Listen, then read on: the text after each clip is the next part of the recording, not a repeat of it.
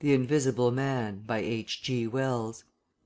Chapter 1 The Strange Man's Arrival The stranger came early in February, one wintry day, through a biting wind and a driving snow, the last snowfall of the year, over the down, walking from Bramblehurst railway station and carrying a little black portmanteau in his thickly gloved hand. He was wrapped up from head to foot, and the brim of his soft felt hat hid every inch of his face but the shiny tip of his nose. The snow had piled itself against his shoulders and chest, and added a white crest to the burden he carried. He staggered into the coach and horses more dead than alive, and flung his portmanteau down. "A fire!" he cried. "In the name of human charity, a room and a fire!" He stamped and shook the snow from off himself in the bar, and followed Mrs. Hall into her guest parlour to strike his bargain. And with that much introduction that and a couple of sovereigns flung upon the table he took up his quarters in the inn. Mrs. Hall lit the fire and left him there while she went to prepare him a meal with her own hands. A guest to stop at Iping in the winter time was an unheard of piece of luck, let alone a guest who was no haggler, and she was resolved to show herself worthy of her good fortune. As soon as the bacon was well under way, and Milly, her lymphatic maid, had been brisked up a bit by a few deftly chosen expressions of contempt, she carried the cloth, plates, and glasses into the parlour and began to lay them with the utmost éclat. Although the fire was burning up briskly, she was surprised to see that her visitor still wore his hat and coat, standing with his back to her and staring out of the window at the falling snow in the yard.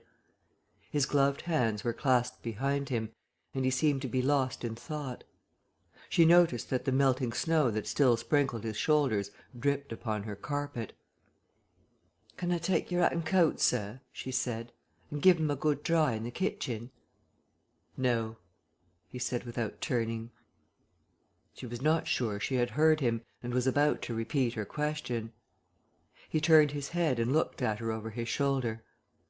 "I prefer to keep them on," he said with emphasis, and she noticed that he wore big blue spectacles with side lights, and had a bush side whisker over his coat collar that completely hid his cheeks and face.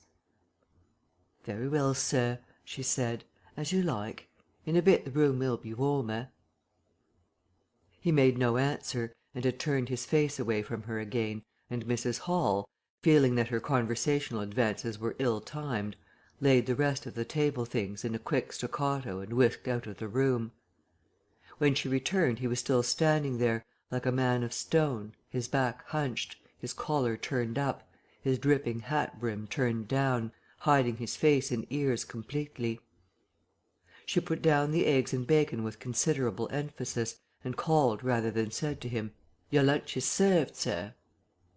"Thank you," he said at the same time, and did not stir until she was closing the door. Then he swung round and approached the table with a certain eager quickness. As she went behind the bar to the kitchen she heard a sound repeated at regular intervals. Chirk, chirk, chirk it went, the sound of a spoon being rapidly whisked round a basin.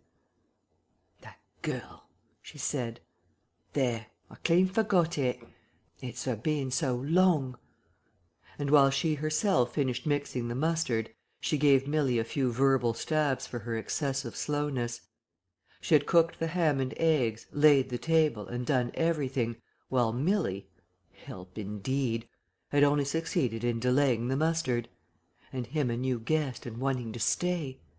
Then she filled the mustard pot, and putting it with a certain stateliness upon a gold and black tea tray, carried it into the parlour. She rapped and entered promptly. As she did so her visitor moved quickly, so that she got but a glimpse of a white object disappearing behind the table.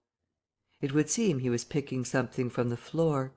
She rapped down the mustard pot on the table, and then she noticed the overcoat and hat had been taken off and put over a chair in front of the fire, and a pair of wet boots threatened rust to her steel fender. She went to these things resolutely. "I suppose I may have them to dry now?" she said in a voice that brooked no denial. "Leave the hat," said her visitor, in a muffled voice, and turning, she saw he had raised his head and was sitting and looking at her. For a moment she stood gaping at him, too surprised to speak. He held a white cloth it was a serviette he had brought with him over the lower part of his face, so that his mouth and jaws were completely hidden, and that was the reason of his muffled voice. But it was not that which startled Mrs. Hall. It was the fact that all his forehead above his blue glasses was covered by a white bandage, and that another covered his ears, leaving not a scrap of his face exposed excepting only his pink, peaked nose. It was bright, pink and shiny, just as it had been at first. He wore a dark brown velvet jacket with a high, black, linen-lined collar turned up about his neck. The thick black hair, escaping as it could below and between the cross bandages, projected in curious tails and horns, giving him the strangest appearance conceivable. This muffled and bandaged head was so unlike what she had anticipated that for a moment she was rigid. He did not remove the serviette, but remained holding it, as she saw now, with a brown gloved hand, and regarding her with his inscrutable blue glasses. "Leave the hat," he said, speaking very distinctly through the white cloth. Her nerves began to recover from the shock they had received. She placed the hat on the chair again by the fire. "I didn't know, sir," she began, "that " and she stopped, embarrassed. "Thank you," he said drily, glancing from her to the door and then at her again. "I'll have them nicely dried, sir, at once," she said, and carried his clothes out of the room. She glanced at his white swathed head and blue goggles again as she was going out of the door. But his napkin was still in front of his face. She shivered a little as she closed the door behind her, and her face was eloquent of her surprise and perplexity. "I never!" she whispered. "There!" She went quite softly to the kitchen, and was too preoccupied to ask Milly what she was messing about with now, when she got there. The visitor sat and listened to her retreating feet. He glanced inquiringly at the window before he removed his serviette and resumed his meal. He took a mouthful, glanced suspiciously at the window, took another mouthful, then rose and, taking the serviette in his hand, walked across the room and pulled the blind down to the top of the white muslin that obscured the lower panes. This left the room in a twilight. This done, he returned with an easier air to the table and his meal. "The poor soul's had an accident or an operation or something," said Mrs. Hall. "What a turn them bandages did give me, to be sure!" She put on some more coal, unfolded the clothes horse, and extended the traveller's coat upon this. "And they goggles! Why, it looked more like a diving helmet than a human man." She hung his muffler on a corner of the horse. "And holding that handkerchief over his mouth all the time, talking through it. Perhaps his mouth was hurt too. Maybe." She turned round, as one who suddenly remembers. "Bless my soul alive!" she said, going off at a tangent. "Ain't you done them taters yet, Milly?" When Mrs. Hall went to clear away the stranger's lunch, her idea that his mouth must also have been cut or disfigured in the accident she supposed him to have suffered, was confirmed, for he was smoking a pipe, and all the time that she was in the room he never loosened the silk muffler he had wrapped round the lower part of his face to put the mouthpiece to his lips. Yet it was not forgetfulness, for she saw he glanced at it as it smouldered out. He sat in the corner with his back to the window blind and spoke now, having eaten and drunk and being comfortably warmed through, with less aggressive brevity than before. The reflection of the fire lent a kind of red animation to his big spectacles they had lacked hitherto. "I have some luggage," he said, "at Bramblehurst station," and he asked her how he could have it sent. He bowed his bandaged head quite politely in acknowledgment of her explanation. "To morrow?" he said. "There is no speedier delivery?" and seemed quite disappointed when she answered no. Was she quite sure? No man with a trap who would go over? Mrs. Hall, nothing loath, answered his questions and developed a conversation. "It's a steep road by the downs, sir," she said in answer to the question about a trap, and then snatching at an opening, said, "It was there a carriage was upset a year ago and more. A gentleman killed besides his coachman. Accidents, sir, happen in a moment, don't they?" But the visitor was not to be drawn so easily. "They do," he said through his muffler, eyeing her quietly through his impenetrable glasses. "But they take long enough to get well, don't they? There was my sister's son, Tom, just cut his arm with a scythe, tumbled on it in the hayfield, and, bless me, he was 3 months tied up, sir. You'd hardly believe it. It's regular giving me a dread of a scythe, sir." "I can quite understand that," said the visitor. "He was afraid one time that he'd have to have an operation. He was that bad, sir." The visitor laughed abruptly, a bark of a laugh that he seemed to bite and kill in his mouth. "Was he?" he said. "He was, sir, and no laughing matter to them as had the doing for him, as I had, my sister being took up with the little ones so much. There was bandages to do, sir, and bandages to undo, so that if I may make so bold as to say it, sir." "Will you get me some matches?" said the visitor, quite abruptly. "My pipe's out." Mrs. Hall was pulled up suddenly. It was certainly rude of him, after telling him all she had done. She gasped at him for a moment, and remembered the 2 sovereigns. She went for the matches. "Thanks," he said concisely, as she put them down, and turned his shoulder upon her and stared out of the window again. It was altogether too discouraging. Evidently he was sensitive on the topic of operations and bandages. She did not make so bold as to say, however, after all. But his snubbing way had irritated her, and Milly had a hot time of it that afternoon. The visitor remained in the parlour until 4 o'clock, without giving the ghost of an excuse for an intrusion. For the most part he was quite still during that time. It would seem he sat in the growing darkness smoking in the firelight, perhaps dozing. Once or twice a curious listener might have heard him at the coals, and for the space of 5 minutes he was audible pacing the room. He seemed to be talking to himself. Then the armchair creaked as he sat down again.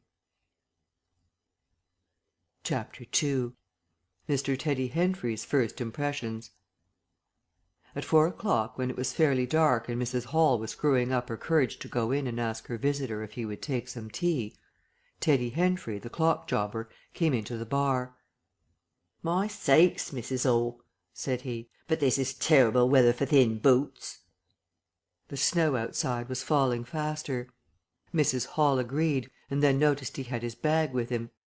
"Now you're here, Mr. Teddy," said she, "I'd be glad if you'd give the old clock in the parlour a bit of a look at 6." And leading the way, she went across to the parlour door and rapped and entered. Her visitor, she saw as she opened the door, was seated in the armchair before the fire, dozing, it would seem, with his bandaged head drooping on one side. The only light in the room was the red glow from the fire, which lit his eyes like adverse railway signals, but left his downcast face in darkness, and the scanty vestiges of the day that came in through the open door. Everything was ruddy, shadowy, and indistinct to her, the more so since she had just been lighting the bar lamp, and her eyes were dazzled. But for a second it seemed to her that the man she looked at had an enormous mouth wide open, a vast and incredible mouth that swallowed the whole of the lower portion of his face. It was the sensation of a moment, the white bound head, the monstrous goggle eyes, and this huge yawn below it. Then he stirred, started up in his chair, put up his hand. She opened the door wide, so that the room was lighter, and she saw him more clearly, with the muffler held up to his face just as she had seen him hold the serviette before. The shadow, she fancied, had tricked her.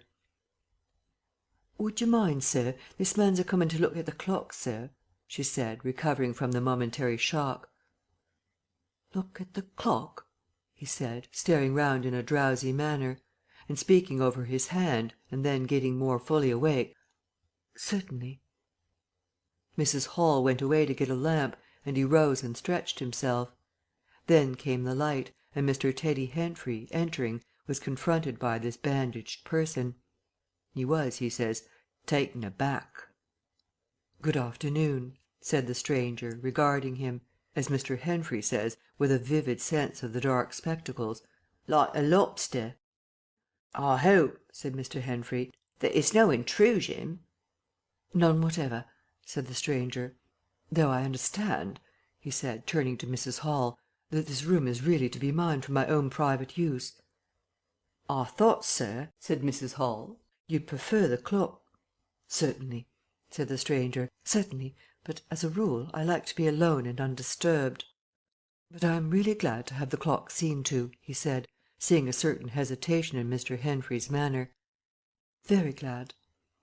Mr. Henfrey had intended to apologize and withdraw, but this anticipation reassured him.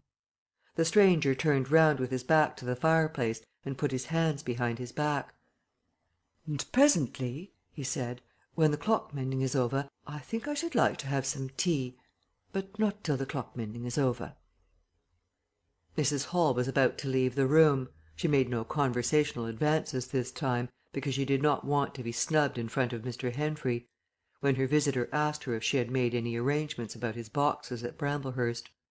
She told him she had mentioned the matter to the postman, and that the carrier could bring them over on the morrow. "You are certain that is the earliest?" he said. She was certain, with a marked coldness. "I should explain," he added, "what I was really too cold and fatigued to do before, that I'm an experimental investigator." "Indeed, sir," said Mrs. Hall, much impressed. "And my baggage contains apparatus and appliances." "Very useful things indeed they are, sir," said Mrs. Hall. "And I'm very naturally anxious to get on with my inquiries." "Of course, sir." "My reason for coming to Iping," he proceeded, with a certain deliberation of manner, "was a desire for solitude. I do not wish to be disturbed in my work. In addition to my work, an accident—" "I thought as much," said Mrs. Hall to herself, "necessitates a certain retirement. My eyes are sometimes so weak and painful that I have to shut myself up in the dark for hours together, lock myself up. Sometimes, now and then, not at present, certainly. At such times the slightest disturbance, the entry of a stranger into the room, is a source of excruciating annoyance to me. It is well these things should be understood." "Certainly, sir," said Mrs. Hall.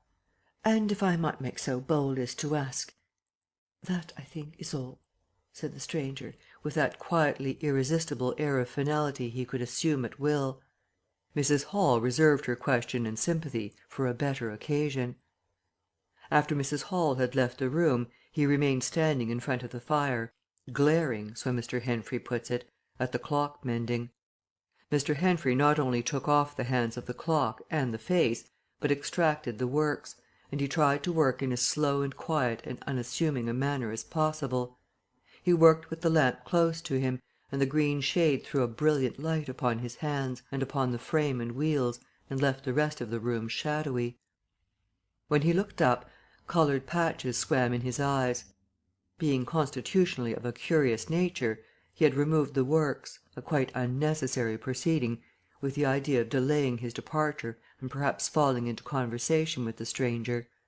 But the stranger stood there, perfectly silent and still. So still, it got on Henfrey's nerves. He felt alone in the room and looked up, and there, grey and dim, was the bandaged head and huge blue lenses staring fixedly, with a mist of green spots drifting in front of them. It was so uncanny to Henfrey that for a minute they remained staring blankly at one another. Then Henfrey looked down again. Very uncomfortable position. One would like to say something. Should he remark that the weather was very cold for the time of year?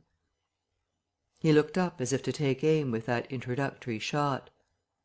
"The weather—" he began. "Why don't you finish and go?" said the rigid figure, evidently in a state of painfully suppressed rage. "All you've got to do is fix the hour hand on its axle. You're simply humbugging." "Certainly, sir. 1 minute more. I overlooked—" and Mr. Henfrey finished and went. But he went feeling excessively annoyed. "Damn it!" said Mr. Henfrey to himself, trudging down the village through the thawing snow. "A man must do a clock at times, surely." And again, "Can't a man look at you? Ugly." And yet again, "Seemingly not. If the police was wanting you, you couldn't be more wrapped and bandaged." At Gleeson's Corner he saw Hall, who had recently married the stranger's hostess at the Coach and Horses, and who now drove the Iping conveyance, when occasional people required it, to Sidderbridge Junction, coming towards him on his return from that place. Hall had evidently been stopping a bit at Sidderbridge, to judge by his driving. "How do, Teddy?" he said, passing. "You got a rum 'un up 'ome," said Teddy. Hall very sociably pulled up. "What's that?" he asked. "Rum looking customer stopping at the Coach and 'Orses," said Teddy. "My sakes!" And he proceeded to give Hall a vivid description of his grotesque guest. "Looks a bit like a disguise, don't it? I'd like to see a man's face if I had him stopping in my place," said Henfrey.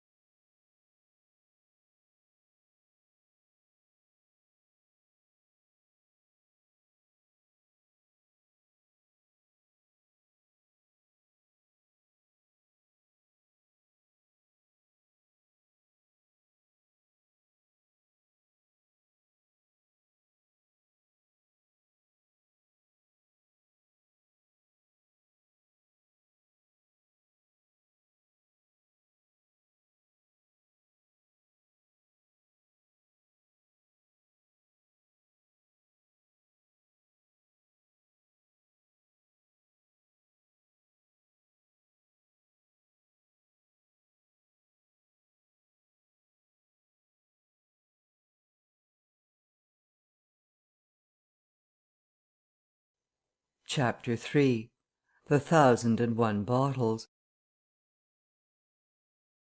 So it was that on the 29th day of February, at the beginning of the thaw, this singular person fell out of infinity and into Iping village. Next day his luggage arrived through the slush, and very remarkable luggage it was. There were a couple of trunks indeed, such as a rational man might need, but in addition there were a box of books, big fat books, of which some were just in an incomprehensible handwriting, and a dozen or more crates, boxes and cases containing objects packed in straw, as it seemed to Hall, tugging with a casual curiosity at the straw, glass bottles. The stranger, muffled in hat, coat, gloves and wrapper, came out impatiently to meet Fearenside's cart, while Hall was having a word or so of gossip preparatory to helping bring them in. Out he came, not noticing Fearenside's dog, who was sniffing in a dilettante spirit at Hall's legs. "Come along with those boxes," he said. "I've been waiting long enough." And he came down the steps towards the tail of the cart as if to lay hands on the smaller crate. No sooner had Fearenside's dog caught sight of him, however, than it began to bristle and growl savagely, and when he rushed down the steps it gave an undecided hop, and then sprang straight at his hand. "Whup!" cried Hall, jumping back, for he was no hero with dogs, and Fearenside howled, "Lie down!" and snatched his whip. They saw the dog's teeth had slipped the hand, heard a kick, saw the dog execute a flanking jump and get home on the stranger's leg, and heard the rip of his trousering. Then the finer end of Fearenside's whip reached his property, and the dog, yelping with dismay, retreated under the wheels of the wagon.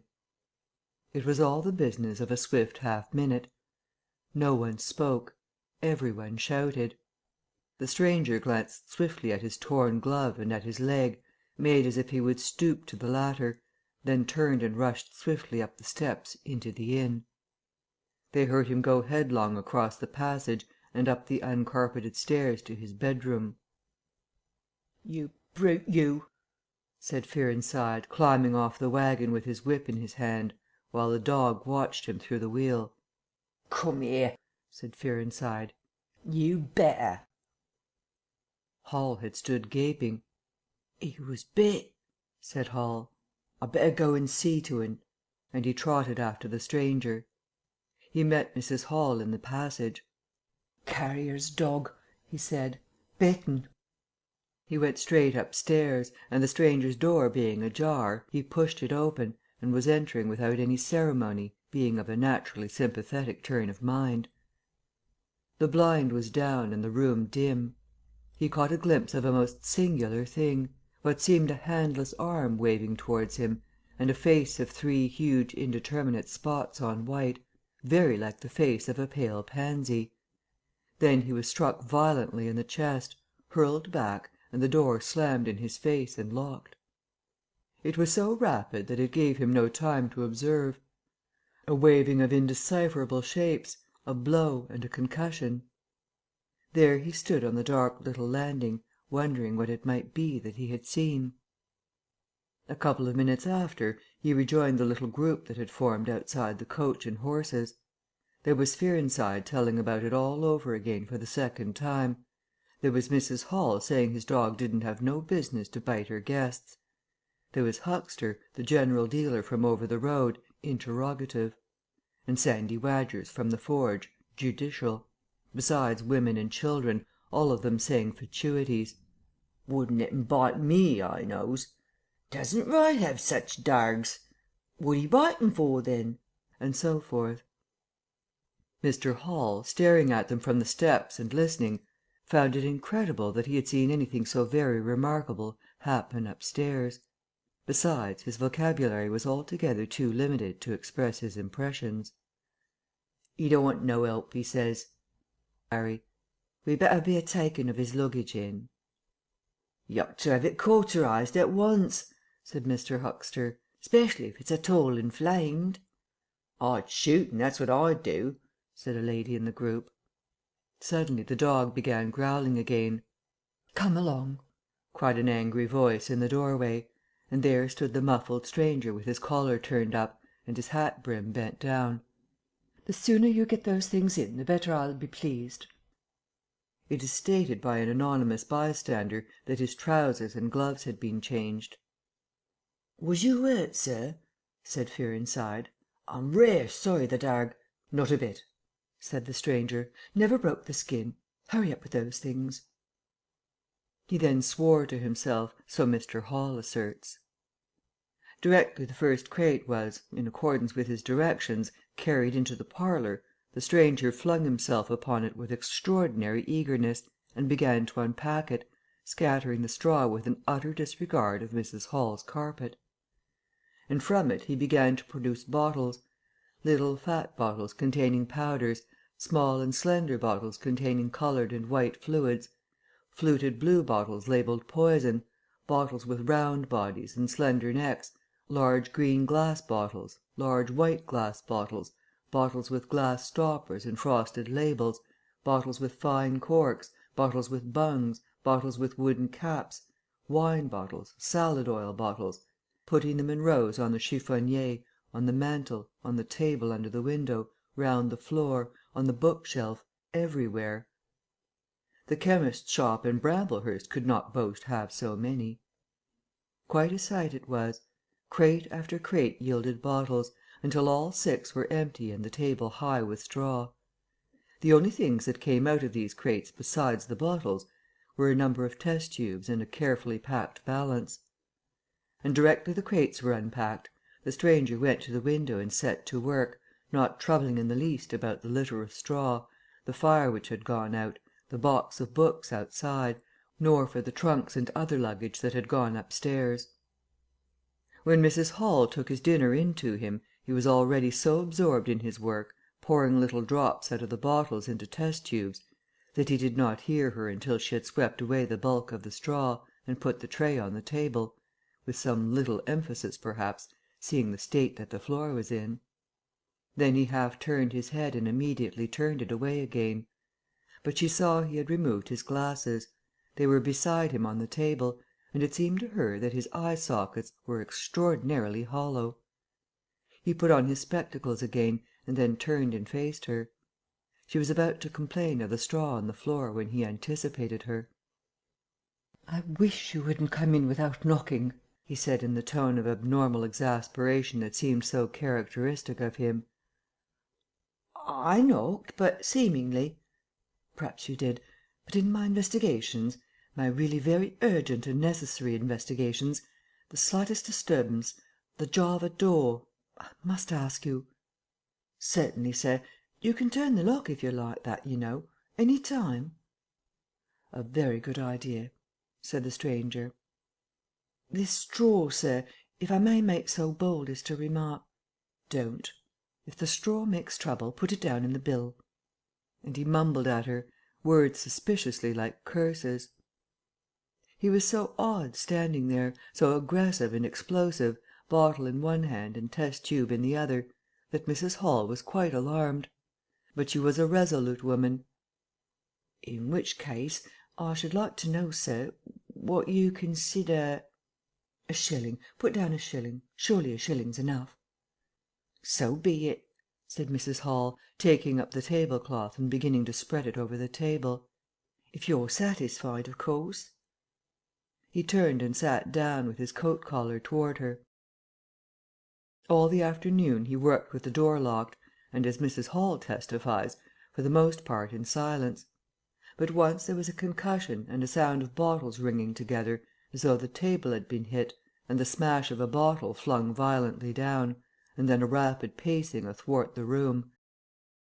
Fearing something was the matter, she went to the door and listened, not caring to knock. "I can't go on," he was raving. "I can't go on. 300,000, 400,000 the huge multitude cheated all my life it may take me patience, patience indeed fool fool." There was a noise of hobnails on the bricks in the bar, and Mrs. Hall had very reluctantly to leave the rest of his soliloquy. When she returned the room was silent again, save for the faint crepitation of his chair and the occasional clink of a bottle. It was all over. The stranger had resumed work. When she took in his tea she saw broken glass in the corner of the room under the concave mirror, and a golden stain that had been carelessly wiped. She called attention to it. "Put it down in the bill," snapped her visitor. "For God's sake don't worry me. If there's damage done, put it down in the bill." And he went on ticking a list in the exercise book before him. "I'll tell you something," said Fearenside, mysteriously. It was late in the afternoon, and they were in the little beer shop of Iping Hanger. "Well?" said Teddy Henfrey. "This chap you're speaking of, what my dog bit. Well, he's black. Leastways, his legs are. I seed through the tear of his trousers and the tear of his glove. You'd have expected a sort of pinky to show, wouldn't you? Well, there wasn't none. Just blackness. I tell you, he's as black as my hat." "My sakes!" said Henfrey.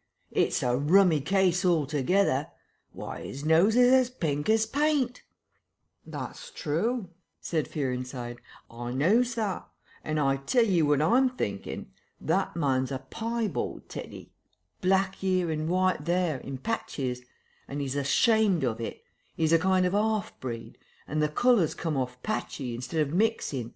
I've heard of such things before, and it's the common way with horses, as any one can see." Chapter 4 Mr. Cuss interviews the stranger. I have told the circumstances of the stranger's arrival in Iping with a certain fulness of detail, in order that the curious impression he created may be understood by the reader. But excepting two odd incidents, the circumstances of his stay until the extraordinary day of the club festival may be passed over very cursorily.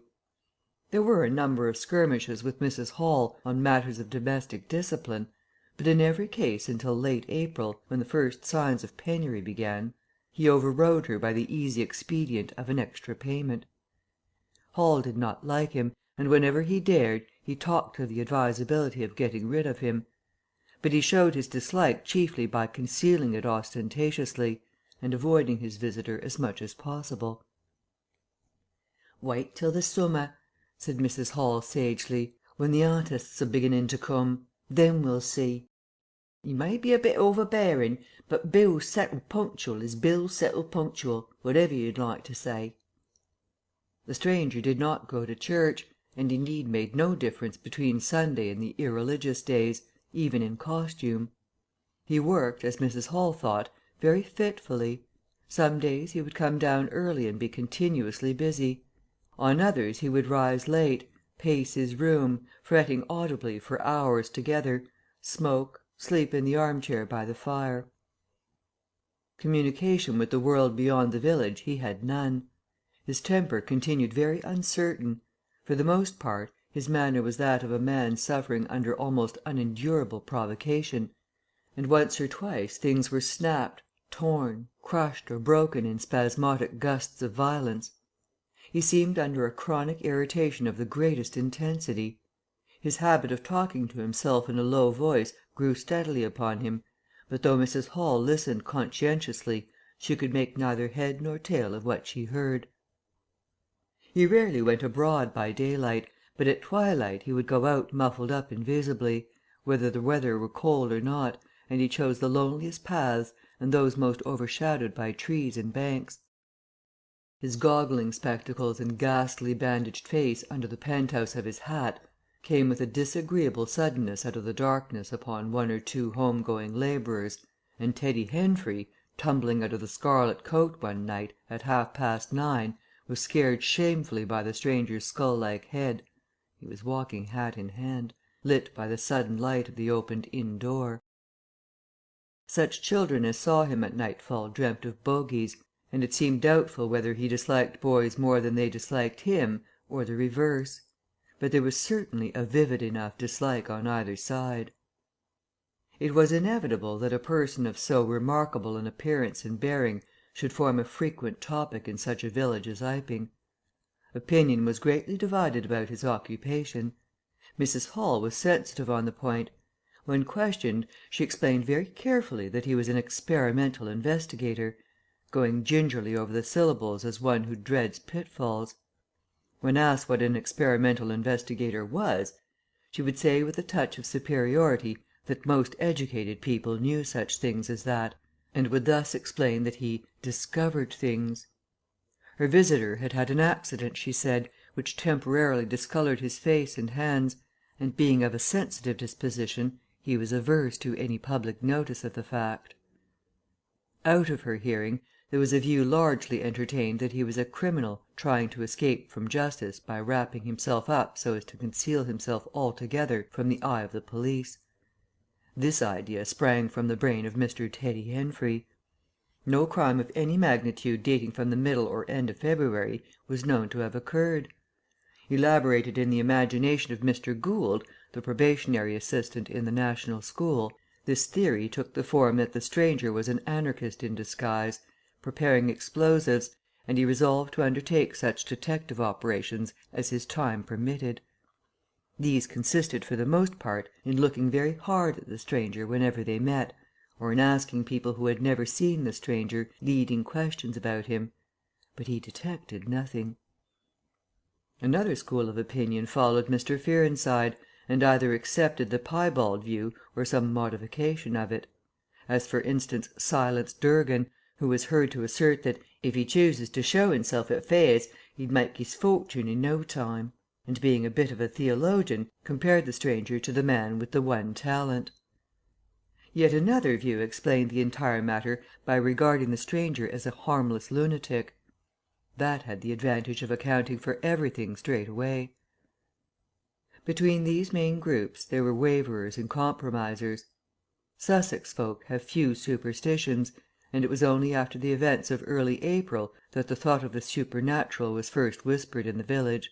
Even then it was only credited among the women folk. But whatever they thought of him, people in Iping, on the whole, agreed in disliking him. His irritability, though it might have been comprehensible to an urban brain worker, was an amazing thing to these quiet Sussex villagers. The frantic gesticulations they surprised now and then, the headlong pace after nightfall that swept him upon them round quiet corners, the inhuman bludgeoning of all tentative advances of curiosity, the taste for twilight that led to the closing of doors, the pulling down of blinds, the extinction of candles and lamps. Who could agree with such goings on? They drew aside as he passed down the village, and when he had gone by, young humourists would up with coat collars and down with hat brims, and go pacing nervously after him in imitation of his occult bearing. There was a song popular at that time called "The Bogey Man." Miss Statchell sang it at the schoolroom concert, in aid of the church lamps, and thereafter whenever one or two of the villagers were gathered together and the stranger appeared, a bar or so of this tune, more or less sharp or flat, was whistled in the midst of them. Also belated little children would call "Bogey Man" after him, and make off tremulously elated. Cuss, the general practitioner, was devoured by curiosity. The bandages excited his professional interest, the report of the 1001 bottles aroused his jealous regard. All through April and May he coveted an opportunity of talking to the stranger, and at last, towards Whitsuntide, he could stand it no longer, but hit upon the subscription list for a village nurse as an excuse. He was surprised to find that Mr. Hall did not know his guest's name. "He give a name," said Mrs. Hall, an assertion which was quite unfounded, "but I didn't rightly hear it." She thought it seemed so silly not to know the man's name. Cuss rapped at the parlour door and entered. There was a fairly audible imprecation from within. "Pardon my intrusion," said Cuss, and then the door closed and cut Mrs. Hall off from the rest of the conversation. She could hear the murmur of voices for the next 10 minutes, then a cry of surprise, a stirring of feet, a chair flung aside, a bark of laughter, quick steps to the door, and Cuss appeared, his face white, his eyes staring over his shoulder. He left the door open behind him, and without looking at her strode across the hall and went down the steps, and she heard his feet hurrying along the road. He carried his hat in his hand. She stood behind the door, looking at the open door of the parlour. Then she heard the stranger laughing quietly, and then his footsteps came across the room. She could not see his face where she stood. The parlour door slammed, and the place was silent again. Cuss went straight up the village to Bunting, the vicar. "Am I mad?" Cuss began abruptly, as he entered the shabby little study. "Do I look like an insane person?" "What's happened?" said the vicar, putting the ammonite on the loose sheets of his forthcoming sermon. "That chap at the inn." "Well?" "Give me something to drink," said Cuss, and he sat down. When his nerves had been steadied by a glass of cheap sherry, the only drink the good vicar had available, he told him of the interview he had just had. "Went in," he gasped, "and began to demand a subscription for that nurse fund. He'd stuck his hands in his pockets as I came in, and he sat down lumpily in his chair. Sniffed. I told him I'd heard he took an interest in scientific things. He said yes. Sniffed again. Kept on sniffing all the time. Evidently recently caught an infernal cold. No wonder wrapped up like that. I developed the nurse idea, and all the while kept my eyes open. Bottles, chemicals, everywhere. Balance, test tubes in stands, and a smell of evening primrose. Would he subscribe? Said he'd consider it. Asked him point blank was he researching. Said he was. A long research. Got quite cross. "A damnable long research," said he, blowing the cork out, so to speak. "Oh," said I, and out came the grievance. The man was just on the boil, and my question boiled him over. He'd been given a prescription, most valuable prescription. What for he wouldn't say. Was it medical?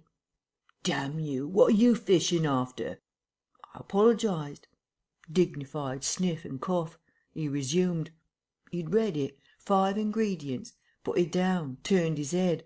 Draught of air from window lifted the paper. Swish. Rustle. He was working in a room with an open fireplace, he said. Saw flicker, and there was the prescription burning and lifting chimneyward. Rushed towards it just as it whisked up the chimney. So. Just at that point, to illustrate his story, out came his arm. Well? No hand, just an empty sleeve. Lor', I thought, that's a deformity. Got a cork arm, I suppose, and has taken it off. Then I thought, there's something odd in that. What the devil keeps that sleeve up and open if there's nothing in it? There was nothing in it, I tell you. Nothing down it, right down to the joint. I could see right down it to the elbow, and there was a glimmer of light shining through a tear of the cloth. "Good God!" I said. Then he stopped, stared at me with those black goggles of his, and then at his sleeve. Well, that's all. He never said a word, just glared and put his sleeve back in his pocket quickly. "I was saying," said he, "that there was the prescription burning, wasn't I?" Interrogative cough.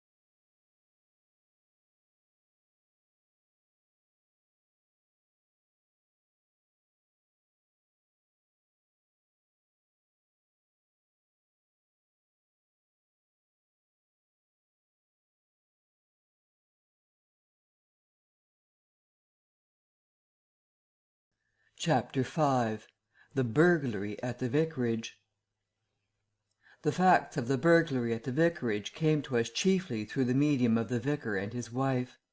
It occurred in the small hours of Whit Monday, the day devoted in Iping to the club festivities. Mrs. Bunting, it seems, woke up suddenly in the stillness that comes before the dawn, with the strong impression that the door of their bedroom had opened and closed. She did not arouse her husband at first, but sat up in bed listening. She then distinctly heard the pad, pad, pad of bare feet coming out of the adjoining dressing room and walking along the passage towards the staircase. As soon as she felt assured of this, she aroused the Reverend Mr. Bunting as quietly as possible. He did not strike a light, but putting on his spectacles, her dressing gown and his bath slippers, he went out on the landing to listen. He heard quite distinctly a fumbling going on at his study desk downstairs, and then a violent sneeze. At that he returned to his bedroom, armed himself with a most obvious weapon, the poker, and descended the staircase as noiselessly as possible. Mrs. Bunting came out on the landing. The hour was about 4, and the ultimate darkness of the night was past. There was a faint shimmer of light in the hall, but the study doorway yawned impenetrably black. Everything was still except the faint creaking of the stairs under Mr. Bunting's tread and the slight movements in the study. Then something snapped, the drawer was opened, and there was a rustle of papers. Then came an imprecation, and a match was struck, and the study was flooded with yellow light. Mr. Bunting was now in the hall, and through the crack of the door he could see the desk and the open drawer, and a candle burning on the desk. But the robber he could not see. He stood there in the hall undecided what to do, and Mrs. Bunting, her face white and intent, crept slowly downstairs after him. One thing kept Mr. Bunting's courage: the persuasion that this burglar was a resident in the village.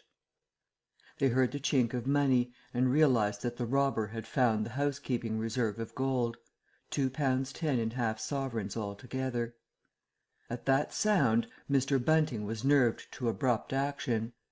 Gripping the poker firmly, he rushed into the room, closely followed by Mrs. Bunting. "Surrender!" cried Mr. Bunting fiercely, and then stopped amazed. Apparently the room was perfectly empty. Yet their conviction that they had that very moment heard somebody moving in the room had amounted to a certainty. For half a minute, perhaps, they stood gaping, then Mrs. Bunting went across the room and looked behind the screen, while Mr. Bunting, by a kindred impulse, peered under the desk. Then Mrs. Bunting turned back the window curtains, and Mr. Bunting looked up the chimney and probed it with the poker. Then Mrs. Bunting scrutinized the waste paper basket, and Mr. Bunting opened the lid of the coal scuttle. Then they came to a stop and stood, with eyes interrogating each other. "I could ha' sworn," said Mr. Bunting. "The candle," said Mr. Bunting. "Who lit the candle?" "The drawer," said Mrs. Bunting, "and the money's gone." She went hastily to the doorway. "Of all the strange occurrences!" There was a violent sneeze in the passage. They rushed out, and as they did so, the kitchen door slammed. "Bring the candle," said Mr. Bunting, and led the way. They both heard a sound of bolts being hastily shot back. As he opened the kitchen door, he saw through the scullery that the back door was just opening, and the faint light of early dawn displayed the dark masses of the garden beyond. He is certain that nothing went out of the door. It opened, stood open for a moment, and then closed with a slam. As it did so, the candle Mrs. Bunting was carrying from the study flickered and flared. It was a minute or more before they entered the kitchen. The place was empty. They refastened the back door, examined the kitchen, pantry and scullery thoroughly, and at last went down into the cellar. There was not a soul to be found in the house, search as they would. Daylight found the vicar and his wife, a quaintly costumed little couple, still marvelling about on their own ground floor, by the unnecessary light of a guttering candle. Chapter 6. The Furniture that Went Mad. Now it happened that in the early hours of Whit Monday, before Milly was hunted out for the day, Mr. Hall and Mrs. Hall both rose and went noiselessly down into the cellar. Their business there was of a private nature, and had something to do with the specific gravity of their beer. They had hardly entered the cellar when Mrs. Hall found she had forgotten to bring down a bottle of sarsaparilla from their joint room. As she was the expert and principal operator in this affair, Hall very properly went upstairs for it. On the landing he was surprised to see that the stranger's door was ajar. He went on into his own room and found the bottle as he had been directed. But returning with the bottle, he noticed that the bolts of the front door had been shot back, that the door was in fact simply on the latch. And with a flash of inspiration he connected this with the stranger's room upstairs and the suggestions of Mr. Teddy Henfrey. He distinctly remembered holding the candle while Mrs. Hall shot these bolts overnight. At the sight he stopped, gaping, then with the bottle still in his hand went upstairs again. He rapped at the stranger's door. There was no answer. He rapped again, then pushed the door wide open and entered. It was as he expected. The bed, the room also, was empty. And what was stranger, even to his heavy intelligence, on the bedroom chair and along the rail of the bed were scattered the garments, the only garments so far as he knew, and the bandages of their guest. His big slouch hat even was cocked jauntily over the bedpost. As Hall stood there, he heard his wife's voice coming out of the depth of the cellar, with that rapid telescoping of the syllables and interrogative cocking up of the final words to a high note by which the West Sussex villager is wont to indicate a brisk impatience. "George, you got what I want?" At that he turned and hurried down to her. "Jenny," he said, over the rail of the cellar steps, "'tis the truth what Henfrey says. He's not in his room, he ain't, and the front door's unbolted." At first Mrs. Hall did not understand, and as soon as she did she resolved to see the empty room for herself. Hall, still holding the bottle, went first. "If he ain't there," he said, "his clothes are, and what's he doing without his clothes then? 'Tis a most curious business." As they came up the cellar steps, they both, it was afterwards ascertained, fancied they heard the front door open and shut, but seeing it closed and nothing there, neither said a word to the other about it at the time. Mrs. Hall passed her husband in the passage and ran on first upstairs. Some one sneezed on the staircase.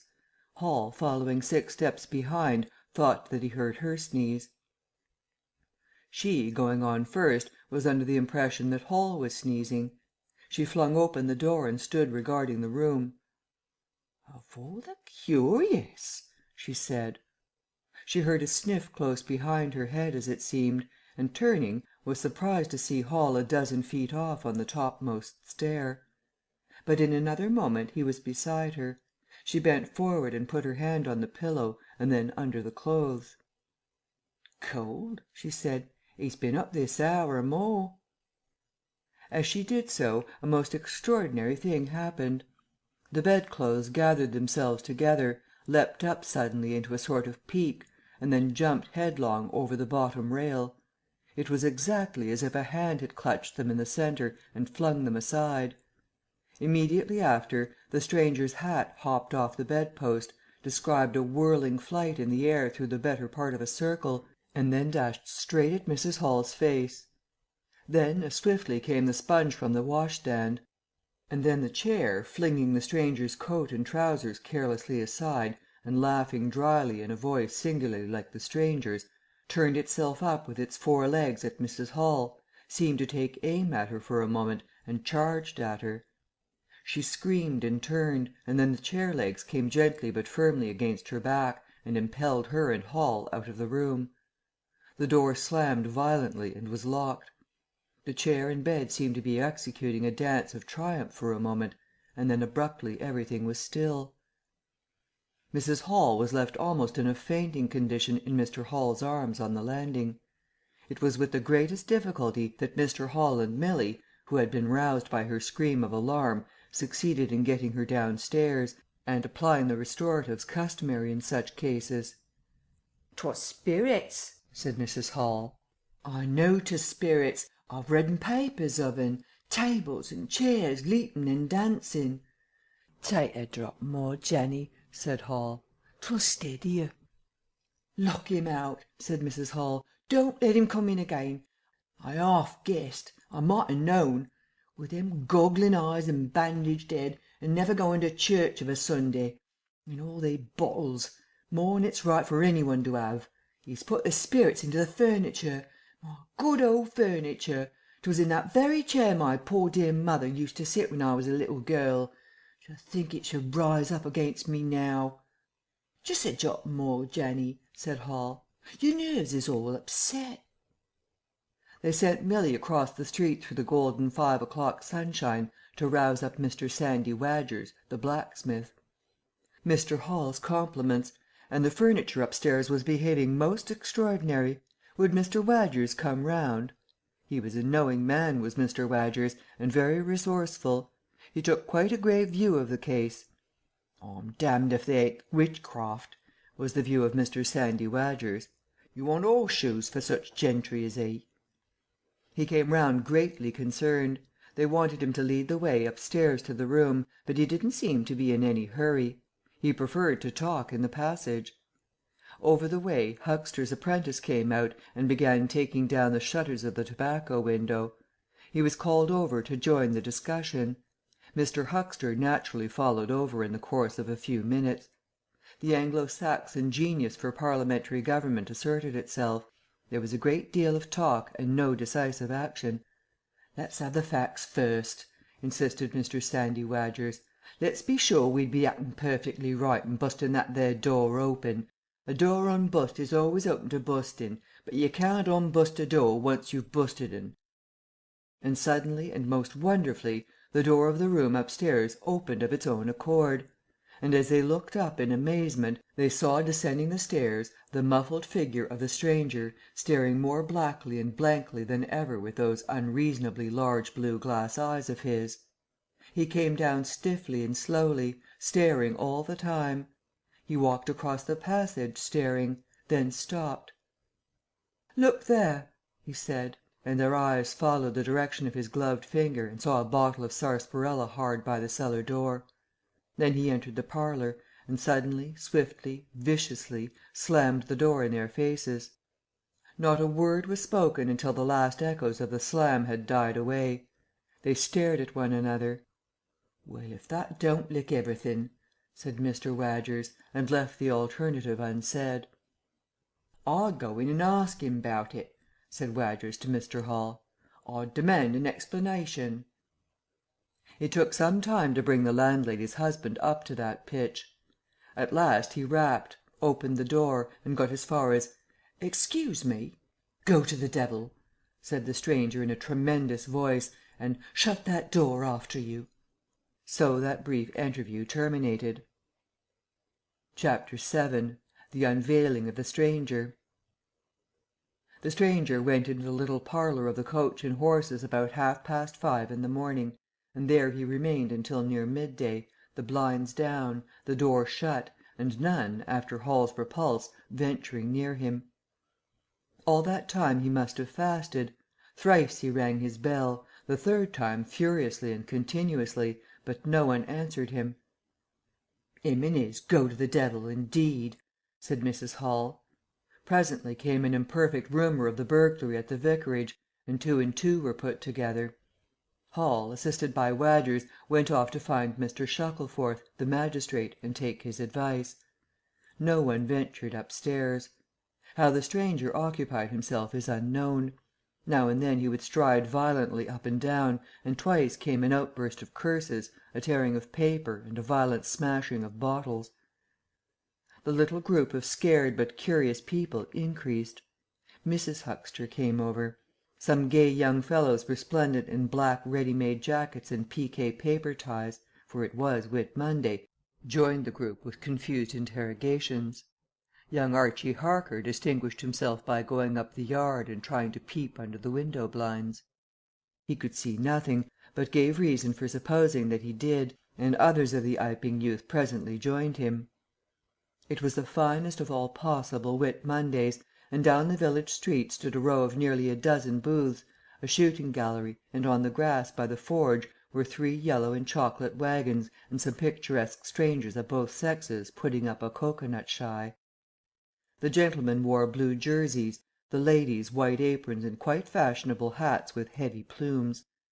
Wodger, of the Purple Fawn, and Mr. Jaggers, the cobbler, who also sold old second-hand ordinary bicycles, were stretching a string of Union Jacks and Royal Ensigns, which had originally celebrated the first Victorian Jubilee, across the road.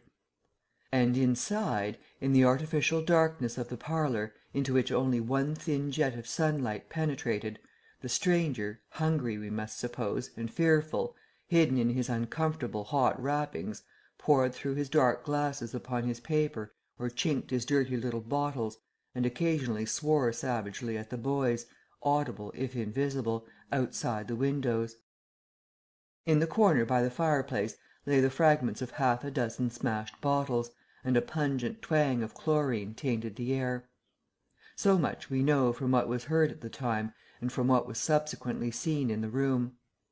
About noon he suddenly opened his parlour door and stood glaring fixedly at the 3 or 4 people in the bar. "Mrs. Hall," he said. Somebody went sheepishly and called for Mrs. Hall. Mrs. Hall appeared after an interval, a little short of breath, but all the fiercer for that. Hall was still out. She had deliberated over this scene, and she came holding a little tray with an unsettled bill upon it. "Is it your bill you're wanting, sir?" she said. "Why wasn't my breakfast laid? Why haven't you prepared my meals and answered my bell? Do you think I live without eating?" "Why isn't my bill paid?" said Mrs. Hall. "That's what I want to know." "I told you 3 days ago I was awaiting a remittance."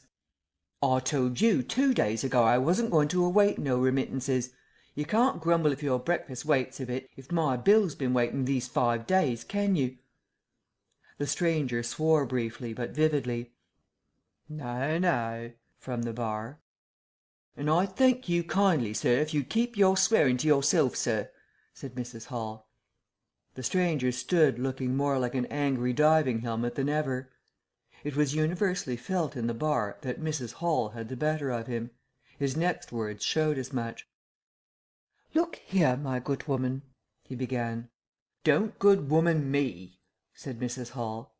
"I've told you my remittance hasn't come." "Remittance indeed," said Mrs. Hall. "Still, I daresay in my pocket." "You told me 3 days ago that you hadn't anything but a sovereign's worth of silver upon you." "Well, I've found some more." "Hallo!" from the bar. "I wonder where you found it," said Mrs. Hall. That seemed to annoy the stranger very much. He stamped his foot. "What do you mean?" he said. "That I wonder where you found it," said Mrs. Hall. "And before I take any bills or get any breakfasts or do any such things whatsoever, you got to tell me 1 or 2 things I don't understand, and what nobody don't understand, and what everybody's very anxious to understand. I want to know what you've been doing to my chair upstairs, and I want to know how 'tis your room was empty and how you got in again. Them as stops in this house comes in by the doors, that's the rule of the house, and that you didn't do, and what I want to know is how you did come in, and I want to know." Suddenly the stranger raised his gloved hands clenched, stamped his foot, and said "Stop!" with such an extraordinary violence that he silenced her instantly. "You don't understand," he said, "who I am or what I am. I'll show you. By heaven, I'll show you." Then he put his open palm over his face and withdrew it. The centre of his face became a black cavity. "Here," he said. He stepped forward and handed Mrs. Hall something which she, staring at his metamorphosed face, accepted automatically. Then, when she saw what it was, she screamed loudly, dropped it, and staggered back. The nose it was the stranger's nose, pink and shining, rolled on the floor. Then he removed his spectacles, and every one in the bar gasped. He took off his hat, and with a violent gesture tore at his whiskers and bandages. For a moment they resisted him. A flash of horrible anticipation passed through the bar. "Oh, my God!" said some one. Then off they came. It was worse than anything. Mrs. Hall, standing open-mouthed and horror-struck, shrieked at what she saw, and made for the door of the house. Every one began to move. They were prepared for scars, disfigurements, tangible horrors, but nothing. The bandages and false hair flew across the passage into the bar, making a hobbledehoy jump to avoid them. Every one tumbled on every one else down the stairs. For the man who stood there shouting some incoherent explanation was a solid gesticulating figure up to the coat collar of him, and then nothingness.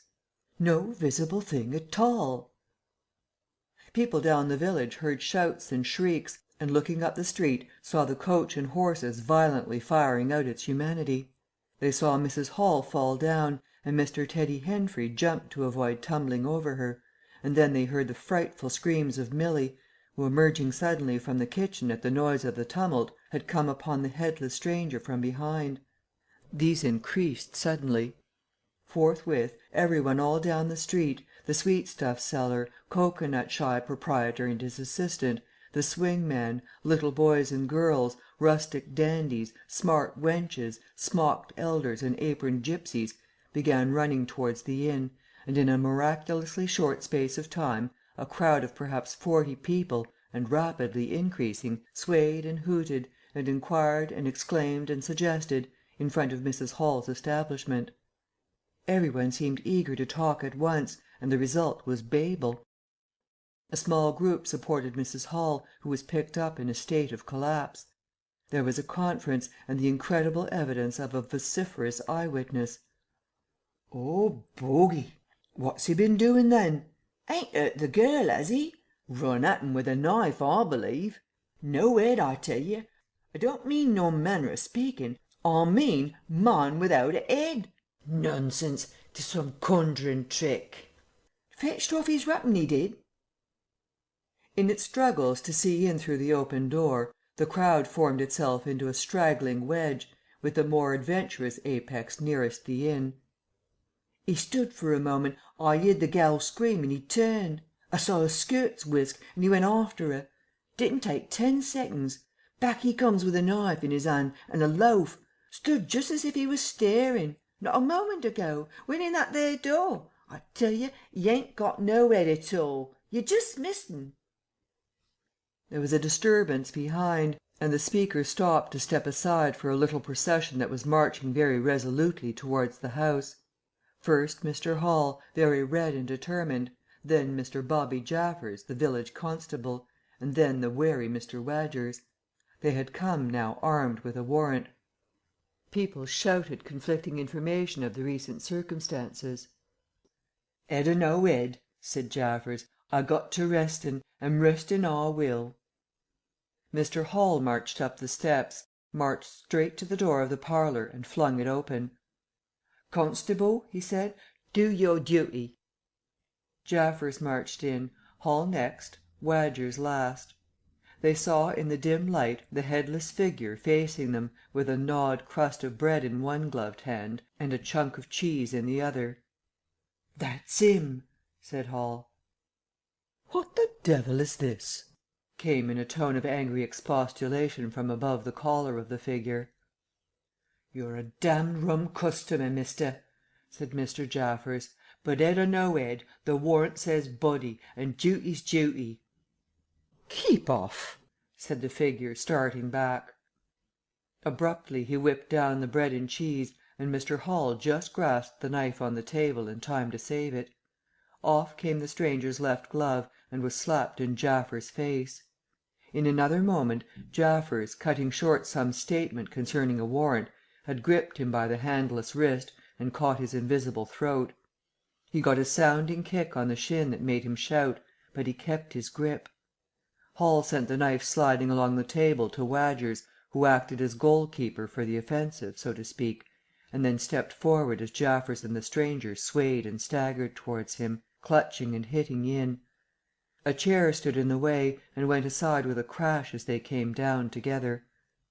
"Get the feet," said Jaffers between his teeth. Mr. Hall, endeavouring to act on instructions, received a sounding kick in the ribs that disposed of him for a moment, and Mr. Wadgers, seeing the decapitated stranger had rolled over and got the upper side of Jaffers, retreated towards the door, knife in hand, and so collided with Mr. Huxter and the Sidderbridge carter coming to the rescue of law and order. At the same moment down came 3 or 4 bottles from the chiffonnier and shot a web of pungency into the air of the room. "I'll surrender," cried the stranger, though he had Jaffers down, and in another moment he stood up panting, a strange figure, headless and handless, for he had pulled off his right glove now as well as his left. "It's no good," he said, as if sobbing for breath. It was the strangest thing in the world to hear that voice coming as if out of empty space, but the Sussex peasants are perhaps the most matter-of-fact people under the sun. Jaffers got up also and produced a pair of handcuffs. Then he stared. "I say," said Jaffers, brought up short by a dim realization of the incongruity of the whole business. "Darn it! Can't use him as I can see." The stranger ran his arm down his waistcoat, and as if by a miracle the buttons to which his empty sleeve pointed became undone. Then he said something about his shin and stooped down. He seemed to be fumbling with his shoes and socks. "Why," said Huxter suddenly, "that's not a man at all. It's just empty clothes. Look, you can see down his collar and the linings of his clothes. I could put my arm—" He extended his hand.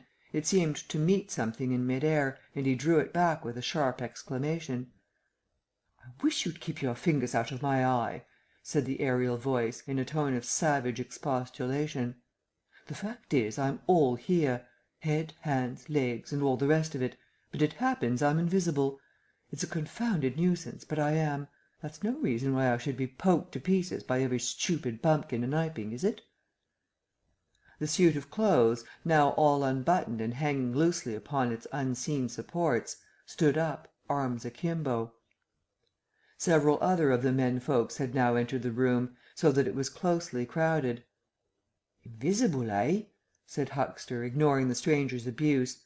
"Who ever heard the likes o' that?" "It's strange, perhaps, but it's not a crime. Why am I assaulted by a policeman in this fashion?" "Oh, that's a different matter," said Jaffers. "No doubt you're a bit difficult to see in this light, but I got a warrant and it's all correct. What I'm after ain't no invisibility, it's burglary. There's an 'ouse been broken into and money took." "Well?" "And circumstances certainly point—" "Stuff and nonsense!" said the invisible man. "I hope so, sir, but I've got my instructions." "Well," said the stranger, I'll come, but no handcuffs." "It's the regular thing?" said Jaffers. "No handcuffs," stipulated the stranger. "Pardon me," said Jaffers. Abruptly the figure sat down, and before any one could realize what was being done, the slippers, socks, and trousers had been kicked off under the table. Then he sprang up again and flung off his coat. "'Ere, stop that!" said Jaffers, suddenly realizing what was happening. He gripped at the waistcoat. It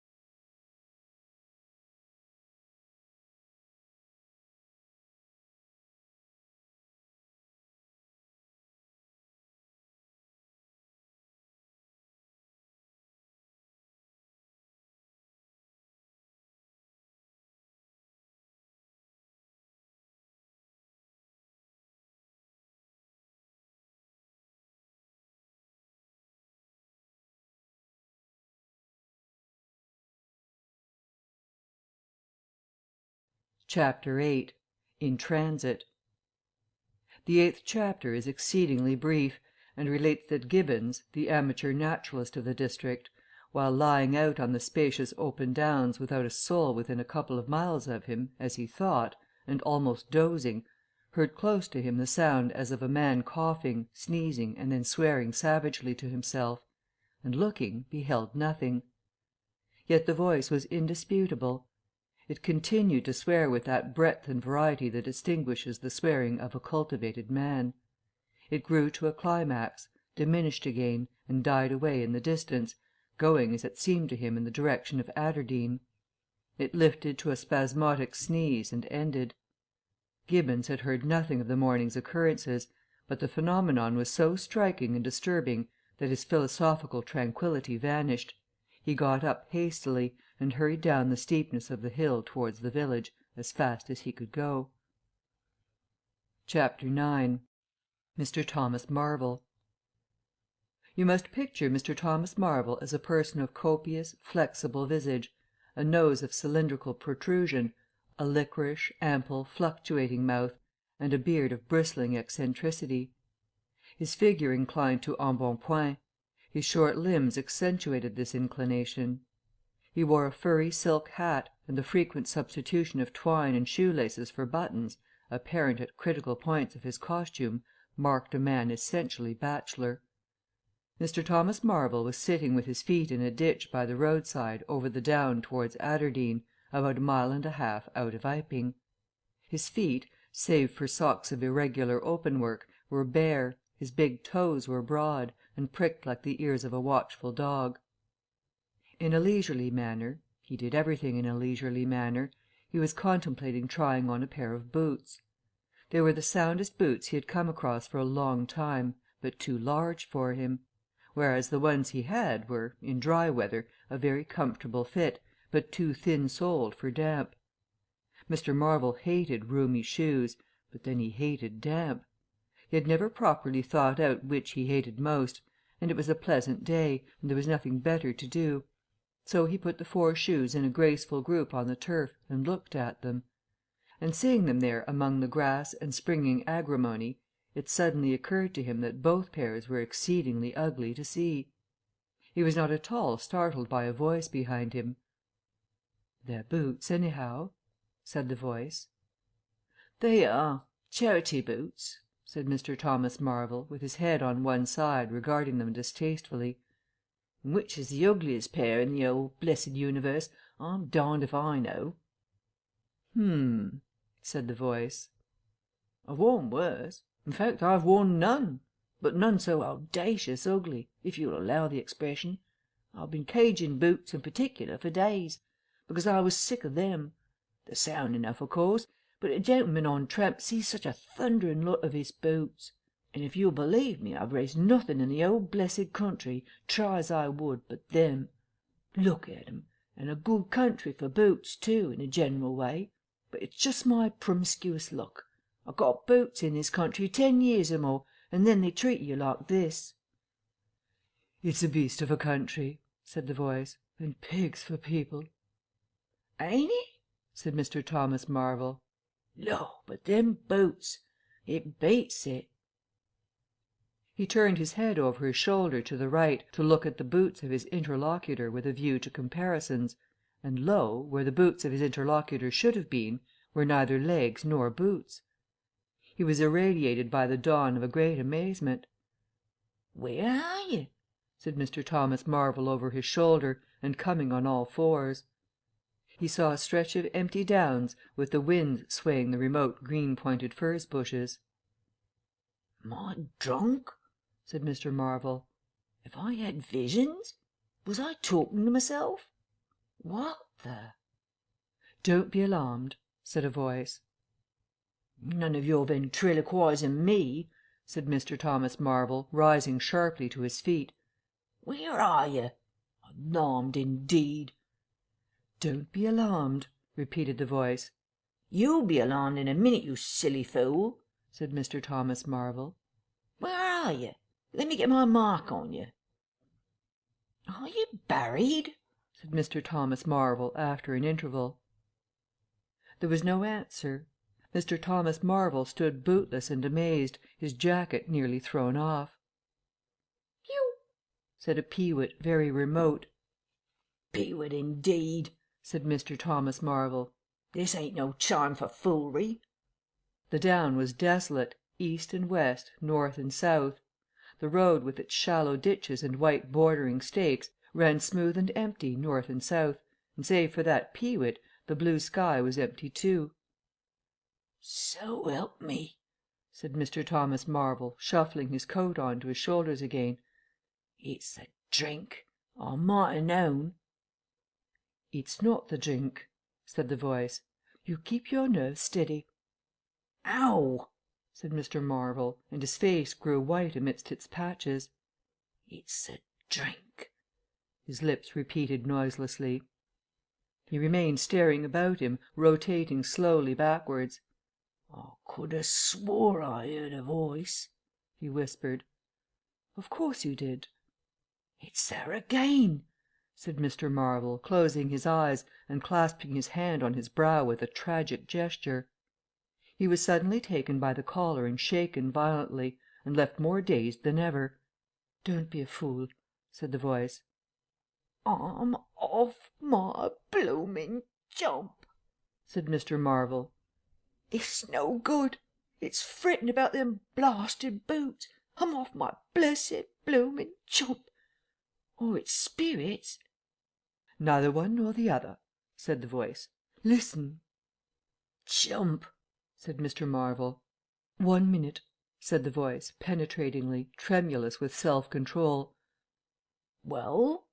said Mr. Thomas Marvel, with a strange feeling of having been dug in the chest by a finger.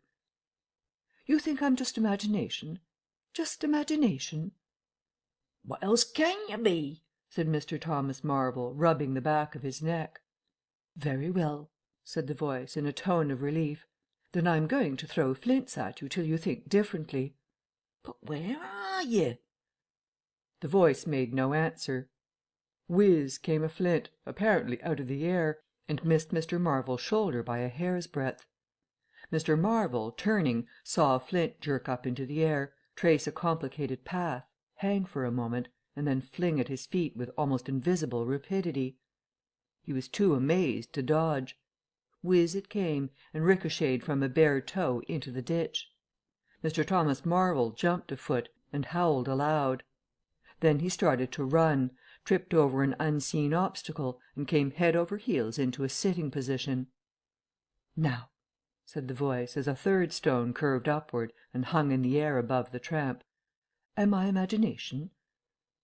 Mr. Marvel, by way of reply, struggled to his feet, and was immediately rolled over again. He lay quiet for a moment. "If you struggle any more," said the voice, "I shall throw the flint at your head." "It's a fair do," said Mr. Thomas Marvel, sitting up, taking his wounded toe in hand, and fixing his eye on the third missile. "I don't understand it. Stones flinging themselves. Stones talking. Put yourself down. Rot away. I'm done." The third flint fell. "It's very simple," said the voice. "I'm an invisible man." "Tell us something I don't know," said Mr. Marvel, gasping with pain. "Where you vid? How you do it, I don't know. I'm beat."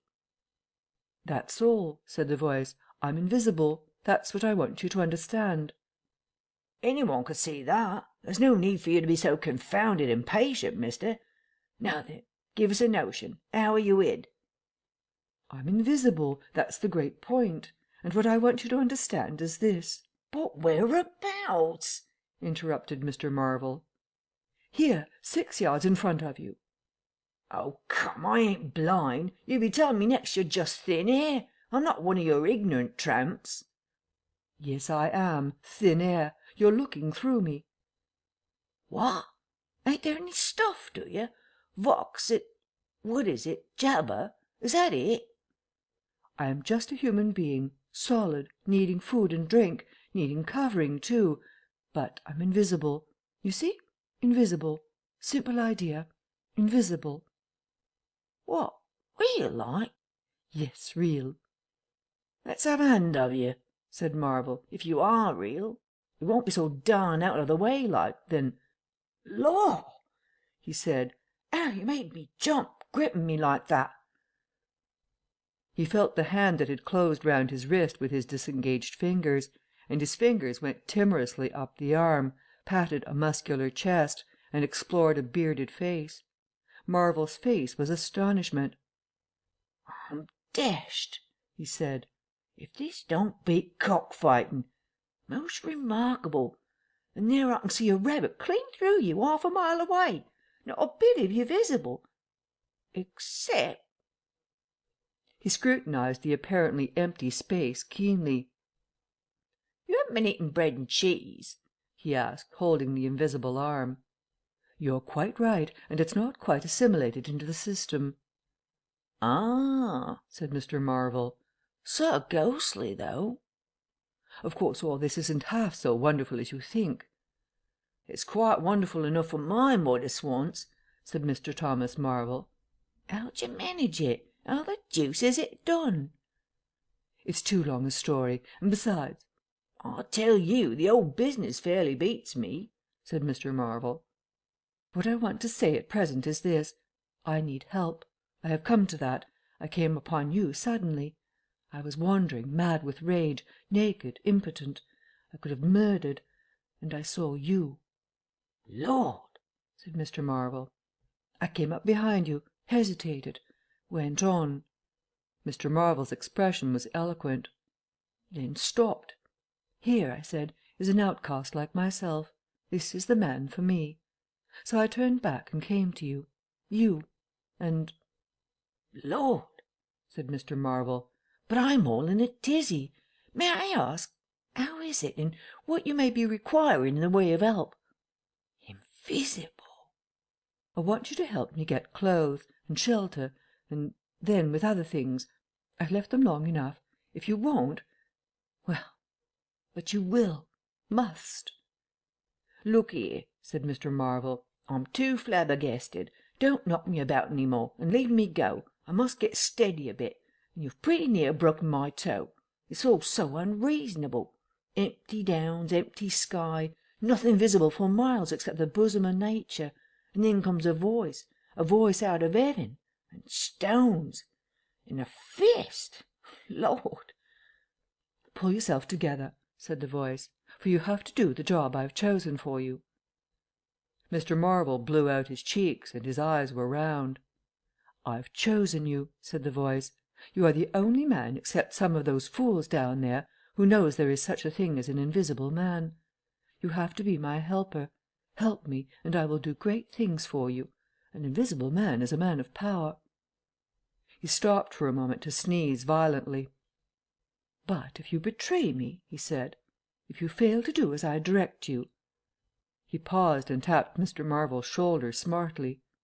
Mr. Marvel gave a yelp of terror at the touch. "Well, I don't want to betray you," said Mr. Marvel, edging away from the direction of the fingers. "Don't you go a thinking that, whatever you do. All I want to do is to help you. Just tell me what I gotta do. Lord, whatever you want done, that I'm most willing to do." Chapter 10 Mr. Marvel's Visit to Iping. After the first gusty panic had spent itself, Iping became argumentative. Scepticism suddenly reared its head, rather nervous scepticism, not at all assured of its back, but scepticism nevertheless. It is so much easier not to believe in an invisible man, and those who had actually seen him dissolve into thin air or felt the strength of his arm could be counted on the fingers of two hands. And of these witnesses Mr. Wadgers was presently missing, having retired impregnably behind the bolts and bars of his own house, and Jaffers was lying stunned in the parlour of the Coach and Horses. Great and strange ideas transcending experience often have less effect upon men and women than smaller, more tangible considerations. Iping was gay with bunting, and everybody was in gala dress. Whit Monday had been looked forward to for a month or more. By the afternoon even those who believed in the unseen were beginning to resume their little amusements in a tentative fashion, on the supposition that he had quite gone away, and with the sceptics he was already a jest. But people, sceptics and believers alike, were remarkably sociable all that day. Hayesman's Meadow was gay with a tent, in which Mrs. Bunting and other ladies were preparing tea, while without, the Sunday school children ran races and played games under the noisy guidance of the curate and the Misses Cuss and Sackbut. No doubt there was a slight uneasiness in the air, but people for the most part had the sense to conceal whatever imaginative qualms they experienced. On the village green, an inclined strong rope, down which, clinging the while to a pulley-swung handle, one could be hurled violently against a sack at the other end, came in for considerable favour among the adolescents, as also did the swings and the cocoanut shies. There was also promenading, and the steam organ attached to a small roundabout filled the air with a pungent flavour of oil, and with equally pungent music.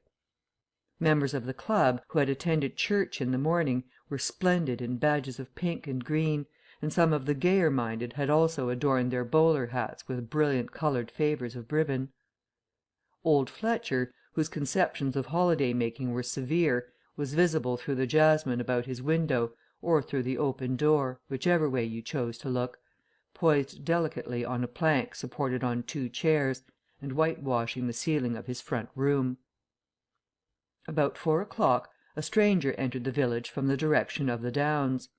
He was a short, stout person, in an extraordinarily shabby top hat, and he appeared to be very much out of breath. His cheeks were alternately limp and tightly puffed. His mottled face was apprehensive, and he moved with a sort of reluctant alacrity. He turned the corner of the church, and directed his way to the Coach and Horses. Among others, old Fletcher remembers seeing him, and indeed the old gentleman was so struck by his peculiar agitation that he inadvertently allowed a quantity of whitewash to run down the brush into the sleeve of his coat while regarding him.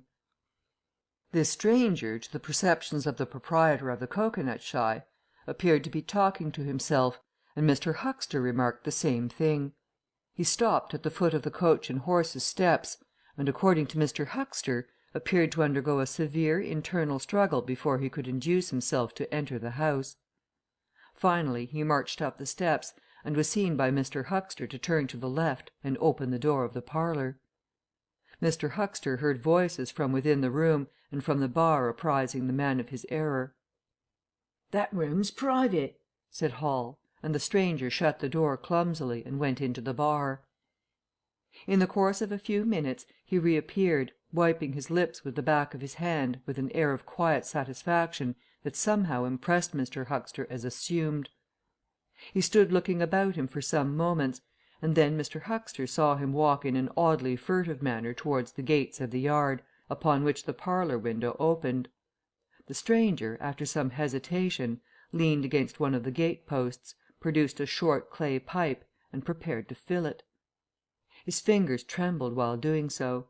He lit it clumsily, and folding his arms began to smoke in a languid attitude, an attitude which his occasional glances up the yard altogether belied. All this Mr. Huxter saw over the canisters of the tobacco window, and the singularity of the man's behaviour prompted him to maintain his observation. Presently the stranger stood up abruptly and put his pipe in his pocket. Then he vanished into the yard. Forthwith Mr. Huxter, conceiving he was witness of some petty larceny, leapt round his counter and ran out into the road to intercept the thief. As he did so, Mr. Marvel reappeared, his hat askew, a big bundle in a blue tablecloth in one hand, and 3 books tied together, as it proved afterwards with the vicar's braces, in the other.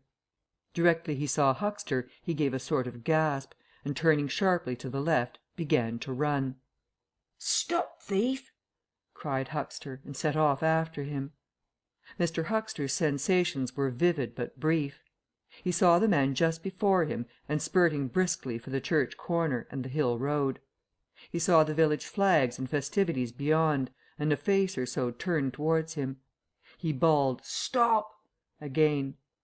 He had hardly gone 10 strides before his shin was caught in some mysterious fashion, and he was no longer running, but flying with inconceivable rapidity through the air. He saw the ground suddenly close to his face. The world seemed to splash into a million whirling specks of light, and subsequent proceedings interested him no more. Chapter 11 In the Coach and Horses.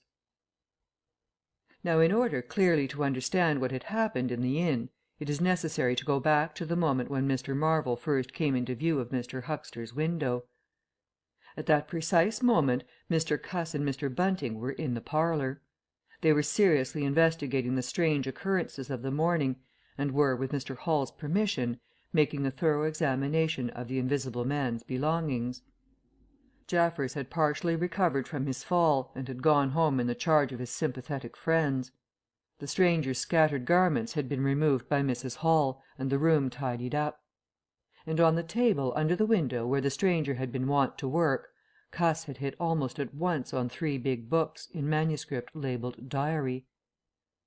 "Diary," said Cuss, putting the 3 books on the table. "Now, at any rate, we shall learn something." The vicar stood with his hands on the table. "Diary," repeated Cuss, sitting down, putting 2 volumes to support the 3rd, and opening it. No name on the flyleaf. Bother. Cipher and figures." The vicar came round to look over his shoulder. Cuss turned the pages over with a face suddenly disappointed. Dear me, it's all cipher, Bunting." "There are no diagrams?" asked Mr. Bunting. "No illustrations throwing light?" "See for yourself," said Mr. Cuss. "Some of it's mathematical, and some of it's Russian, or some such language, to judge by the letters, and some of it's Greek. Now, the Greek I thought you—" "Of course," said Mr. Bunting, taking out and wiping his spectacles, and feeling suddenly very uncomfortable, for he had no Greek left in his mind worth talking about. "Yes, the Greek, of course, may furnish a clue. I'll find you a place." "I'd rather glance through the volumes first," said Mr. Bunting, still wiping. "A general impression first, Cuss, and then, you know, we can go looking for clues." He coughed, put on his glasses, arranged them fastidiously, coughed again, and wished something would happen to avert the seemingly inevitable exposure. Then he took the volume Cuss handed him in a leisurely manner. And then something did happen. The door opened suddenly. Both gentlemen started violently, looked round, and were relieved to see a sporadically rosy face beneath a furry silk hat. "Tap?" asked the face, and stood staring. "No," said both gentlemen at once. "Over the other side, my man," said Mr. Bunting. And "Please shut that door," said Mr. Cuss, irritably. "All right," said the intruder, as it seemed in a very low voice curiously different from the huskiness of its first inquiry. "Right you are," said the intruder in the former voice. "Stand clear," and he vanished and closed the door. "A sailor, I should judge," said Mr. Bunting. "Amusing fellows they are. Stand clear, indeed! A nautical term, referring to his getting back out of the room, I suppose."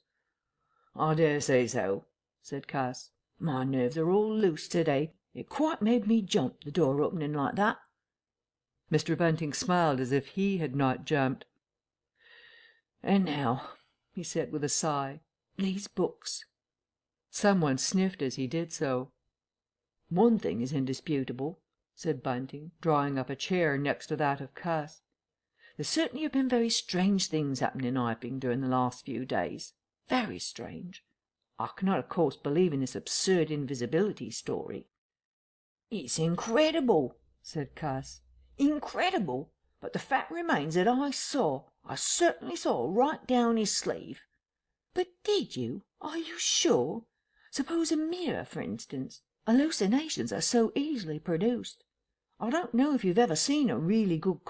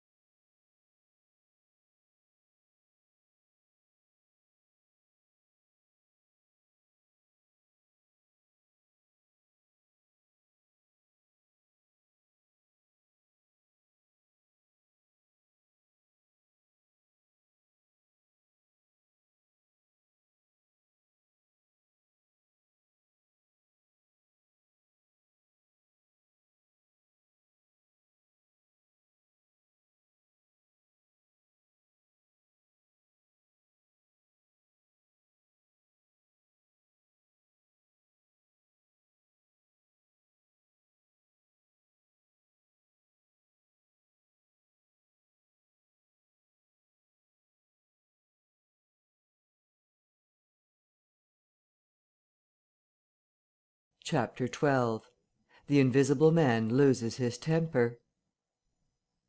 It is unavoidable that at this point the narrative should break off again, for a certain very painful reason that will presently be apparent. While these things were going on in the parlour, and while Mr. Huxter was watching Mr. Marvel smoking his pipe against the gate, not a dozen yards away were Mr. Hall and Teddy Henfrey discussing in a state of cloudy puzzlement the one Iping topic. Suddenly there came a violent thud against the door of the parlour, a sharp cry, and then silence. "Hallo!" said Teddy Henfrey. "Hullo!" from the tap. Mr. Hall took things in slowly but surely. "That ain't right," he said, and came round from behind the bar towards the parlour door. He and Teddy approached the door together, with intent faces. Their eyes considered. "Summat wrong," said Hall, and Henfrey nodded agreement. Whiffs of an unpleasant chemical odour met them, and there was a muffled sound of conversation, very rapid and subdued. "You all right there?" asked Hall, rapping. The muttered conversation ceased abruptly, for a moment's silence. Then the conversation was resumed, in hissing whispers, then a sharp cry of "No, no, you don't!" There came a sudden motion, and the oversetting of a chair, a brief struggle. Silence again. "What the deuce!" exclaimed Henfrey, sotto voce. "You all right there?" asked Mr. Hall sharply, again. The vicar's voice answered with a curious jerking intonation. "Quite right. Please don't interrupt." "Odd," said Mr. Henfrey. "Odd," said Mr. Hall. "Says don't interrupt," said Henfrey. "I heerd un," said Hall. "and a sniff," said Henfrey. They remained listening. The conversation was rapid and subdued. "I can't," said Mr. Bunting, his voice rising. "I tell you, sir, I will not." "What was that?" asked Henfrey. "Says he will not," said Hall. "Weren't speaking to us, was he?" "Disgraceful!" said Mr. Bunting within. "Disgraceful!" said Mr. Henfrey. "I heard it distinct." "Who's that speaking now?" asked Henfrey. "Mr. Cuss, I s'pose," said Hall. "Can you hear "Anything." Silence, the sounds within indistinct and perplexing. "Sounds like throwing the tablecloth about," said Hall. Mrs. Hall appeared behind the bar. Hall made gestures of silence and invitation. This aroused Mrs. Hall's wifely opposition. "What you listening there for, Hall?" she asked. "Ain't you nothin' better to do? Busy day like this." Hall tried to convey everything by grimaces and dumb show, but Mrs. Hall was obdurate. She raised her voice. So Hall and Henfrey, rather crestfallen, tiptoed back to the bar, gesticulating to explain to her. At first she refused to see anything in what they had heard at all. Then she insisted on Hall keeping silence, while Henfrey told her his story. She was inclined to think the whole business nonsense. Perhaps they were just moving the furniture about. "I heerd un say disgraceful, that I did," said Hall. "I heerd that, Mrs. Hall," said Henfrey. "Like as not," began Mrs. Hall. "Hush!" said Mr. Teddy Henfrey. "Didn't I hear the window?" "What window?" said Mrs. Hall. "Parlour window," said Henfrey. Every one stood listening intently. Mrs. Hall's eyes, directed straight before her, saw without seeing the brilliant oblong of the inn door, the road white and vivid, and Huxter's shop front blistering in the June sun. Abruptly Huxter's door opened and Huxter appeared, eyes staring with excitement, arms gesticulating. "Yap!" cried Huxter. "Stop thief!" And he ran obliquely across the oblong towards the yard gates and vanished. Simultaneously came a tumult from the parlour, and a sound of windows being closed. Hall, Henfrey, and the human contents of the tap rushed out at once pell-mell into the street. They saw some one whisk round the corner towards the road, and Mr. Huxter executing a complicated leap in the air that ended on his face and shoulder. Down the street people were standing astonished, or running towards them. Mr. Huxter was stunned. Henfrey stopped to discover this, but Hall and the two labourers from the tap rushed at once to the corner, shouting incoherent things, and saw Mr. Marvel vanishing by the corner of the church wall. They appeared to have jumped to the impossible conclusion that this was the invisible man suddenly become visible, and set off at once along the lane in pursuit. But Hall had hardly run a dozen yards before he gave a loud shout of astonishment and went flying headlong sideways, clutching one of the labourers and bringing him to the ground. He had been charged just as one charges a man at football. The second labourer came round in a circle, stared, and conceiving that Hall had tumbled over of his own accord, turned to resume the pursuit, only to be tripped by the ankle just as Huxter had been. Then, as the first labourer struggled to his feet, he was kicked sideways by a blow that might have felled an ox. As he went down, the rush from the direction of the village green came round the corner. The first to appear was the proprietor of the cocoanut shy, a burly man in a blue jersey. He was astonished to see the lane empty save for 3 men sprawling absurdly on the ground. And then something happened to his rearmost foot, and he went headlong and rolled sideways just in time to graze the feet of his brother and partner, following headlong. The two were then kicked, knelt on, fallen over, and cursed by quite a number of over hasty people. Now when Hall and Henfrey and the labourers ran out of the house, Mrs. Hall, who had been disciplined by years of experience, remained in the bar next the till. And suddenly the parlour door was opened, and Mr. Cuss appeared, and without glancing at her, rushed at once down the steps toward the corner. "Hold him!" he cried. "Don't let him drop that parcel!" He knew nothing of the existence of Marvel, for the invisible man had handed over the books and bundle in the yard. The face of Mr. Cuss was angry and resolute, but his costume was defective, a sort of limp white kilt that could only have passed muster in Greece. "Hold him!" he bawled. "He's got my trousers, and every stitch of the vicar's clothes. Tend to him in a minute," he cried to Henfrey as he passed the prostrate Huxter, and coming round the corner to join the tumult, was promptly knocked off his feet into an indecorous sprawl. Somebody in full flight trod heavily on his finger. He yelled, struggled to regain his feet, was knocked against and thrown on all fours again, and became aware that he was involved not in a capture but a rout. Every one was running back to the village. He rose again and was hit severely behind the ear. He staggered and set off back to the coach and horses forthwith, leaping over the deserted Huxter, who was now sitting up, on his way. Behind him, as he was halfway up the inn steps, he heard a sudden yell of rage, rising sharply out of the confusion of cries and a sounding smack in some one's face. He recognized the voice as that of the invisible man, and the note was that of a man suddenly infuriated by a painful blow. In another moment Mr. Cuss was back in the parlour. "He's coming back, Bunting," he said, rushing in. "Save yourself." Mr. Bunting was standing in the window, engaged in an attempt to clothe himself in the hearthrug and a West Surrey Gazette. "Who's coming?" he said, so startled that his costume narrowly escaped disintegration. "Invisible man," said Cuss, and rushed on to the window. "We'd better clear out from here. He's fighting mad. Mad!" In another moment he was out in the yard. "Good heavens!" said Mr. Bunting, hesitating between two horrible alternatives. He heard a frightful struggle in the passage of the inn, and his decision was made.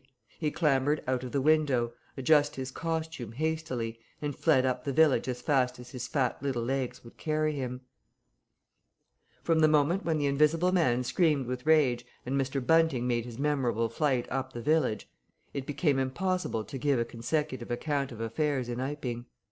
Possibly the invisible man's original intention was simply to cover Marvel's retreat with the clothes and books.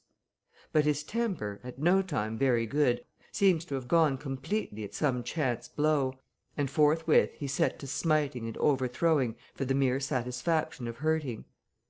You must figure the street full of running figures, of doors slamming and fights for hiding places.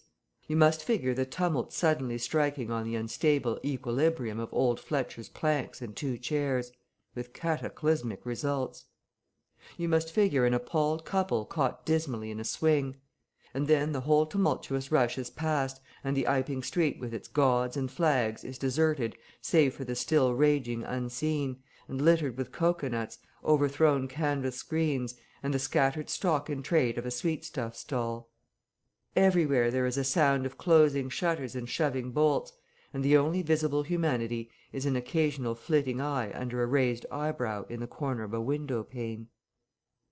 The Invisible Man amused himself for a little while by breaking all the windows in the Coach and Horses, and then he thrust a street lamp through the parlour window of Mrs. Gribble.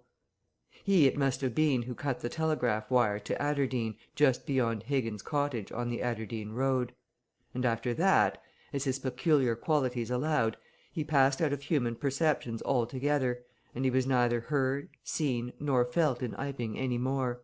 He vanished absolutely. But it was the best part of 2 hours before any human being ventured out again into the desolation of Iping Street. Chapter 13. Mr. Marvel discusses his resignation. When the dusk was gathering, and Iping was just beginning to peep timorously forth again upon the shattered wreckage of its Bank Holiday, a short, thick-set man in a shabby silk hat was marching painfully through the twilight behind the beech woods, on the road to Bramblehurst. He carried 3 books bound together by some sort of ornamental elastic ligature, and a bundle wrapped in a blue tablecloth. His rubicund face expressed consternation and fatigue.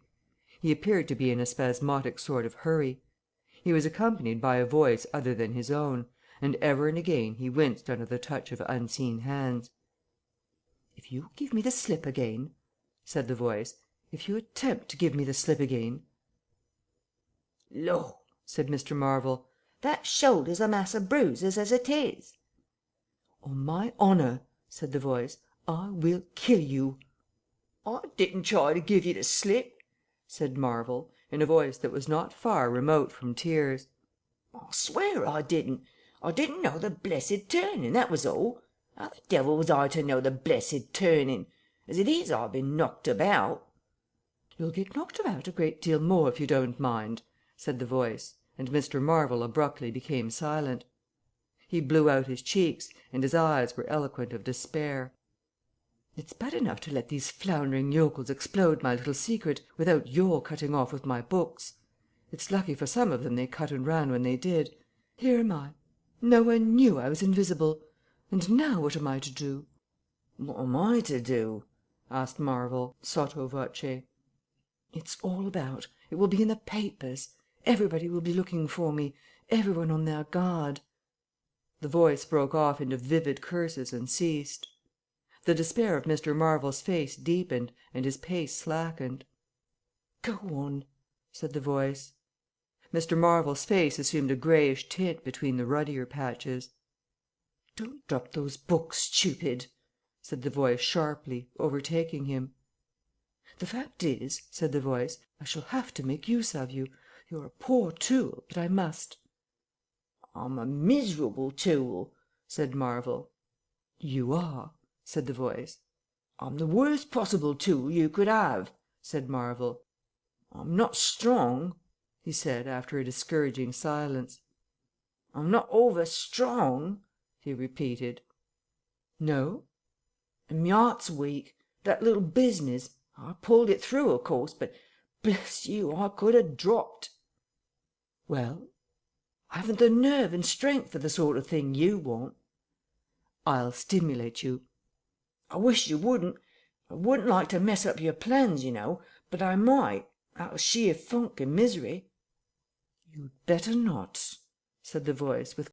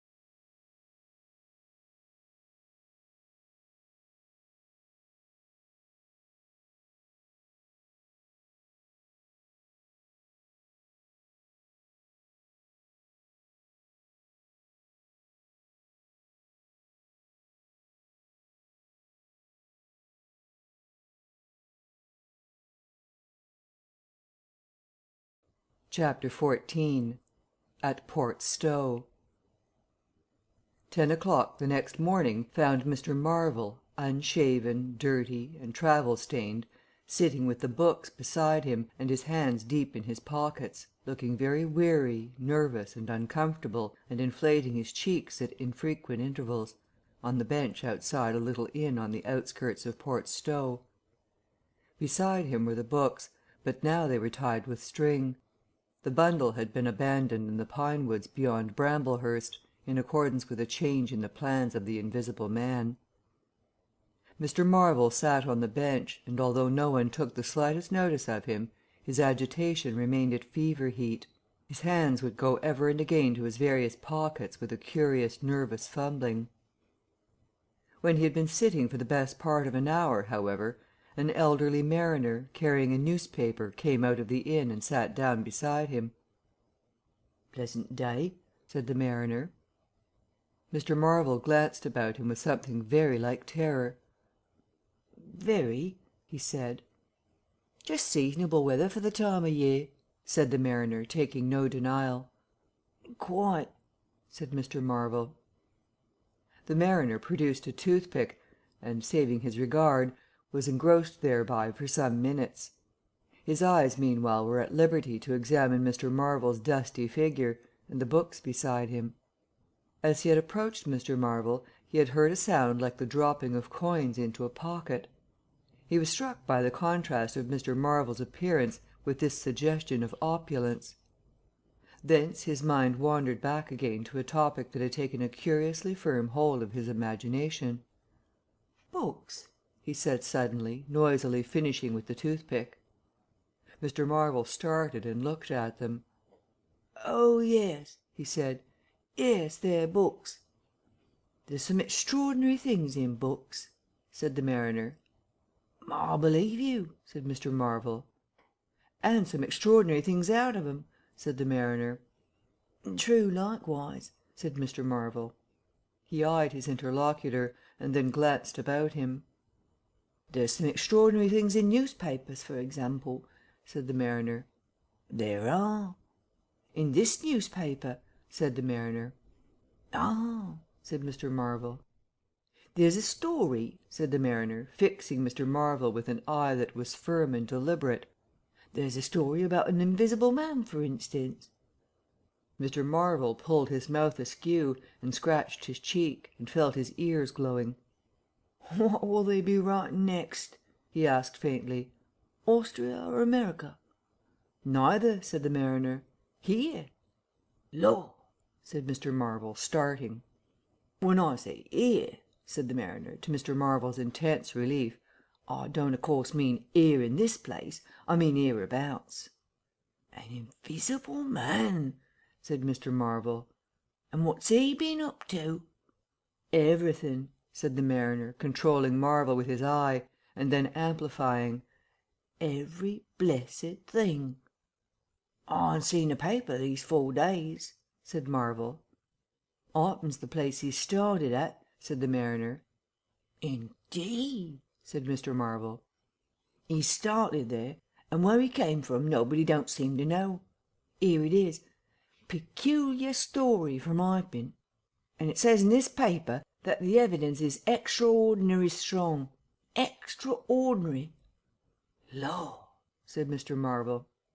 "But then it's an extraordinary story. There's a clergyman and a medical gent witnesses. Saw 'em all right and proper, or leastways didn't see 'em. He was staying, it says, at the Coach and Horses, and nobody don't seem to have been aware of his misfortune. It says, aware of his misfortune, until in an altercation in the inn, it says, his bandages on his head was torn off. It was then observed that his head was invisible.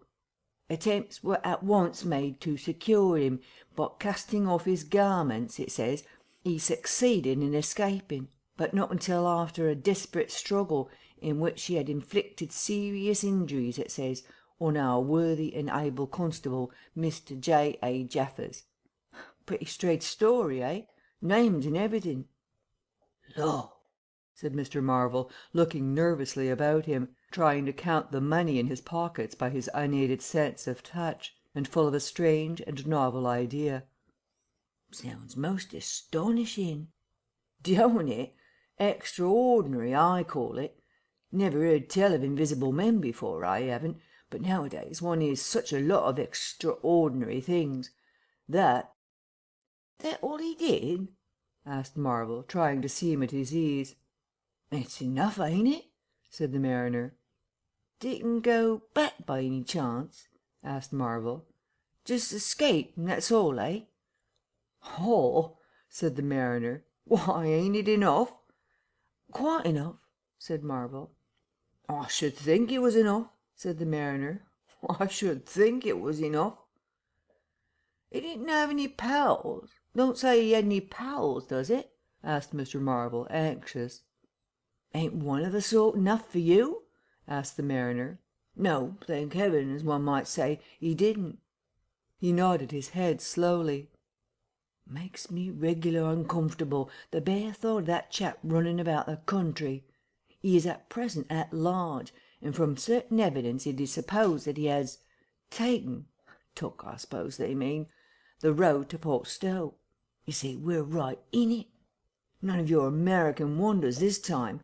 And just think of the things he might do, where you'd be if he took a drop over and above and had a fancy to go for you. Suppose he wants to rob, who can prevent him? He can trespass, he can burgle, he can walk through a cordon of policemen as easy as me or you could give the slip to a blind man.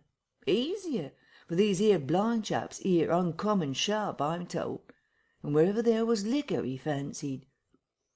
He's got a tremendous advantage, certainly, said Mr. Marvel. And, well, you're right, said the mariner, he has. All this time Mr. Marvel had been glancing about him intently, listening for faint footfalls, trying to detect imperceptible movements. He seemed on the point of some great resolution. He coughed behind his hand. He looked about him again, listened, bent towards the mariner, and lowered his voice. The fact of it is, I happen to know just a thing or two about this invisible man, from private sources. Oh, said the mariner, interested. You? Yes, said Mr. Marvel, me. Indeed, said the mariner. And may I ask? You'll be astonished, said Mr. Marvel behind his hand. It's tremendous. Indeed, said the mariner. The fact is, began Mr. Marvel eagerly in a confidential undertone. Suddenly his expression changed marvellously. Ow! He said. He rose stiffly in his seat. His face was eloquent of physical suffering. Wow! He said. What's up? Said the mariner, concerned. Toothache, said Mr. Marvel, and put his hand to his ear. He caught hold of his books. I must be getting on, I think, he said. He edged in a curious way along the seat away from his interlocutor. But you was just a going to tell me about this here invisible man, protested the mariner. Mr. Marvel seemed to consult with himself. Hoax, said a voice. It's a hoax, said Mr. Marvel. But it's in the paper, said the mariner. Hoax all the same, said Marvel. I know the chap that started the lie. There ain't no invisible man whatsoever. Blimey. But how about this paper? Do you mean to say not a word of it? Said Marvel stoutly. The mariner stared, paper in hand. Mr. Marvel jerkily faced about. Wait a bit, said the mariner, rising and speaking slowly.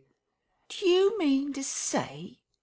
I do, said Mr. Marvel. Then why did you let me go on and tell you all this blasted stuff then? What do you mean by letting a man make a fool of himself like that for, eh? Mr. Marvel blew out his cheeks. The mariner was suddenly very red indeed. He clenched his hands.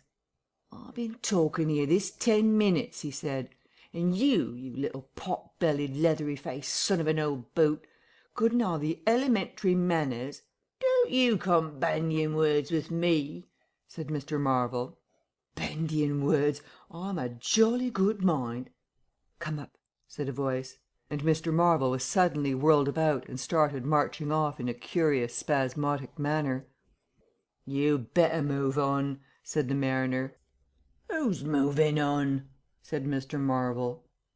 He was receding obliquely, with a curious hurrying gait, with occasional violent jerks forward. Some way along the road he began a muttered monologue, protests and recriminations. Silly devil, said the mariner, legs wide apart, elbows akimbo, watching the receding figure. I'll show you, you silly arse. Oaxing me. It's here, on the paper. Mr. Marvel retorted incoherently, and receding, was hidden by a bend in the road, but the mariner still stood magnificent in the midst of the way until the approach of a butcher's cart dislodged him. Then he turned himself towards Port Stowe. Full of extraordinary arses, he said softly to himself. Just to take me down a bit, that was his silly game. It's on the paper. There was another extraordinary thing he was presently to hear, that had happened quite close to him, and that was a vision of a fistful of money, no less, travelling without visible agency, along by the wall at the corner of St. Michael's Lane. A brother mariner had seen this wonderful sight that very morning. He had snatched at the money forthwith and had been knocked headlong, and when he had got to his feet the butterfly money had vanished. Our mariner was in the mood to believe anything, he declared, but that was a bit too stiff. Afterwards, however, he began to think things over.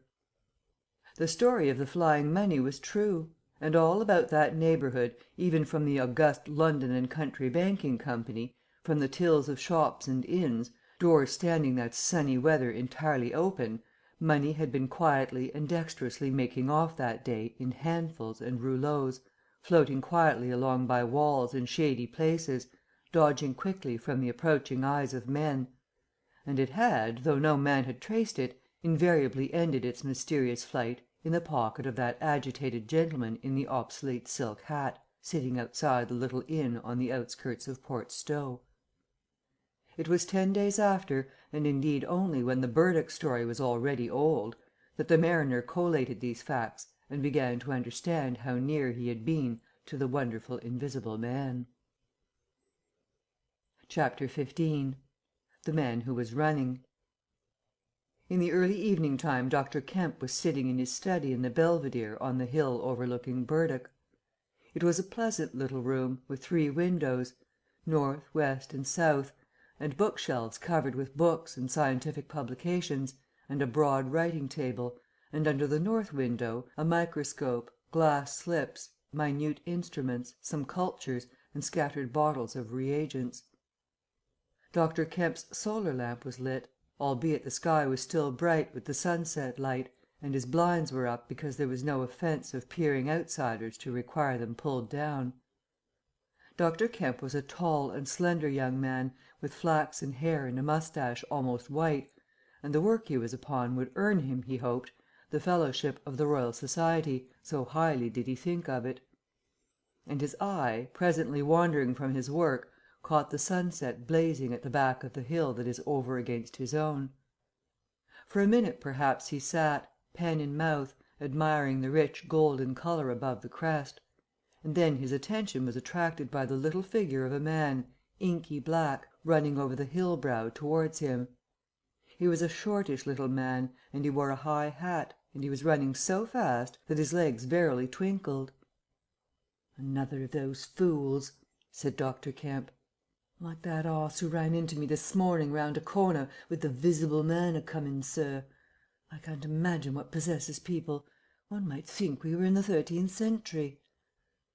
He got up, went to the window, and stared at the dusky hillside and the dark little figure tearing down it. "He seems in a confounded hurry," said Dr. Kemp, "but he doesn't seem to be getting on. If his pockets were full of lead he couldn't run heavier." "Spurted, sir," said Dr. Kemp. In another moment the higher of the villas that had clambered up the hill from Burdock had occulted the running figure. He was visible again for a moment, and again, and then again, 3 times between the 3 detached houses that came next, and then the terrace hid him. "'Osses," said Dr. Kemp, swinging round on his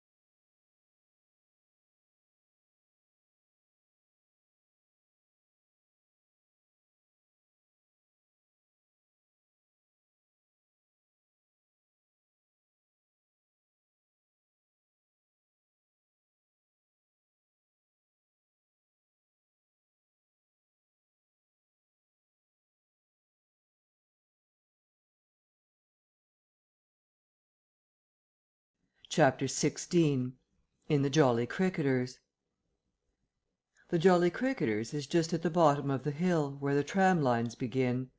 The barman leaned his fat red arms on the counter and talked of horses with an anaemic cabman, while a black bearded man in grey snapped up biscuit and cheese, drank Burton, and conversed in American with a policeman off duty. "What's the shouting about?" said the anaemic cabman, going off at a tangent, trying to see up the hill over the dirty yellow blind in the low window of the inn. Somebody ran by outside. "Faugh, p'raps," said the barman. Footsteps approached, running heavily. The door was pushed open violently, and Marvel, weeping and dishevelled, his hat gone, the neck of his coat torn open, rushed in, made a convulsive turn, and attempted to shut the door. It was held half open by a strap. "Come in!" he bawled, his voice shrieking with terror. "He's coming! The invisible man! After me! For God's sake, help! Help! Help!" "Shut the doors," said the policeman. "Who's coming? What's the row?" He went to the door, released the strap, and it slammed. The American closed the other door. "Let me go inside," said Marvel, staggering and weeping, but still clutching the books. "Let me go inside. Lock me in. Somewhere. I tell you he's after me. I've given the slip. He said he'd kill me, and he will." "You're safe," said the man with the black beard. "The door's shut. What's it all about?" "Let me go inside," said Marvel, and shrieked aloud as a blow suddenly made the fastened door shiver, and was followed by a hurried rapping and a shouting outside. "Hullo!" cried the policeman. "Who's there?" Mr. Marvel began to make frantic dives at panels that looked like doors.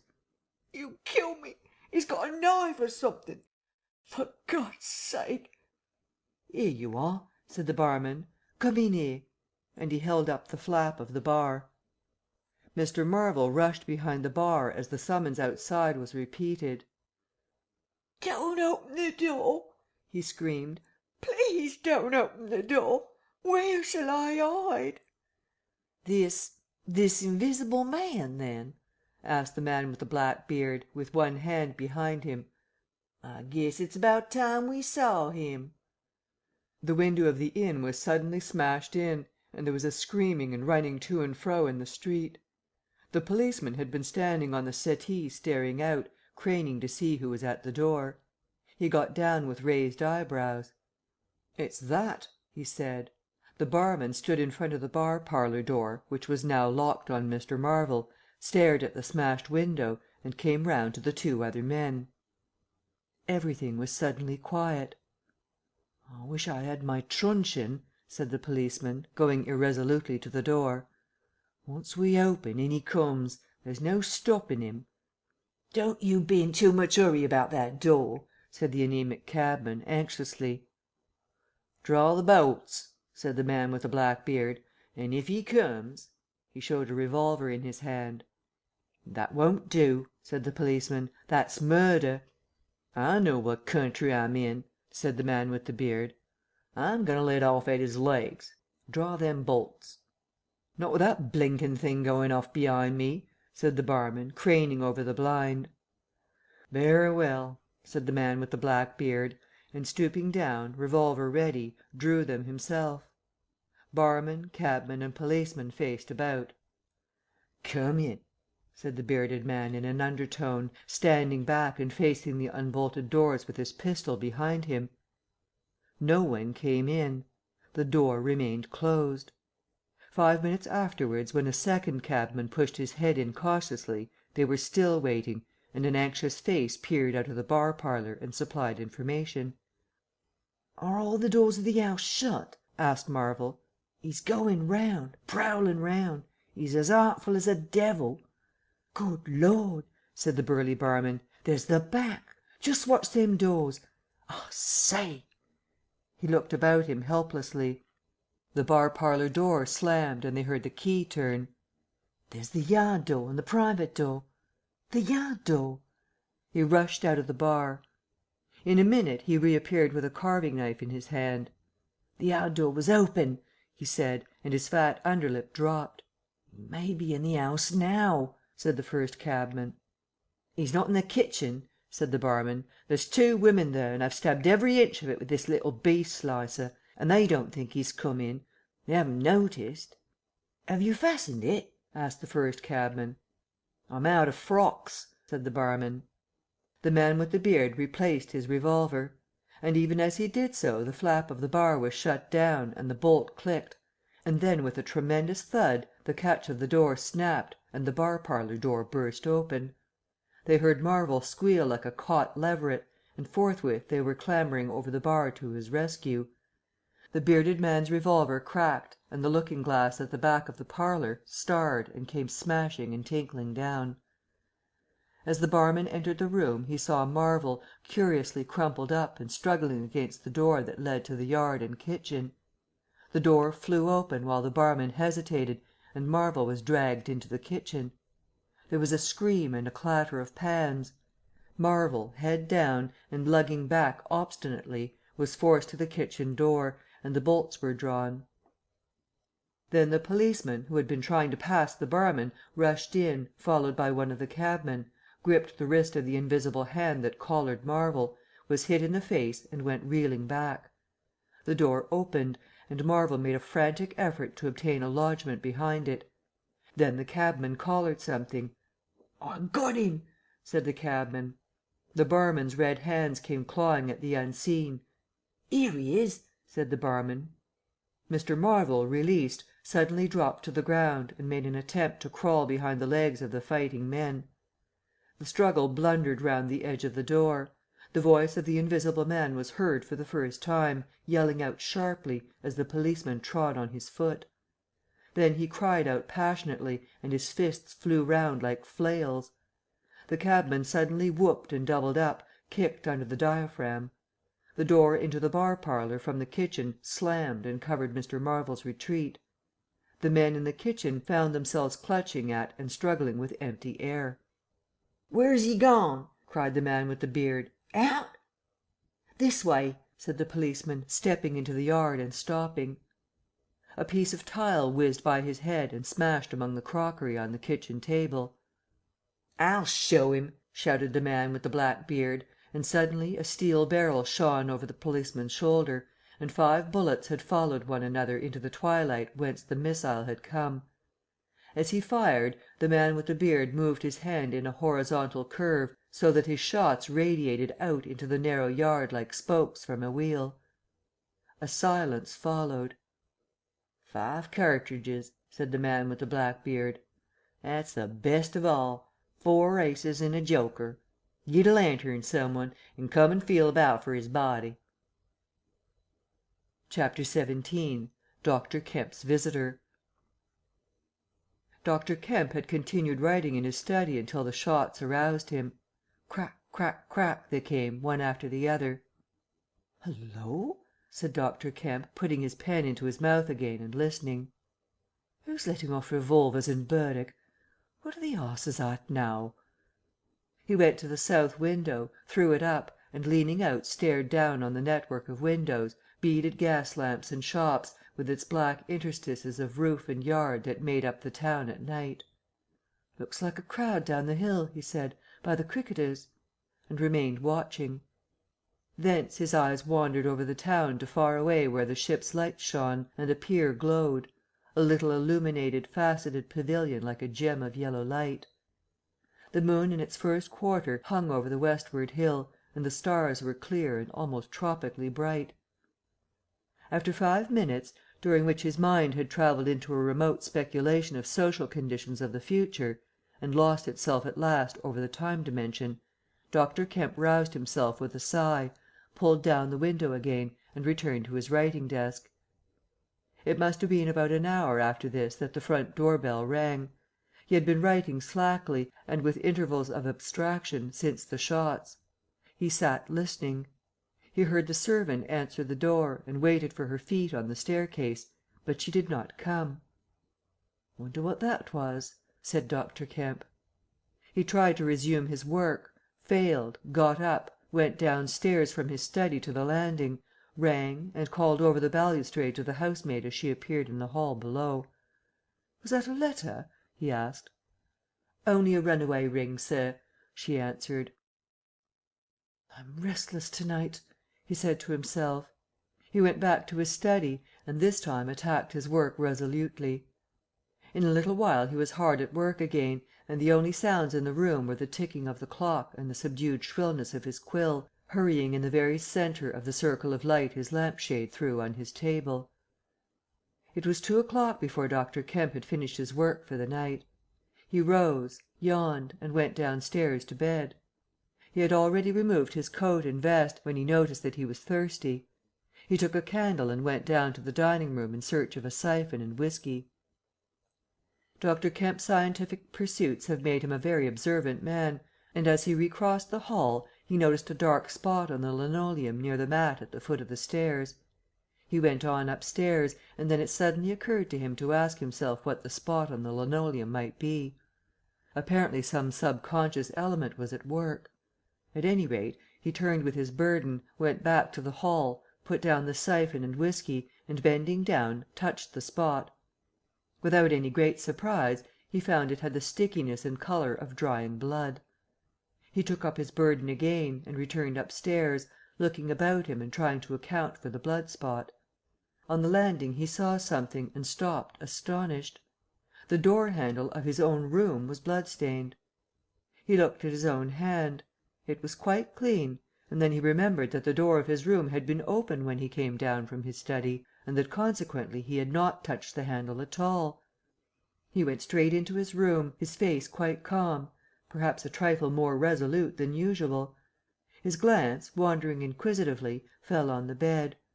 On the counterpane was a mess of blood, and the sheet had been torn. He had not noticed this before because he had walked straight to the dressing table.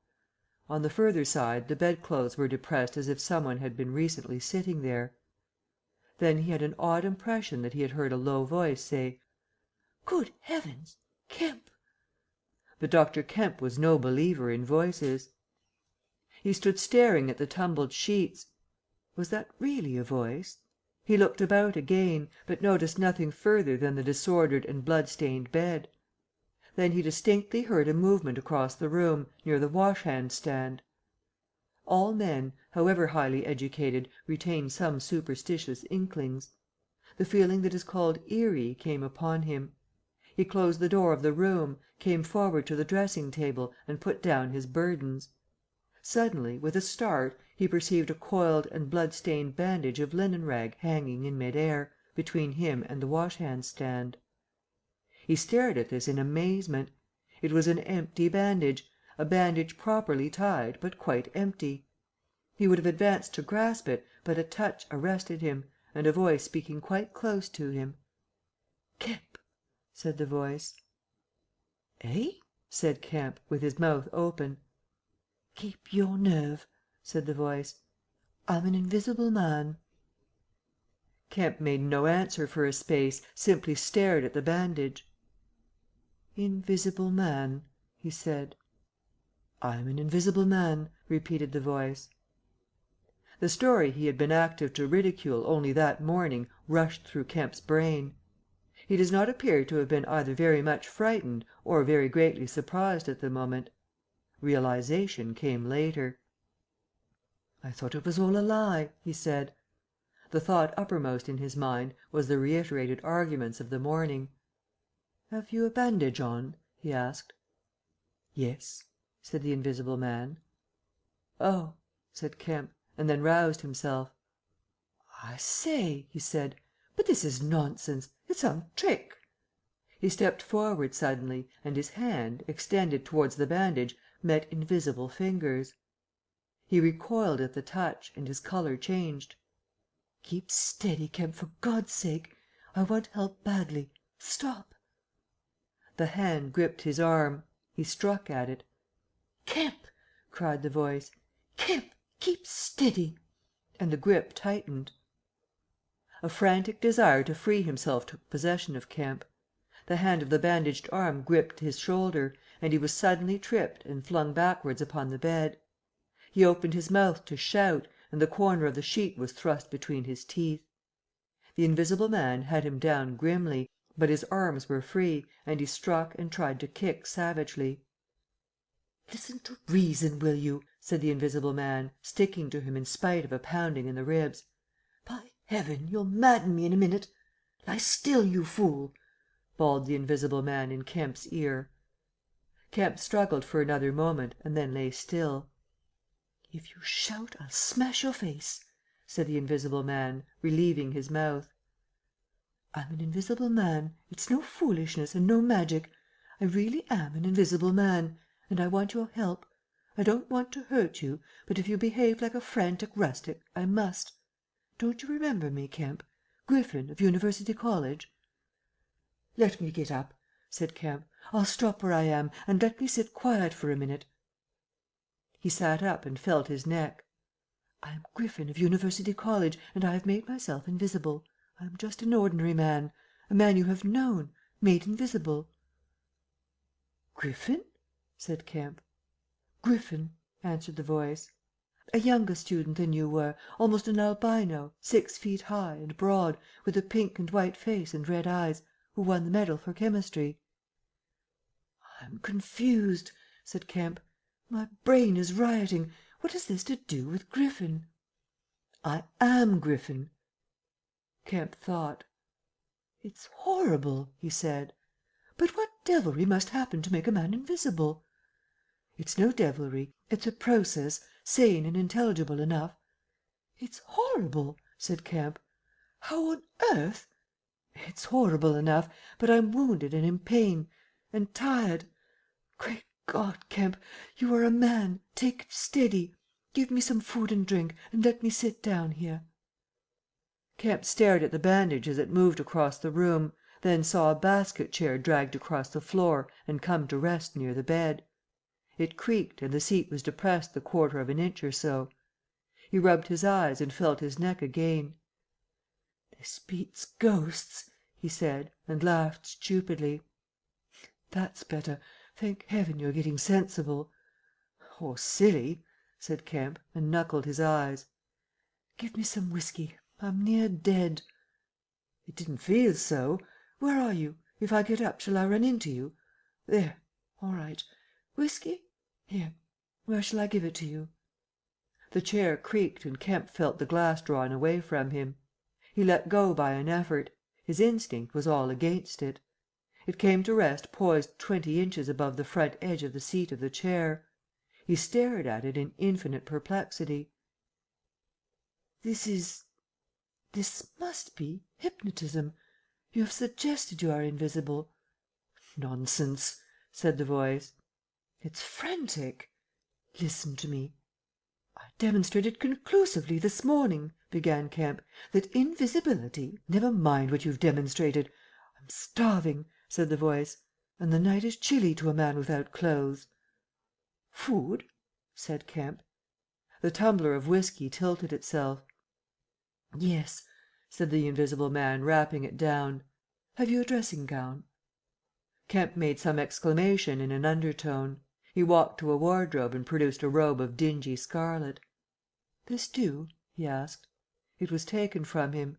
It hung limp for a moment in mid air, fluttered weirdly, stood full and decorous buttoning itself, and sat down in his chair. "Drawers, socks, slippers would be a comfort," said the unseen curtly. "And food." "Anything. But this is the insanest thing I ever was in my life." He turned out his drawers for the articles, and then went downstairs to ransack his larder. He came back with some cold cutlets and bread, pulled up a light table, and placed them before his guest. "Never mind knives," said his visitor, and a cutlet hung in mid air, with a sound of gnawing. "Invisible," said Kemp, and sat down on a bedroom chair. "I always like to get something about me before I eat," said the invisible man, with a full mouth, eating greedily. "Queer fancy." "I suppose that wrist is all right," said Kemp. "Trust me," said the invisible man. "Of all the strange and wonderful " "Exactly. But it's odd I should blunder into your house to get my bandaging. My first stroke of luck. Anyhow, I meant to sleep in this house to night. You must stand that. It's a filthy nuisance, my blood showing, isn't it? Quite a clot over there. Gets visible as it coagulates, I see. It's only the living tissue I've changed, and only for as long as I'm alive. I've been in the house 3 hours." "But how's it done?" began Kemp, in a tone of exasperation. "Confound it, the whole business! It's unreasonable from beginning to end." "Quite reasonable," said the invisible man. "Perfectly reasonable." He reached over and secured the whiskey bottle. Kemp stared at the devouring dressing gown. A ray of candle light penetrating a torn patch in the right shoulder, made a triangle of light under the left ribs. "What were the shots?" he asked. "How did the shooting begin?" "There was a real fool of a man, a sort of confederate of mine curse him! Who tried to steal my money has done so." "Is he invisible too?" "No." "Well?" "Can't I have some more to eat before I tell you all that? I'm hungry, in pain, and you want me to tell stories." Kemp got up. "You didn't do any shooting?" he asked. "Not me," said his visitor. "Some fool I'd never seen fired at random. A lot of them got scared. They all got scared at me. Curse them! I say, I want more to eat than this, Kemp." "I'll see what there is to eat downstairs," said Kemp. "Not much, I'm afraid." After he had done eating, and he made a heavy meal, the invisible man demanded a cigar. He bit the end savagely before Kemp could find a knife, and cursed when the outer leaf loosened. It was strange to see him smoking. His mouth and throat, pharynx and nares became visible as a sort of whirling smoke cast. "This blessed gift of smoking," he said, and puffed vigorously. "I'm lucky to have fallen upon you, Kemp. You must help me. Fancy tumbling on you just now. I'm in a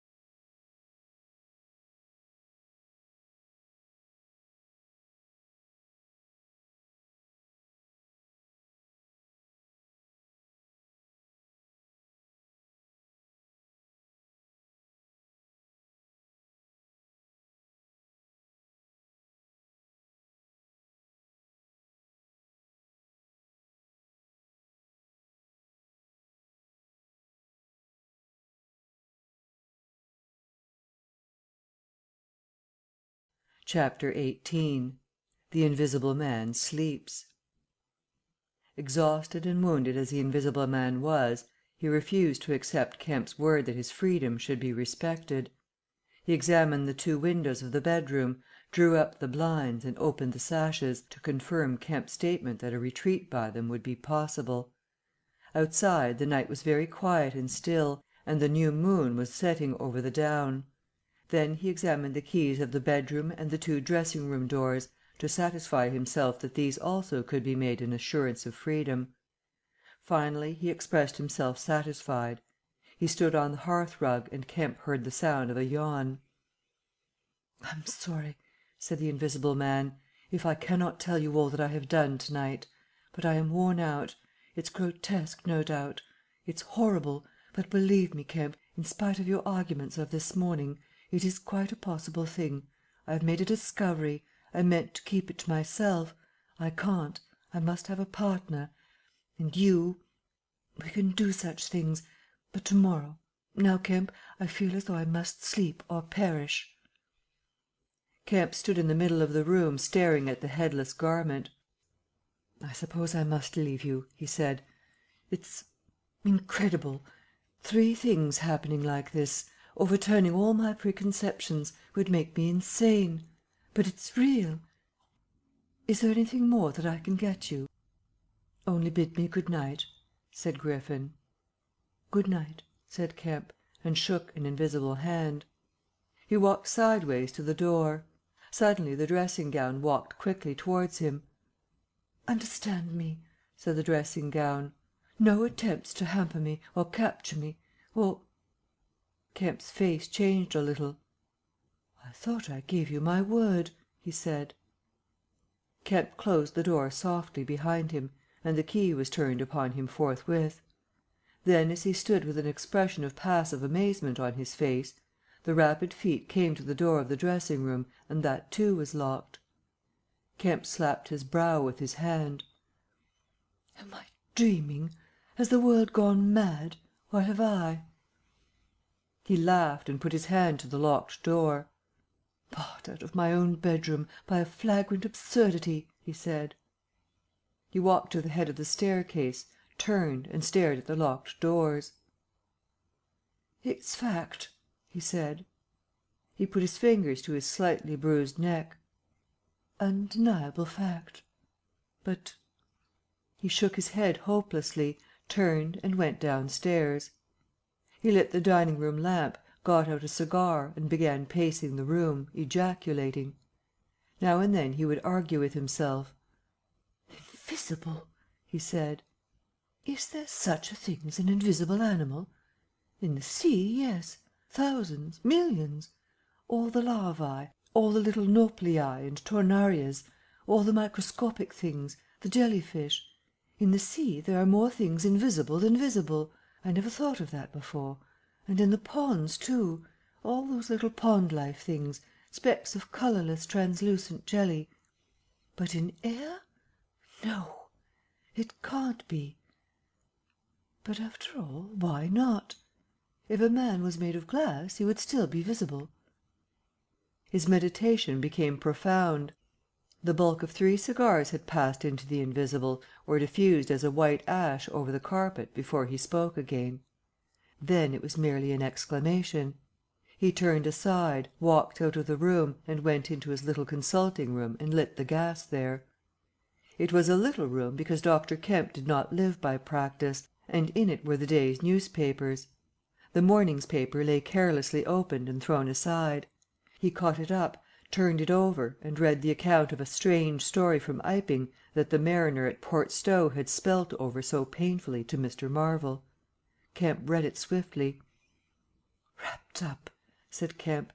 "Disguised. Hiding it. No one seems to have been aware of his misfortune.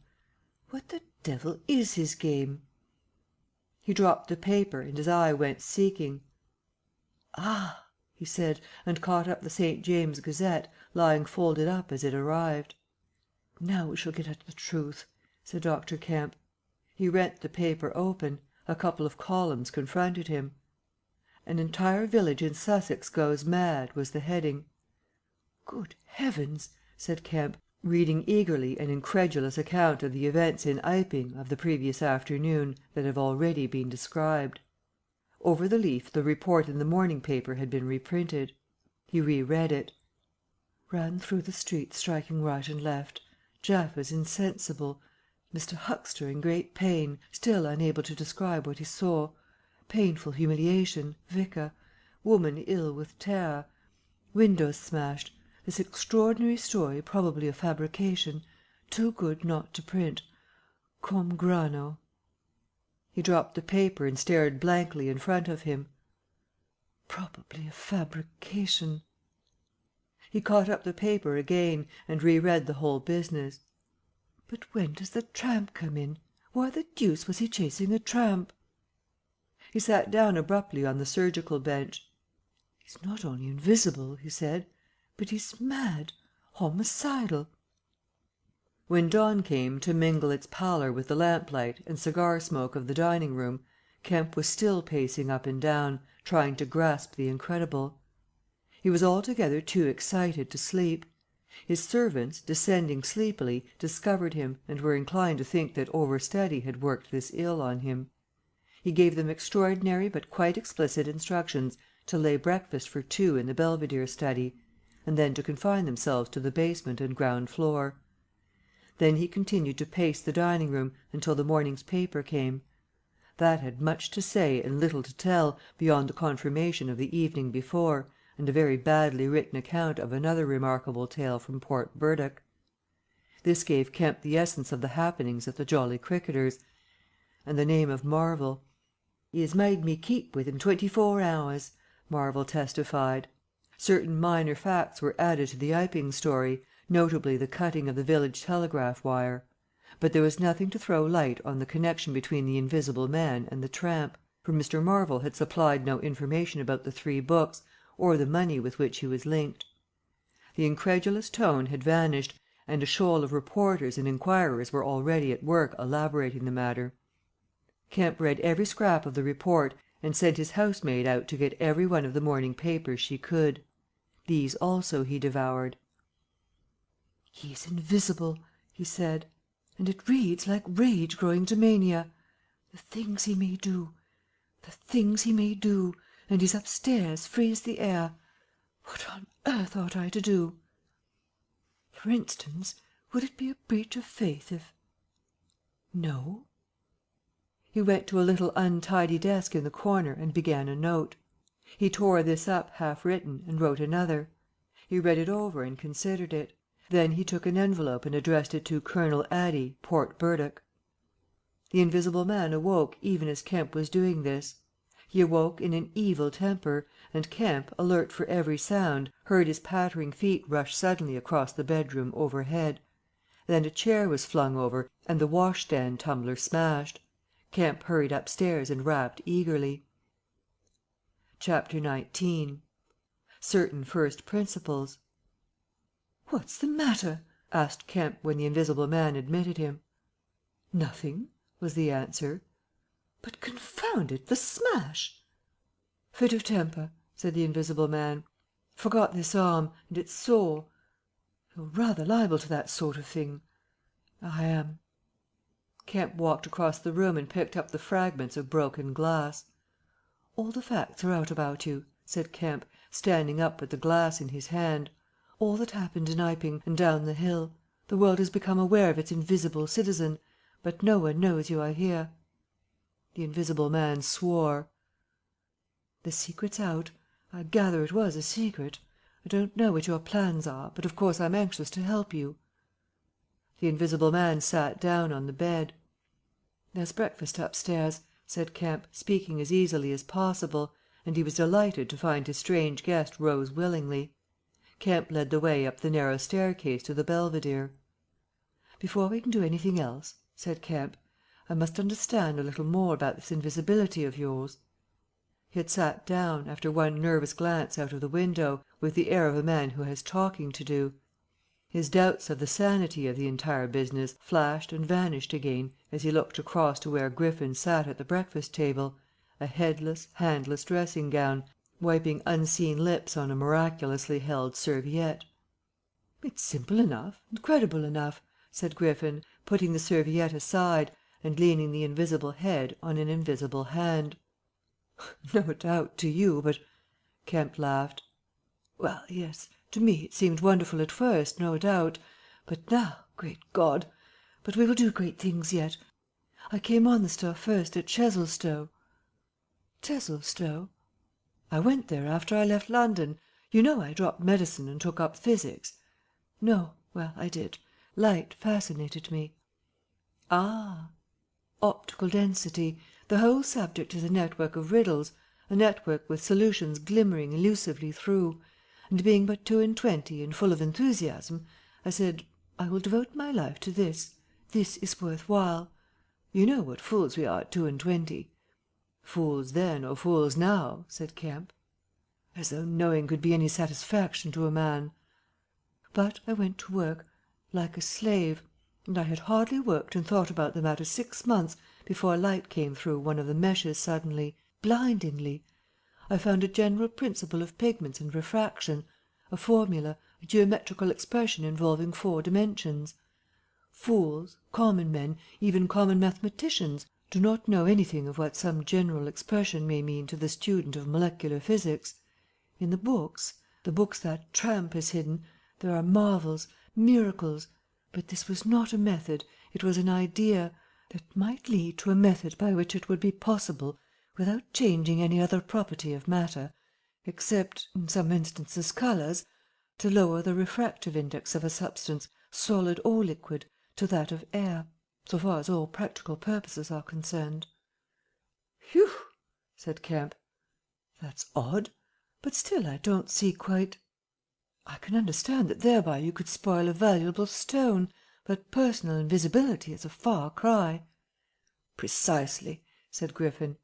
"But consider, visibility depends on the action of the visible bodies on light.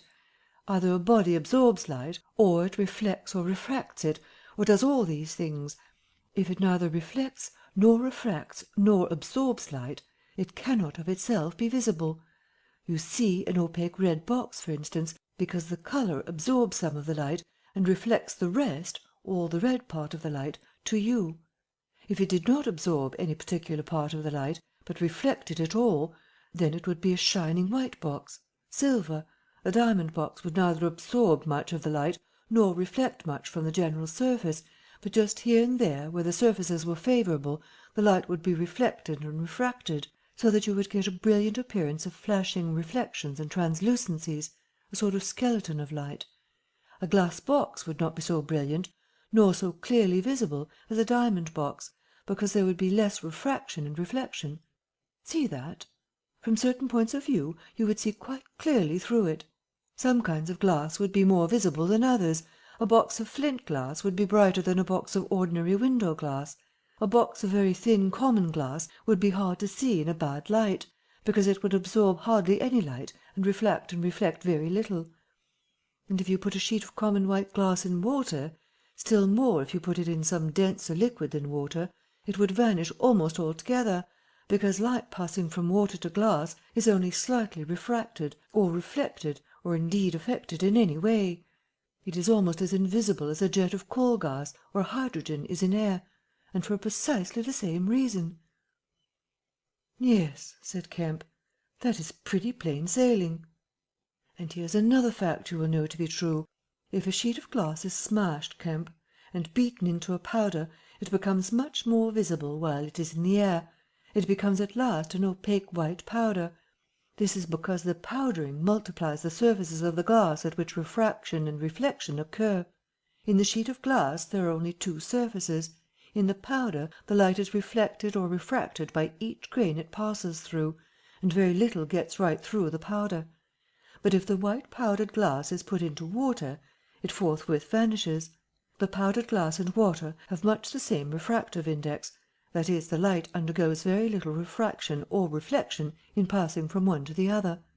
You make the glass invisible by putting it into a liquid of nearly the same refractive index. A transparent thing becomes invisible if it is put in any medium of almost the same refractive index. And if you will consider only a second, You will see also that the powder of glass might be made to vanish in air if its refractive index could be made the same as that of air, for then there would be no refraction or reflection as the light passed from glass to air." "Yes, yes," said Kemp. "But a man's not powdered glass." "No," said Griffin. "He's more transparent." "Nonsense." "That from a doctor! How one forgets! Have you already forgotten your physics in 10 years? Just think of all the things that are transparent and seem not to be so. Paper, for instance, is made up of transparent fibres, and it is white and opaque only for the same reason that a powder of glass is white and opaque. Oil white paper fill up the interstices between the particles with oil so that there is no longer refraction or reflection except at the surfaces, and it becomes as transparent as glass. And not only paper, but cotton fibre, linen fibre, wool fibre, woody fibre, and bone, Kemp, flesh, Kemp, hair, Kemp, nails and nerves, Kemp, in fact the whole fabric of a man, except the red of his blood and the black pigment of hair, are all made up of transparent colourless tissue. So little suffices to make us visible one to the other. For the most part the fibres of a living creature are no more opaque than water." "Great heavens!" cried Kemp. Of course, of course. I was thinking only last night of the sea larvae and all jellyfish." "Now you have me.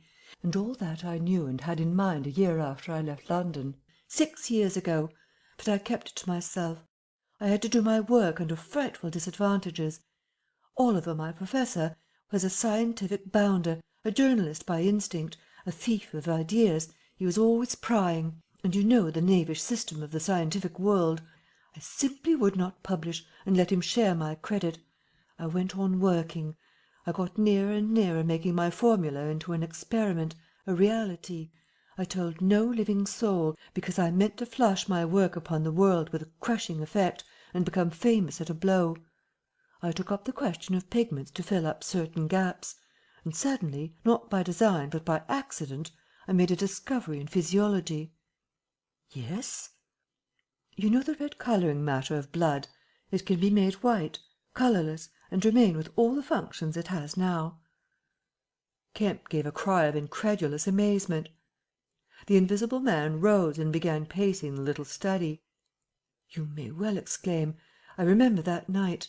It was late at night. In the daytime one was bothered with the gaping, silly students, and I worked then sometimes till dawn. It came suddenly, splendid and complete in my mind. I was alone.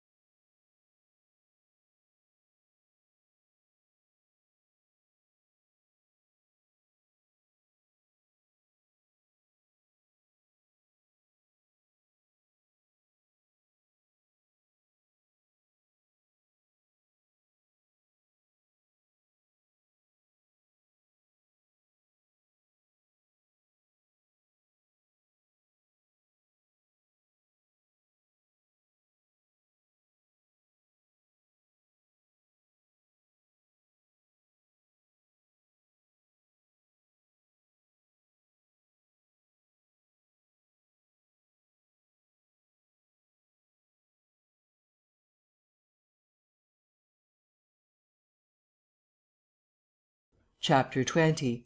At the house in Great Portland Street. For a moment Kemp sat in silence, staring at the back of the headless figure at the window. Then he started, struck by a thought, rose, took the invisible man's arm, and turned him away from the outlook. "You're tired," he said, "and while I sit you walk about. Have my chair." He placed himself between Griffin and the nearest window. For a space Griffin sat silent, and then he resumed abruptly. "I'd left the Chesilstowe cottage already," he said, "when that happened. It was last December. I had taken a room in London, a large unfurnished room in a big, ill-managed lodging house in a slum near Great Portland Street. The room was soon full of the appliances I had bought with his money. The work was going on steadily, successfully, drawing near an end. I was like a man emerging from a thicket, and suddenly coming on some unmeaning tragedy. I went to bury him. My mind was still on this research, and I did not lift a finger to save his character. I remember the funeral, the cheap hearse, the scant ceremony, the windy, frost-bitten hillside, and the old college friend of his who read the service over him, a shabby, black, bent old man with a snivelling cold. I remember walking back to the empty house, through the place that had once been a village and was now patched and tinkered by the jerry builders into the ugly likeness of a town. Every way the roads ran out at last into the desecrated fields and ended in rubble heaps and rank wet weeds. I remember myself as a gaunt black figure, walking along the slippery, shiny pavement, and the strange sense of detachment I felt from the squalid respectability, the sordid commercialism of the place. I did not feel a bit sorry for my father. He seemed to me to be the victim of his own foolish sentimentality. The current cant required my attendance at his funeral, but it was really not my affair. But going along the High Street, my old life came back to me for a space, for I met the girl I had known 10 years since. Our eyes met. Something moved me to turn back and talk to her. She was a very ordinary person. It was all like a dream, that visit to the old places. I did not feel then that I was lonely, that I had come out from the world into a desolate place. I appreciated my loss of sympathy, but I put it down to the general inanity of things. Re-entering my room seemed like the recovery of reality. There were the things I knew and loved. There stood the apparatus, the experiments arranged and waiting, and now there was scarcely a difficulty left, beyond the planning of details. I will tell you, Kemp, sooner or later, all the complicated processes. We need not go into that now. For the most part, saving certain gaps I chose to remember, they are written in cipher in those books that tramp has hidden. We must hunt him down. We must get those books again.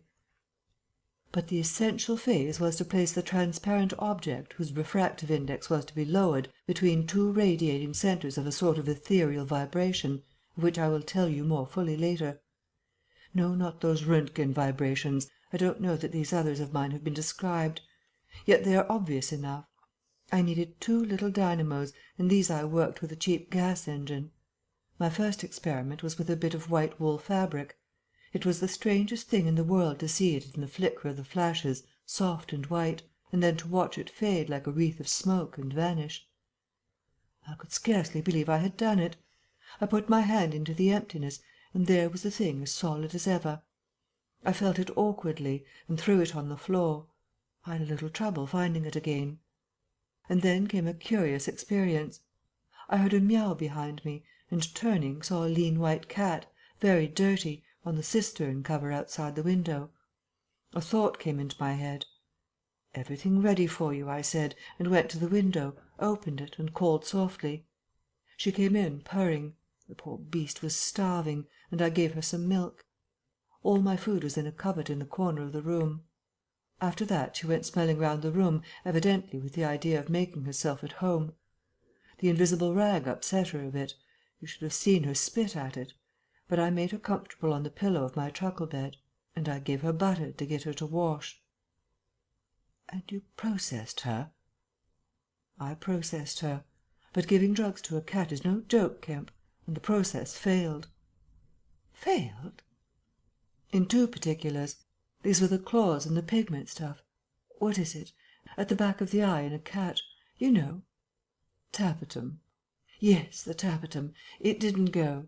After I'd given the stuff to bleach the blood and done certain other things to her, I gave the beast opium and put her and the pillow she was sleeping on the apparatus, and after all the rest had faded and vanished there remained 2 little ghosts of her eyes."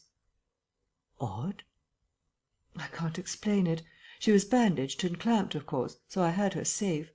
But she woke while she was still misty and miaowed dismally, and some one came knocking. It was an old woman from downstairs, who suspected me of vivisecting, a drink-sodden old creature, with only a white cat to care for in all the world. I whipped out some chloroform, applied it, and answered the door. 'Did I hear cat?' she said. 'My cat?' 'Not here,' I said, very politely. She was a little doubtful, and tried to peer past me into the room. Strange enough to her, no doubt. Bare walls, uncurtained windows, truckle bed, with the gas engine vibrating, and the seethe of the radiant points, and that faint ghastly stinging of chloroform in the air. She had to be satisfied at last, and went away again." "How long did it take?" asked Kemp. 3 or 4 hours. The cat. The bones and sinews and the fat were the last to go, and the tips of the coloured hairs. And, as I say, the back part of the eye, tough, iridescent stuff it is, wouldn't go at all. It was night outside long before the business was over, and nothing was to be seen but the dim eyes and the claws. I stopped the gas engine, felt for and stroked the beast, which was still insensible, and then, being tired, left it sleeping on the invisible pillow, and went to bed. I found it hard to sleep. I lay awake thinking weak, aimless stuff, going over the experiment over and over again, or dreaming feverishly of things growing misty and vanishing about me, until everything, the ground I stood on, vanished, and so I came to that sickly falling nightmare one gets. About 2, the cat began miaowing about the room. I tried to hush it by talking to it, and then I decided to turn it out. I remember the shock I had when striking a light. There were just the round eyes shining green, and nothing round them. I would have given it milk, but I hadn't any. It wouldn't be quiet. It just sat down and miaowed at the door. I tried to catch it, with an idea of putting it out of the window, but it wouldn't be caught. It vanished. Then it began miaowing in different parts of the room. At last I opened the window and made a bustle. I suppose it went out at last. I never saw any more of it. Then, heaven knows why, I fell thinking of my father's funeral again, and the dismal, windy hillside, until the day had come. I found sleeping was hopeless, and locking my door after me, wandered out into the morning streets." "You don't mean to say there's an invisible cat at large?" said Kemp. "If it hasn't been killed," said the invisible man. "Why not?" "Why not?" said Kemp. "I didn't mean to interrupt." "It's very probably been killed," said the invisible man. "It was alive 4 days after, I know, and down a grating in Great Titchfield Street, because I saw a crowd round the place, trying to see whence the miaowing came." He was silent for the best part of a minute, then he resumed abruptly. "I remember that morning before the change very vividly. I must have gone up Great Portland Street. I remember the barracks in Albany Street, and the horse soldiers coming out, and at last I found the summit of Primrose Hill.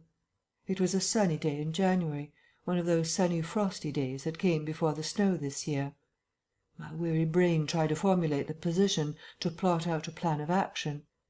I was surprised to find, now that my prize was within my grasp, how inconclusive its attainment seemed. As a matter of fact, I was worked out. The intense stress of nearly 4 years' continuous work left me incapable of any strength of feeling. I was apathetic, and I tried in vain to recover the enthusiasm of my first inquiries, the passion of discovery that had enabled me to compass even the downfall of my father's grey hairs. Nothing seemed to matter. I saw pretty clearly this was a transient mood, due to overwork and want of sleep, and that either by drugs or rest it would be possible to recover my energies. All I could think clearly was that the thing had to be carried through. The fixed idea still ruled me. And soon, for the money I had was almost exhausted. I looked about me at the hillside, with children playing and girls watching them, and tried to think of all the fantastic advantages an invisible man would have in the world. After a time I crawled home, took some food and a strong dose of strychnine, and went to sleep in my clothes on my unmade bed. Strychnine is a grand tonic, Kemp, to take the flabbiness out of a man." "It's the devil," said Kemp. It's the Paleolithic in a bottle. I awoke vastly invigorated and rather irritable. You know. I know the stuff. And there was some one rapping at the door. It was my landlord, with threats and inquiries, an old Polish Jew in a long grey coat and greasy slippers. I'd been tormenting a cat in the night, he was sure. The old woman's tongue had been busy. He insisted on knowing all about it. The laws in this country against vivisection were very severe. He might be liable. I denied the cat. Then the vibration of the little gas engine could be felt all over the house, he said. That was true, certainly. He edged round me into the room, peering about over his German silver spectacles, and a sudden dread came into my mind that he might carry away something of my secret. I tried to keep between him and the concentrating apparatus I had arranged, and that only made him more curious. What was I doing? Why was I always alone and secretive? Was it legal? Was it dangerous? I paid nothing but the usual rent. His had always been a most respectable house, in a disreputable neighbourhood. Suddenly my temper gave way. I told him to get out. He began to protest, to jabber of his right of entry. In a moment I had him by the collar. Something ripped, and he went spinning out into his own passage. I slammed and locked the door and sat down quivering. He made a fuss outside which I disregarded, and after a time he went away. But this brought matters to a crisis. I did not know what he would do, nor even what he had the power to do.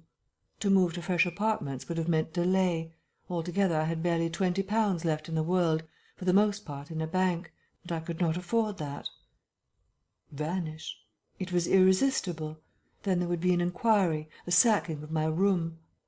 At the thought of the possibility of my work being exposed or interrupted at its very climax, I became very angry and active.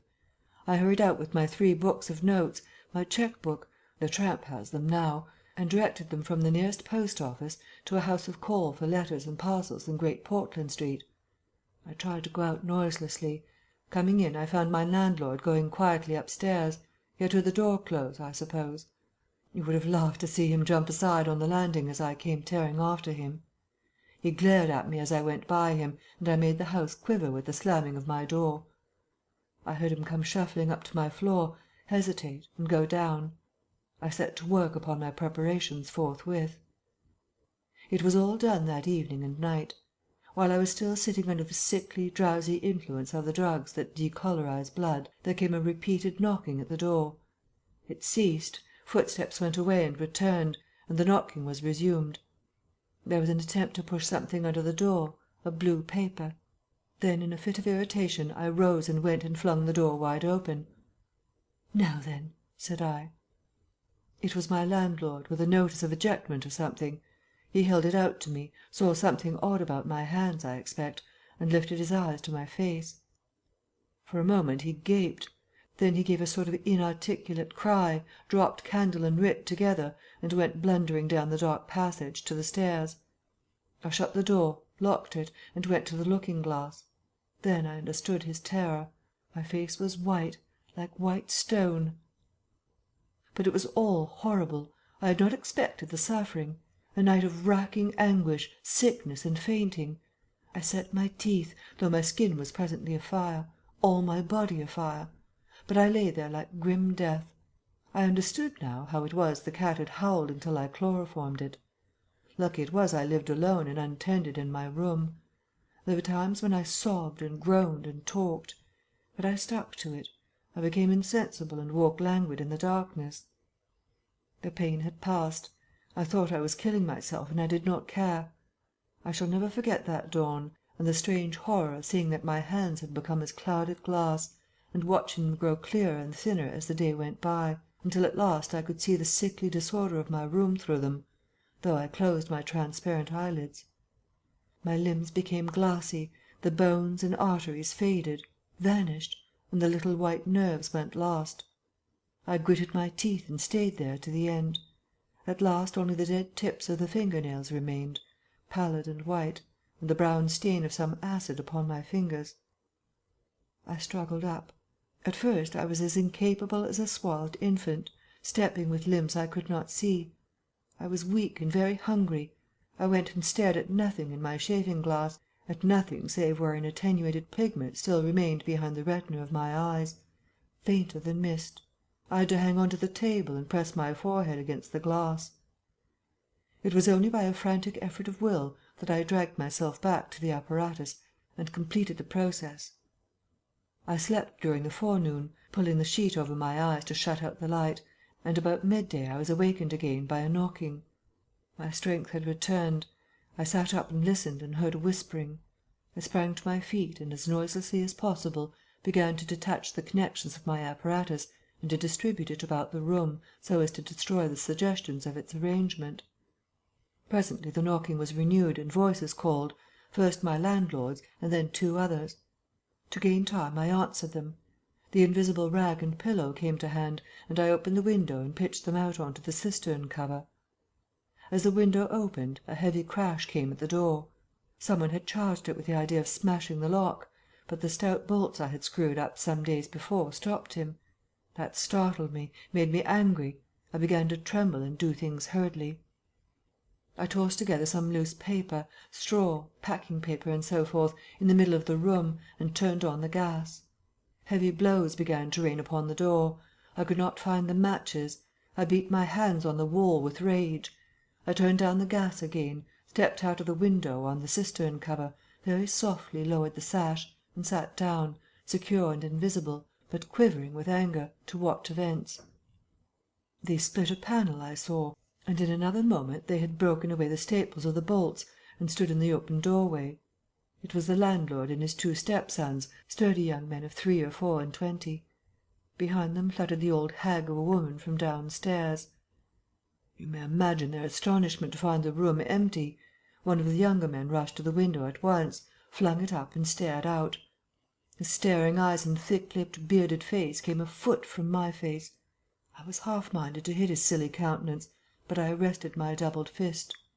He stared right through me. So did the others as they joined him. The old man went and peered under the bed, and then they all made a rush for the cupboard. They had to argue about it at length in Yiddish and Cockney English. They concluded I had not answered them, that their imagination had deceived them. A feeling of extraordinary elation took the place of my anger as I sat outside the window and watched these 4 people, for the old lady came in, glancing suspiciously about her like a cat, trying to understand the riddle of my behaviour. The old man, so far as I could understand his patois, agreed with the old lady that I was a vivisectionist. The sons protested in garbled English that I was an electrician, and appealed to the dynamos and radiators. They were all nervous about my arrival, although I found subsequently that they had bolted the front door. The old lady peered into the cupboard and under the bed, and one of the young men pushed up the register and stared up the chimney. One of my fellow lodgers, a costermonger who shared the opposite room with a butcher, appeared on the landing, and he was called in and told incoherent things. It occurred to me that the radiators, if they fell into the hands of some acute, well-educated person, would give me away too much, and watching my opportunity, I came into the room and tilted one of the little dynamos off its fellow on which it was standing, and smashed both apparatus. Then, while they were trying to explain the smash, I dodged out of the room and went softly downstairs. I went into one of the sitting rooms and waited until they came down, still speculating and argumentative, all a little disappointed at finding no horrors and all a little puzzled how they stood legally towards me. Then I slipped up again with a box of matches, fired my heap of paper and rubbish, put the chairs and bedding thereby, led the gas to the affair by means of an india-rubber tube, and waving a farewell to the room, left it for the last time. "You fired the house!" exclaimed Kemp. Fired the house. It was the only way to cover my trail, and no doubt it was ensured. I slipped the bolts of the front door quietly and went out into the street. I was invisible, and I was only just beginning to realize the extraordinary advantage my invisibility gave me. My head was already teeming with plans of all the wild and wonderful things I had now impunity to do. Chapter 21. In Oxford Street. In going downstairs the first time, I found an unexpected difficulty because I could not see my feet. Indeed, I stumbled twice, and there was an unaccustomed clumsiness in gripping the bolt. By not looking down, however, I managed to walk on the level passably well. My mood, I say, was one of exultation. I felt as a seeing man might do, with padded feet and noiseless clothes, in a city of the blind. I experienced a wild impulse to jest, to startle people, to clap men on the back, fling people's hats astray, and generally revel in my extraordinary advantage. But hardly had I emerged upon Great Portland Street, however, my lodging was close to the big draper's shop there, when I heard a clashing concussion and was hit violently behind, and turning saw a man carrying a basket of soda-water siphons and looking in amazement at his burden. Although the blow had really hurt me, I found something so irresistible in his astonishment that I laughed aloud. "The devil's in the basket," I said, and suddenly twisted it out of his hand. He let it go incontinently, and I swung the whole weight into the air. But a fool of a cabman, standing outside a public-house, made a sudden rush for this, and his extending fingers took me with excruciating violence under the ear. I let the whole down with a smash on the cabman, and then, with shouts and the clatter of feet about me, people coming out of shops, vehicles pulling up, I realized what I had done for myself, and, cursing my folly, backed against a shop window and prepared to dodge out of the confusion. In a moment I should be wedged into a crowd and inevitably discovered. I pushed by a butcher boy, who luckily did not turn to see the nothingness that shoved him aside, and dodged behind the cabman's four-wheeler. I do not know how they settled the business. I hurried straight across the road, which was happily clear, and hardly heeding which way I went, in the fright of detection the incident had given me, plunged into the afternoon throng of Oxford Street. I tried to get into the stream of people, but they were too thick for me, and in a moment my heels were being trodden upon. I took to the gutter, the roughness of which I found painful to my feet, and forthwith the shaft of a crawling hansom dug me forcibly under the shoulder-blade, reminding me that I was already bruised severely. I staggered out of the way of the cab, avoided a perambulator by a convulsive movement, and found myself behind the hansom. A happy thought saved me, and as this drove slowly along I followed in its immediate wake, trembling and astonished at the turn of my adventure. And not only trembling, but shivering. It was a bright day in January, and I was stark naked, and the thin slime of mud that covered the road was freezing. Foolish as it seems to me now, I had not reckoned that, transparent or not, I was still amenable to the weather and all its consequences. Then suddenly a bright idea came into my head. I ran round and got into the cab. And so, shivering, scared, and sniffing with the first intimations of a cold, and with the bruises in the small of my back growing upon my attention, I drove slowly along Oxford Street and past Tottenham Court Road. My mood was as different from that in which I had sallied forth 10 minutes ago as it is possible to imagine. This invisibility, indeed! The one thought that possessed me was, how was I to get out of the scrape I was in? We crawled past Moody's, and there a tall woman with 5 or 6 yellow-labelled books hailed my cab, and I sprang out just in time to escape her, shaving a railway van narrowly in my flight. I made off up the roadway to Bloomsbury Square, intending to strike north past the museum and so get into the quiet district. I was now cruelly chilled, and the strangeness of my situation so unnerved me that I whimpered as I ran. At the northward corner of the square a little white dog ran out of the Pharmaceutical Society's offices, and incontinently made for me, nose down. I had never realized it before, but the nose is to the mind of a dog what the eye is to the mind of the seeing man. Dogs perceive the scent of a man moving as men perceive his vision. This brute began barking and leaping, showing, as it seemed to me, only too plainly that he was aware of me. I crossed Great Russell Street, glancing over my shoulder as I did so, and went some way along Montague Street before I realized what I was running towards. Then I became aware of a blare of music, and looking along the street saw a number of people advancing out of Russell Square, red shirts, and the banner of the Salvation Army to the fore. Such a crowd, chanting in the roadway and scoffing on the pavement!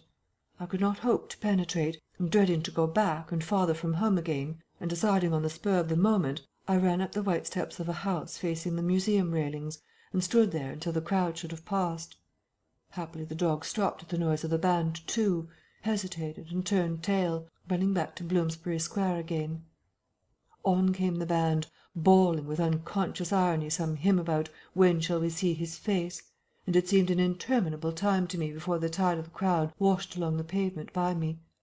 Thud, thud, thud came the drum with a vibrating resonance, and for the moment I did not notice 2 urchins stopping at the railings by me. "See 'em?" said one. "See what?" said the other. Why, them footmarks, bare, like what you makes in mud."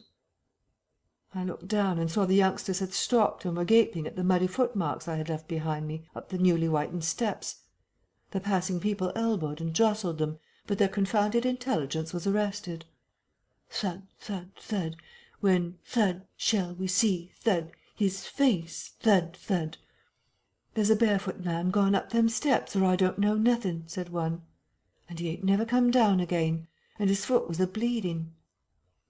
The thick of the crowd had already passed. "Look there, Ted," quoth the younger of the detectives, with the sharpness of surprise in his voice, and pointed straight to my feet. I looked down and saw at once the dim suggestion of their outline sketched in splashes of mud. For a moment I was paralyzed. "Why, that's rum," said the elder. "Dashed rum. It's just like the ghost of a foot, ain't it?" He hesitated and advanced with outstretched hand. A man pulled up short to see what he was catching, and then a girl. In another moment he would have touched me. Then I saw what to do. I made a step, the boy started back with an exclamation, and with a rapid movement I swung myself over into the portico of the next house. But the smaller boy was sharp-eyed enough to follow the movement, and before I was well down the steps and upon the pavement he had recovered from his momentary astonishment, and was shouting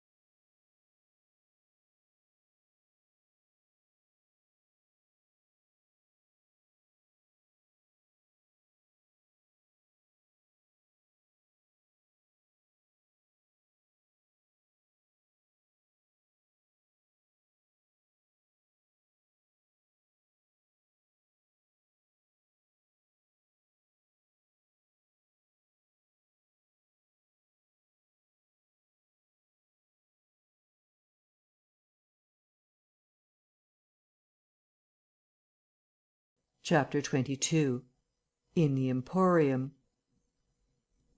So, last January, with the beginning of a snowstorm in the air about me, and if it settled on me it would betray me, weary, cold, painful, inexpressibly wretched, and still but half convinced of my invisible quality, I began this new life to which I am committed.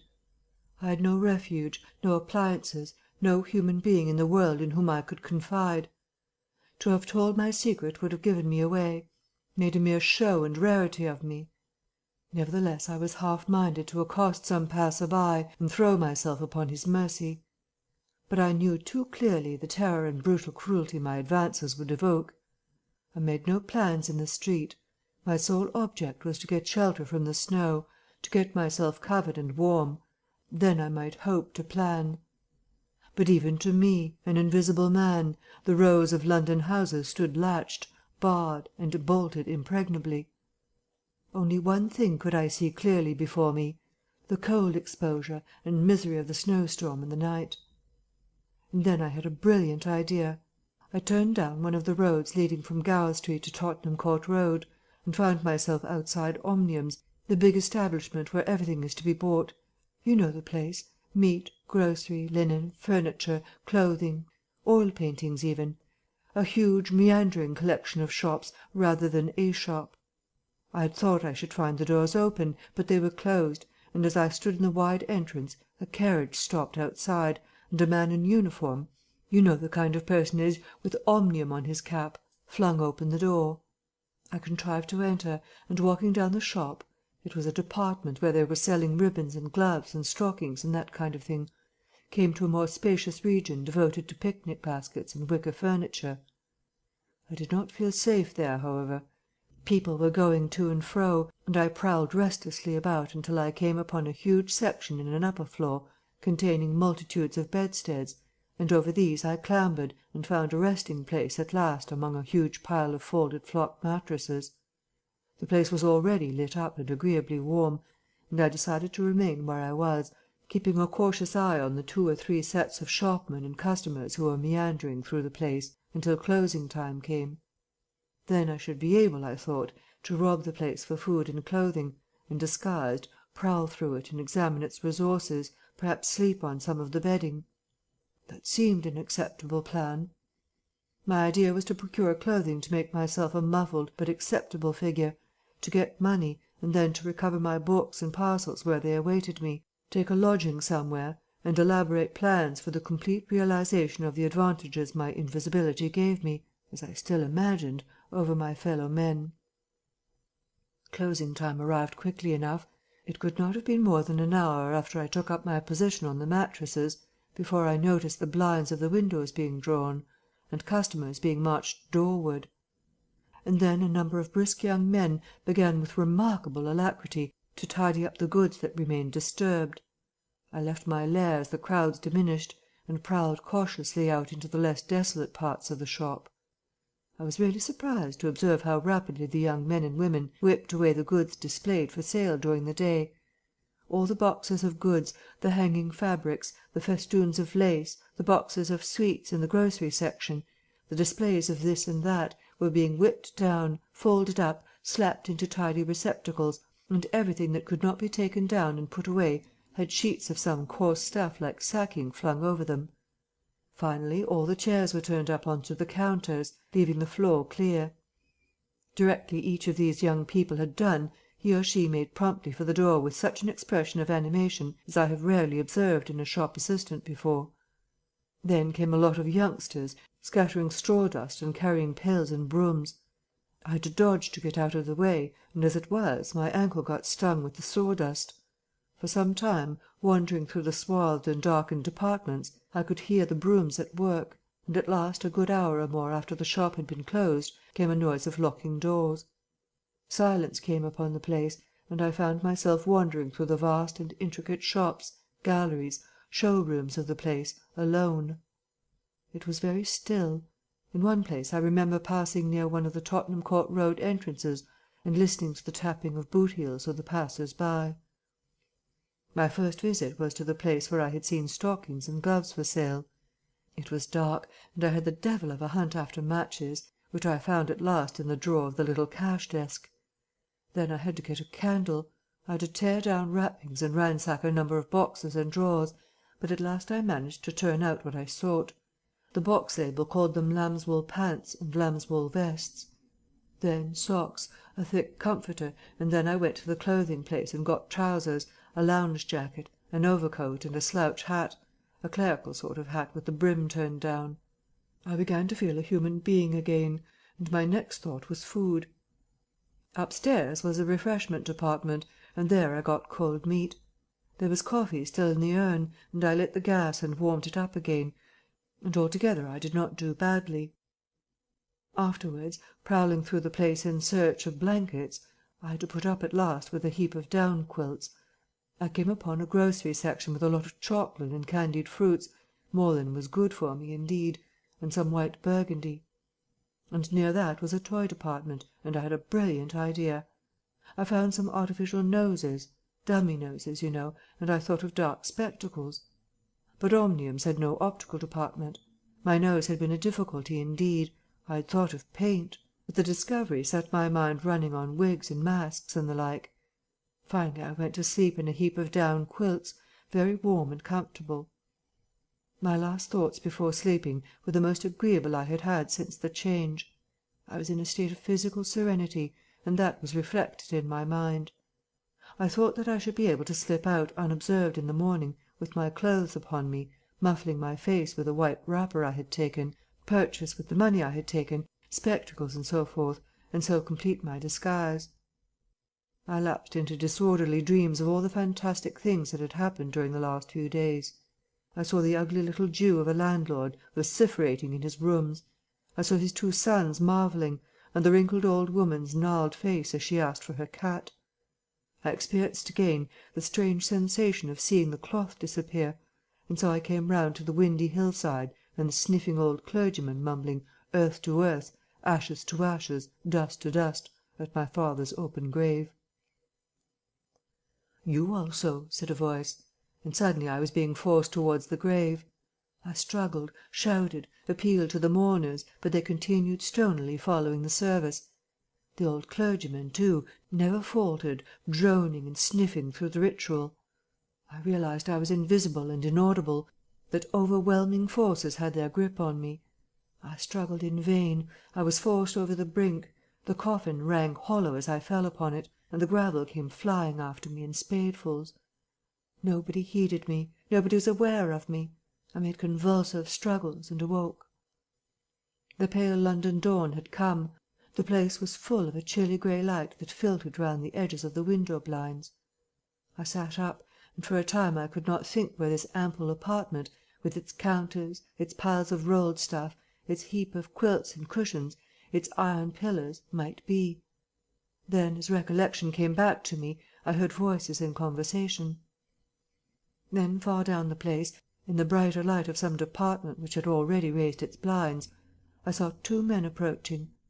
I scrambled to my feet, looking about me for some way of escape, and even as I did so the sound of my movement made them aware of me.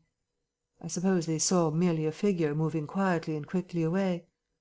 "Who's that?" cried one, and "Stop there!" shouted the other.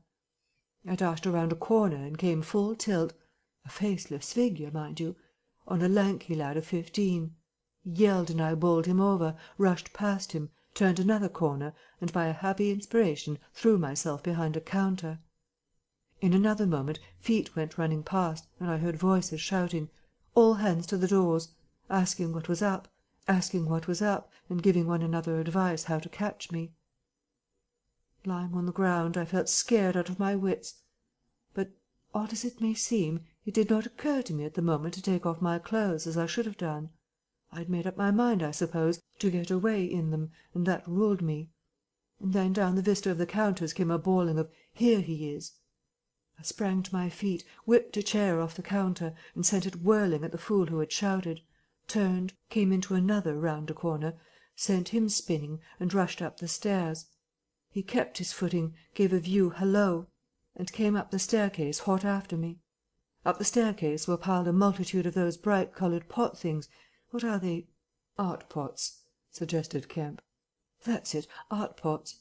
Well, I turned at the top step and swung round, plucked one out of a pile and smashed it on his silly head as he came at me. The whole pile of pots went headlong, and I heard shouting and footsteps running from all parts. I made a mad rush for the refreshment place, and there was a man in white like a man cook, who took up the chase. I made one last desperate turn and found myself among lamps and ironmongery.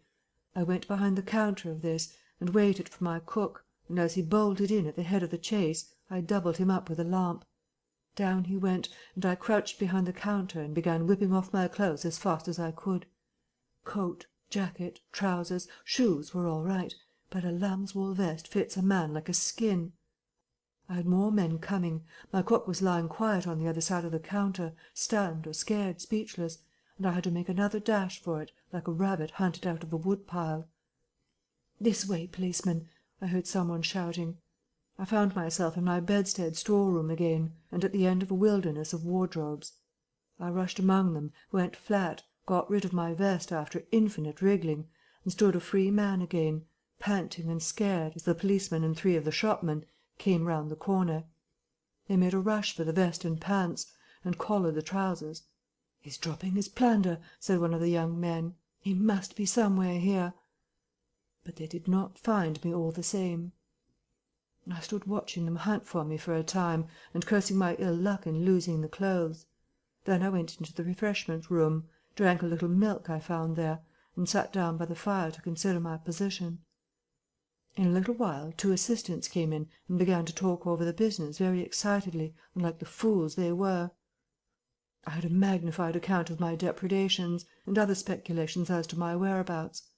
Then I fell to scheming again.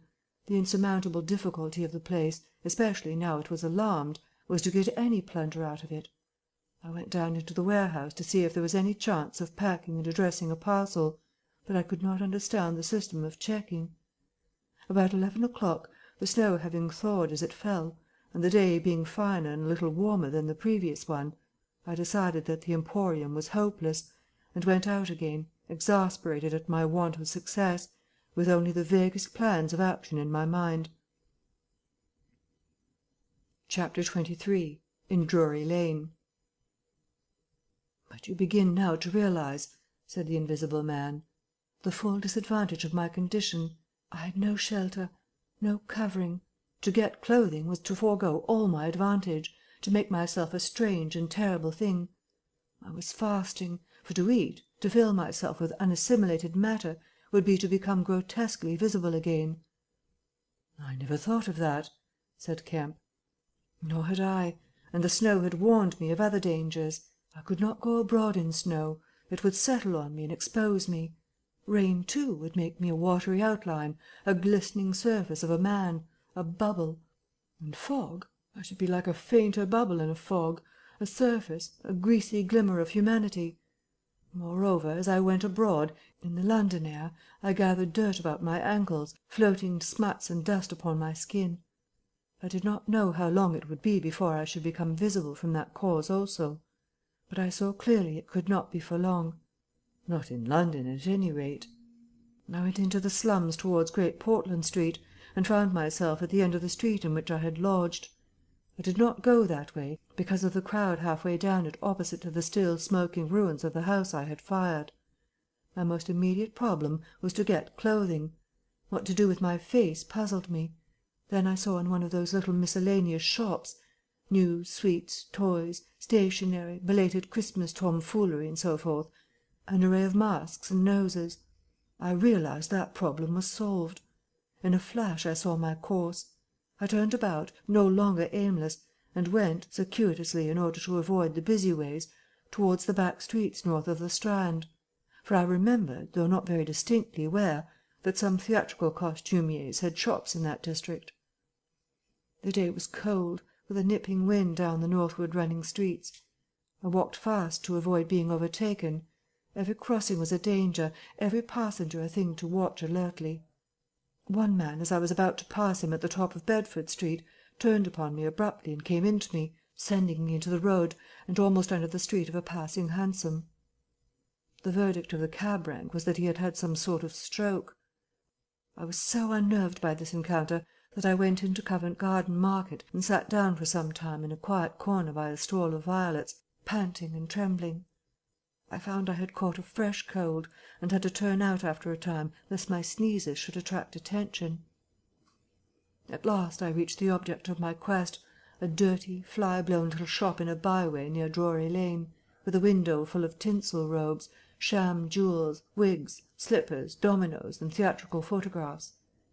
The shop was old-fashioned and low and dark, and the house rose above it for 4 stories, dark and dismal. I peered through the window and, seeing no one within, entered. The opening of the door set a clanking bell ringing.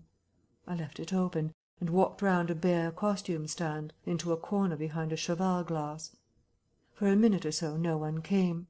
Then I heard heavy feet striding across a room, and a man appeared down the shop. My plans were now perfectly definite. I proposed to make my way into the house, secrete myself upstairs, watch my opportunity, and when everything was quiet, rummage out a wig, mask, spectacles and costume, and go into the world, perhaps a grotesque but still a credible figure.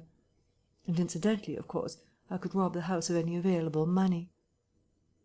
The man who had just entered the shop was a short, slight, hunched, beetle-browed man, with long arms and very short, bandy legs. Apparently I had interrupted a meal. He stared about the shop with an expression of expectation. This gave way to surprise, and then to anger, as he saw the shop empty. "Damn the boys," he said. He went to stare up and down the street. He came in again in a minute, kicked the door to with his foot spitefully, and went muttering back to the house door. I came forward to follow him, and at the noise of my movement he stopped dead.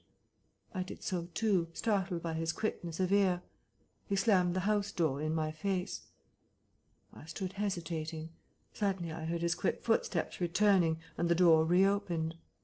He stood looking about the shop like one who is still not satisfied. Then, murmuring to himself, he examined the back of the counter and peered behind some fixtures. Then he stood doubtful. He had left the house door open, and I slipped into the inner room. It was a queer little room, poorly furnished and with a number of big masks in the corner. On the table was his belated breakfast, and it was a confoundedly exasperating thing for me, Kemp, to have to sniff his coffee and stand watching while he came in and resumed his meal. And his table manners were irritating. 3 doors opened into the little room, one going upstairs and one down, but they were all shut. I could not get out of the room while he was there. I could scarcely move because of his alertness, and there was a draught down my back. Twice I strangled a sneeze just in time. The spectacular quality of my sensations was curious and novel, but for all that I was heartily tired and angry long before he had done his eating. But at last he made an end, and putting his beggarly crockery on the black tin tray upon which he had had his teapot, and gathering all the crumbs up on the mustard-stained cloth, he took the whole lot of things after him. His burden prevented his shutting the door behind him, as he would have done. I never saw such a man for shutting doors, and I followed him into a very dirty underground kitchen and scullery. I had the pleasure of seeing him begin to wash up, and then, finding no good in keeping down there, and the brick floor being cold on my feet, I returned upstairs and sat in his chair by the fire. It was burning low, and scarcely thinking, I put on a little coal. The noise of this brought him up at once, and he stood a glare. He peered about the room and was within an ace of touching me. Even after that examination he scarcely seemed satisfied. He stopped in the doorway and took a final inspection before he went down. I waited in the little parlour for an age, and at last he came up and opened the upstairs door. I just managed to get by him. On the staircase he stopped suddenly, so that I very nearly blundered into him. He stood looking back right into my face and listening. "I could have sworn," he said. His long, hairy hand pulled at his lower lip. His eye went up and down the staircase. Then he grunted and went on up again. His hand was on the handle of a door, and then he stopped again with the same puzzled anger on his face. He was becoming aware of the faint sounds of my movements about him. The man must have had diabolically acute hearing. He suddenly flashed into rage. "If there's any one in this house," he cried within an oath, and left the threat unfinished. He put his hand in his pocket, failed to find what he wanted, and rushing past me went blundering noiselessly and pugnaciously downstairs. But I did not follow him. I sat on the head of the staircase until his return. Presently he came up again, still muttering. He opened the door of the room, and before I could enter slammed it in my face.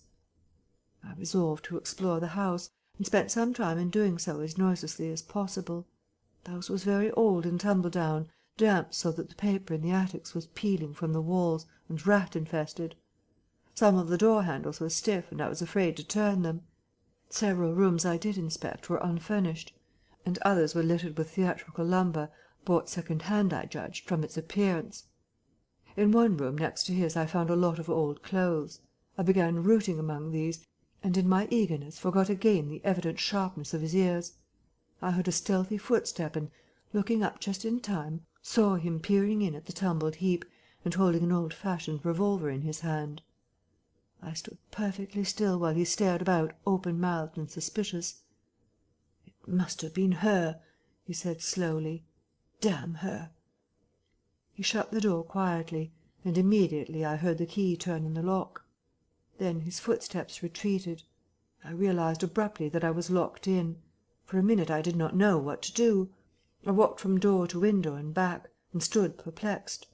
A gust of anger came upon me, but I decided to inspect the clothes before I did anything further, and my first attempt brought down a pile from an upper shelf. This brought him back, more sinister than ever. That time he actually touched me, jumped back with amazement, and stood astonished in the middle of the room. Presently he calmed a little. "Rats," he said in an undertone, finger on lips. He was evidently a little scared. I edged quietly out of the room, but a plank creaked. Then the infernal little brute started going all over the house, revolver in hand and locking door after door and pocketing the keys. When I realized what he was up to, I had a fit of rage. I could hardly control myself sufficiently to watch my opportunity. By this time I knew he was alone in the house, and so I made no more ado, but knocked him on the head. "Knocked him on the head?" exclaimed Kemp. "Yes, stunned him, as he was going downstairs. Hit him from behind with a stool that stood on the landing. He went downstairs like a bag of old boots." "But I say, the common conventions of humanity—" "Are all very well for common people, but the point was, Kemp, that I had to get out of that house in a disguise without his seeing me. I couldn't think of any other way of doing it. And then I gagged him with a Louis XIV vest and tied him up in a sheet." "Tied him up in a sheet?" "Made a sort of bag of it. It was rather a good idea to keep the idiot scared and quiet, and a devilish hard thing to get out of, head away from the string." "My dear Kemp, it's no good your sitting glaring as though I was a murderer. It had to be done. He had his revolver. If once he saw me he would be able to describe me." "But still," said Kemp, "in England, to day, and the man was in his own house, and you were, well, robbing." "Robbing! Confound it, you'll call me a thief next. Surely, Kemp, you're not fool enough to dance on the old strings. Can't you see my position?" "And his too," said Kemp. The invisible man stood up sharply. "What do you mean to say?" Kemp's face grew a trifle hard. He was about to speak and checked himself. "I suppose, after all," he said with a sudden change of manner, "the thing had to be done. You were in a fix. But still. Of course I was in a fix, an infernal fix. And he made me wild, too, hunting me about the house, fooling about with his revolver, locking and unlocking doors. He was simply exasperating. You don't blame me, do you? You don't blame me?" "I never blame any one," said Kemp. "It's quite out of fashion. What did you do next?" "I was hungry. Downstairs I found a loaf and some rank cheese, more than sufficient to satisfy my hunger. I took some brandy and water, and then went up past my impromptu bag it was lying quite still to the room containing the old clothes. This looked out upon the street, two lace curtains brown with dirt guarding the window. I went and peered out through their interstices. Outside the day was bright, by contrast with the brown shadows of the dismal house in which I found myself, dazzlingly bright. A brisk traffic was going by, fruit carts, a hansom, a four-wheeler with a pile of boxes, a fishmonger's cart. I turned with spots of colour swimming before my eyes to the shadowy fixtures behind me. My excitement was giving place to a clear apprehension of my position again. The room was full of a faint scent of benzoline, used, I suppose, in cleaning the garments. I began a systematic search of the place. I should judge the hunchback had been alone in the house for some time. He was a curious person. Everything that could possibly be of service to me I collected in the clothes storeroom, and then I made a deliberate selection. I found a handbag I thought a suitable possession, and some powder, rouge, and sticking plaster. I had thought of painting and powdering my face and all that there was to show of me, in order to render myself visible. But the disadvantage of this lay in the fact that I should require turpentine and other appliances and a considerable amount of time before I could vanish again. Finally I chose a mask of the better type, slightly grotesque but not more so than many human beings, dark glasses, greyish whiskers and a wig. I could find no underclothing, but that I could buy subsequently, and for the time I swathed myself in calico dominoes and some white cashmere scarves. I could find no socks, but the hunchback's boots were rather a loose fit and sufficed. In a desk in the shop were 3 sovereigns and about 30 shillings worth of silver, and in a locked cupboard I burst in the inner room were £8 in gold. I could go forth into the world again, equipped. Then came a curious hesitation. Was my appearance really credible? I tried myself with a little bedroom looking-glass, inspecting myself from every point of view to discover any forgotten chink, but it all seemed sound. I was grotesque to the theatrical pitch, a stage miser, but it was certainly not a physical impossibility.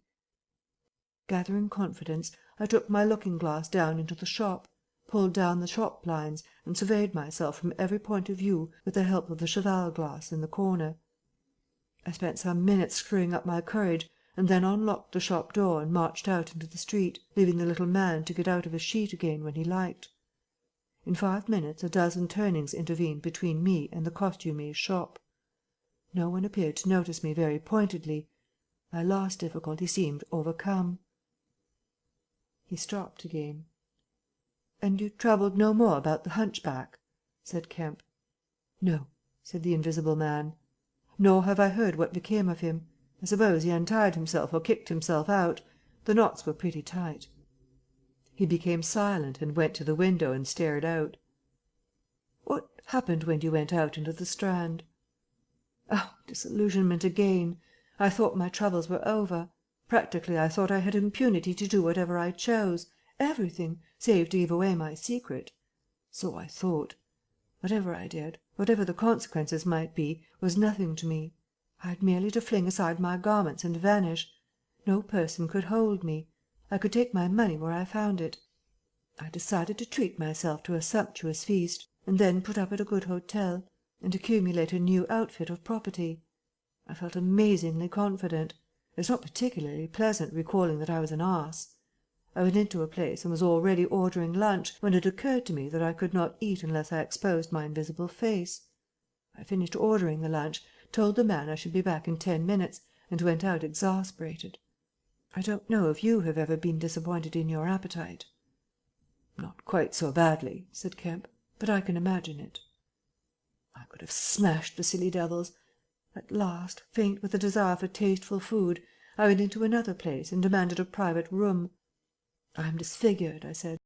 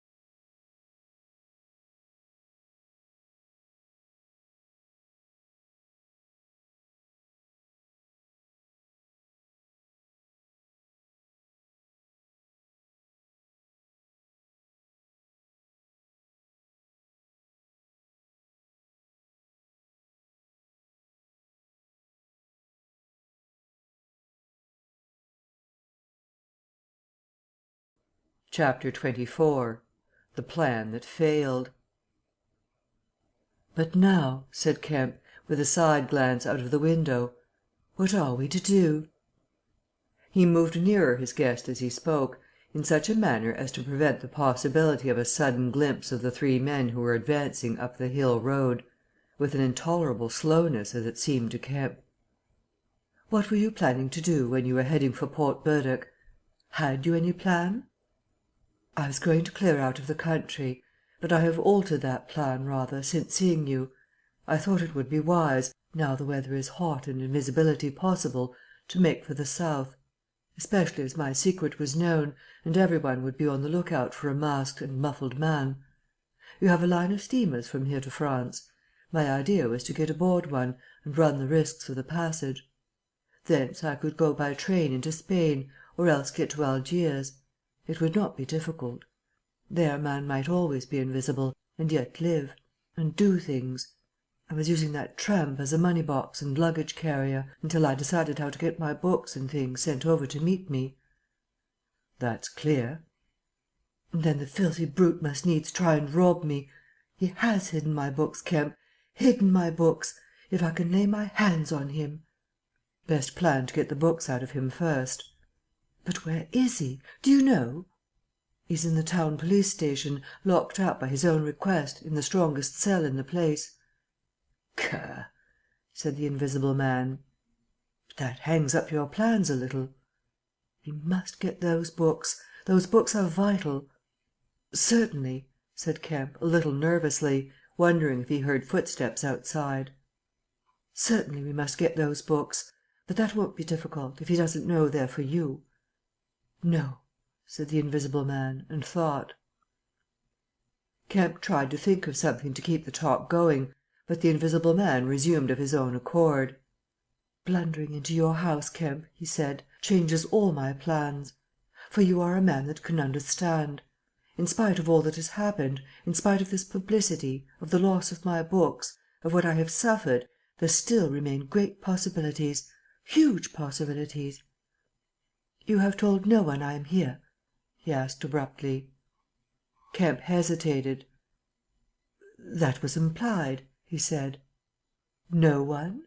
insisted Griffin. "Not a soul." "Ah, now!" The invisible man stood up, and sticking his arms akimbo began to pace the study. "I made a mistake, Kemp, a huge mistake, in carrying this thing through alone. I've wasted strength, time, opportunities. Alone. It is wonderful how little a man can do alone. To rob a little, to hurt a little, and there's the end. What I want, Kemp, is a goal keeper, a helper, and a hiding place, an arrangement whereby I can sleep and eat and rest in peace, and unsuspected. I must have a confederate. With a confederate, with food and rest, 1,000 things are possible. Hitherto I have gone on vague lines. We have to consider all that invisibility means, all that it does not mean. It means little advantage for eavesdropping and so forth. One makes sounds. It's a little help perhaps, in housebreaking and so forth. Once you've caught me you could easily imprison me. But on the other hand I am hard to catch. This invisibility, in fact, is only good in 2 cases. It's useful in getting away. It's useful in approaching. It's particularly useful, therefore, in killing. I can walk round a man, whatever weapon he has, choose my point, strike as I like, dodge as I like, escape as I like." Kemp's hand went to his moustache. Was that a movement downstairs? "And it is killing we must do, Kemp." "It is killing we must do," repeated Kemp. "I'm listening to your plan, Griffin, but I'm not agreeing, mind. Why killing?" "Not wanton killing, but a judicious slaying. The point is, they know there is an invisible man, as well as we know there is an invisible man, and that invisible man, Kemp, must now establish a reign of terror. Yes, no doubt it's startling, but I mean it, a reign of terror.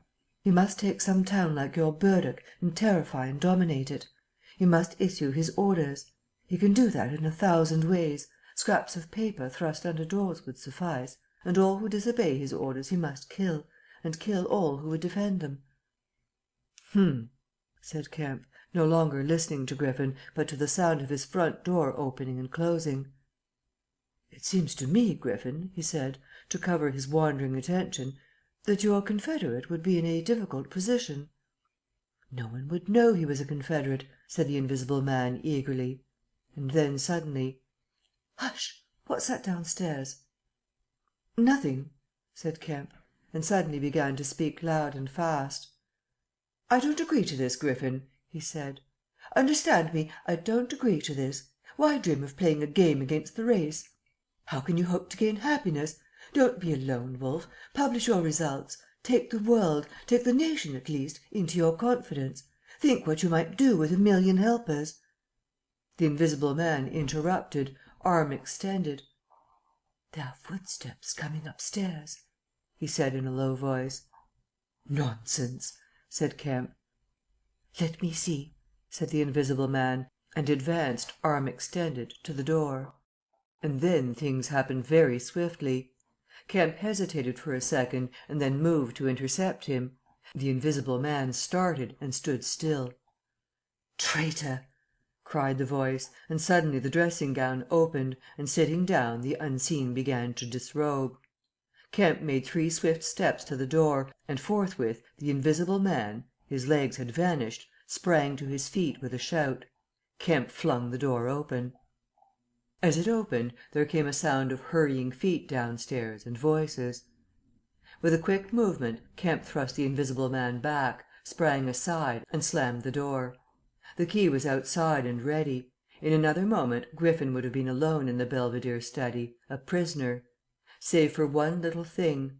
The key had been slipped in hastily that morning. As Kemp slammed the door it fell noisily upon the carpet. Kemp's face became white. He tried to grip the door handle with both hands. For a moment he stood lugging. Then the door gave 6 inches. But he got it closed again. The second time it was jerked a foot wide, and the dressing gown came wedging itself into the opening. His throat was gripped by invisible fingers, and he left his hold on the handle to defend himself. He was forced back, tripped and pitched heavily into the corner of the landing. The empty dressing gown was flung on the top of him. Half way up the staircase was Colonel Addy, the recipient of Kemp's letter, the chief of the Burdock police. He was staring aghast at the sudden appearance of Kemp, followed by the extraordinary sight of clothing tossing empty in the air. He saw Kemp felled, and struggling to his feet. He saw him rush forward and go down again, felled like an ox.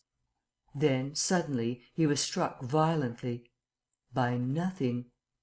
A vast weight, it seemed, leapt upon him, and he was hurled headlong down the staircase, with a grip on his throat and a knee in his groin. An invisible foot trod on his back, a ghostly patter passed downstairs, he heard the 2 police officers in the hall shout and run, and the front door of the house slammed violently. He rolled over and sat up, staring. He saw, staggering down the staircase, Kemp, dusty and dishevelled, one side of his face white from a blow, his lip bleeding, and a pink dressing gown and some underclothing held in his arms. "My God!" cried Kemp. "The game's up. He's gone." Chapter 25. The Hunting of the Invisible Man. For a space Kemp was too inarticulate to make Addie understand the swift things that had just happened. They stood on the landing, Kemp speaking swiftly, the grotesque swathings of Griffin still on his arm. But presently Addie began to grasp something of the situation. "He is mad," said Kemp. "Inhuman. He is pure selfishness. He thinks of nothing but his own advantage, his own safety. I have listened to such a story this morning of brutal self-seeking. He has wounded men. He will kill them unless we can prevent him. He will create a panic. Nothing can stop him. He is going out now, furious." "He must be caught," said Addie. "That is certain." "But how?" cried Kemp, and suddenly became full of ideas. "You must begin at once. You must set every available man to work. You must prevent his leaving this district. Once he gets away, he may go through the countryside as he wills, killing and maiming. He dreams of a reign of terror, I tell you. You must set a watch on trains and roads and shipping. The garrison must help. You must wire for help. The only thing that may keep him here is the thought of recovering some books of notes he counts of value. I will tell you of that. There's a man in your police station, Marvel." "I know," said Addie. "I know. Those books, yes. But the tramp says he hasn't them, but he thinks the tramp has. And you must prevent him from eating or sleeping. Day and night the country must be astir for him. Food must be locked up and secured, all food, so that he will have to break his way to it. The houses everywhere must be barred against him. Heaven send us cold nights and rain. The whole countryside must begin hunting and keep hunting. I tell you, Addie, he is a danger, a disaster. Unless he is pinned and secured, it is frightful to think of the things that may happen." "What else can we do?" said Addie. "I must go down at once and begin organizing. But why not come? Yes, you come too. Come, and we must hold a sort of council of war. Get Ops to help, and the railway managers. By Jove, it's urgent. Come along, tell me as we go. What else is there we can do? Put that stuff down." In another moment Addie was leading the way downstairs. They found the front door open and the policeman standing outside staring at empty air. "He's got away, sir," said one. "We must go to the Central Station at once," said Addie. "One of you go on down and get a cab to come up and meet us. Quickly. And now, Kemp, what else?" "Dogs," said Kemp. "Get dogs. They don't see him, but they wind him. Get dogs." "Good," said Addie. "It's not generally known, but the prison officials over at Alstead know a man with bloodhounds. Dogs. What else?" "Bear in mind," said Kemp, "his food shows.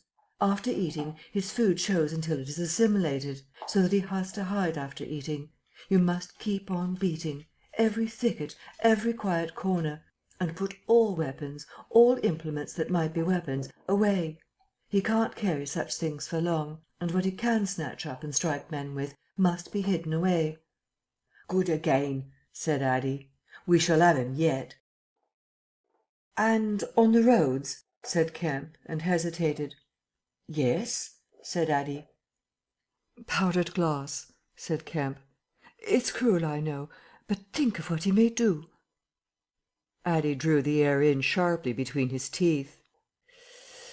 "It's unsportsmanlike. I don't know. But I'll have powdered glass got ready. If he goes too far—" "The man's become inhuman, I tell you," said Kemp. "I'm as sure he will establish a reign of terror, so soon as he has got over the emotions of this escape, as I am sure I am talking to you. Our only chance is to be ahead. He has cut himself off from his kind. His blood be upon his own head." Chapter 26. The Wicksteed Murder. The Invisible Man seems to have rushed out of Kemp's house in a state of blind fury. A little child playing near Kemp's gateway was violently caught up and thrown aside, so that its ankle was broken, and thereafter for some hours the Invisible Man passed out of human perceptions. No one knows where he went nor what he did. But one can imagine him hurrying through the hot June forenoon, up the hill and on to the open downland behind Port Burdock, raging and despairing at his intolerable fate, and sheltering at last, heated and weary, amid the thickets of Hintondean, to piece together again his shattered schemes against his species. That seems the most probable refuge for him, for there it was he reasserted himself in a grimly tragical manner about 2 in the afternoon. One wonders what his state of mind may have been during that time, and what plans he devised. No doubt he was almost ecstatically exasperated by Kemp's treachery, and though we may be able to understand the motives that led to that deceit, we may still imagine and even sympathise a little with the fury the attempted surprise must have occasioned. Perhaps something of the stunned astonishment of his Oxford Street experiences may have returned to him, for he had evidently counted on Kemp's co operation in his brutal dream of a terrorized world. At any rate, he vanished from human ken about midday, and no living witness can tell what he did until about 2:30. It was a fortunate thing perhaps for humanity, but for him it was a fatal inaction. During that time a growing multitude of men scattered over the countryside were busy. In the morning he had still been simply a legend, a terror. In the afternoon, by virtue chiefly of Kemp's dryly worded proclamation, he was presented as a tangible antagonist, to be wounded, captured, or overcome, and the countryside began organizing itself with inconceivable rapidity. By 2 o'clock even he might still have removed himself out of the district by getting aboard a train, but after 2 that became impossible. Every passenger train along the lines on a great parallelogram between Southampton, Manchester, Brighton, and Horsham travelled with locked doors, and the goods traffic was almost entirely suspended. And in a great circle of 20 miles round Port Burdock, men armed with guns and bludgeons were presently setting out in groups of 3 and 4, with dogs, to beat the roads and fields. Mounted policemen rode along the country lanes, stopping at every cottage and warning the people to lock up their houses, and keep indoors unless they were armed, and all the elementary schools had broken up by 3 o'clock, and the children, scared and keeping together in groups, were hurrying home. Kemp's proclamation, signed indeed by Addie, was posted over almost the whole district by 4 or 5 o'clock in the afternoon. It gave briefly but clearly all the conditions of the struggle, the necessity of keeping the Invisible Man from food and sleep, the necessity for incessant watchfulness and for a prompt attention to any evidence of his movements. And so swift and decided was the action of the authorities, so prompt and universal was the belief in this strange being, that before nightfall an area of several hundred square miles was in a stringent state of siege. And before nightfall, too, a thrill of horror went through the whole watching, nervous countryside. Going from Whispering Mouth to mouth, swift and certain over the length and breadth of the country, passed the story of the murder of Mr. Wicksteed. If our supposition that the Invisible Man's refuge was the Hintondean thickets, then we must suppose that in the early afternoon he sallied out again bent upon some project that involved the use of a weapon. We cannot know what the project was, but the evidence that he had the iron rod in hand before he met Wicksteed is to me at least overwhelming. Of course we can know nothing of the details of that encounter. It occurred on the edge of a gravel pit, not 200 yards from Lord Burdock's lodge gate. Everything points to a desperate struggle. The trampled ground, the numerous wounds Mr. Wicksteed received, his splintered walking stick, but why the attack was made, save in a murderous frenzy, it is impossible to imagine. Indeed, the theory of madness is almost unavoidable. Mr. Wicksteed was a man of 45 or 46, steward to Lord Burdock, of inoffensive habits and appearance, the very last person in the world to provoke such a terrible antagonist. Against him it would seem the Invisible Man used an iron rod dragged from a broken piece of fence. He stopped this quiet man, going quietly home to his midday meal, attacked him, beat down his feeble defences, broke his arm, felled him, and smashed his head to a jelly. Of course he must have dragged this rod out of the fencing before he met his victim. He must have been carrying it ready in his hand. Only 2 details beyond what has already been stated seem to bear on the matter. One is the circumstance that the gravel pit was not in Mr. Wicksteed's direct path home, but nearly a couple of hundred yards out of his way. The other is the assertion of a little girl to the effect that, going to her afternoon school, she saw the murdered man trotting in a peculiar manner across a field towards the gravel pit. Her pantomime of his action suggests a man pursuing something on the ground before him and striking at it ever and again with his walking stick. She was the last person to see him alive. He passed out of her sight to his death, the struggle being hidden from her only by a clump of beech trees and a slight depression in the ground. Now this, to the present writer's mind at least, lifts the murder out of the realm of the absolutely wanton. We may imagine that Griffin had taken the rod as a weapon indeed, but without any deliberate intention of using it in murder. Wicksteed may then have come by and noticed this rod inexplicably moving through the air. Without any thought of the Invisible Man, for Port Burdock is 10 miles away, he may have pursued it. It is quite conceivable that he may not even have heard of the Invisible Man. One can then imagine the Invisible Man making off, quietly in order to avoid discovering his presence in the neighbourhood, and Wicksteed, excited and curious, pursuing this unaccountably locomotive object, finally striking at it.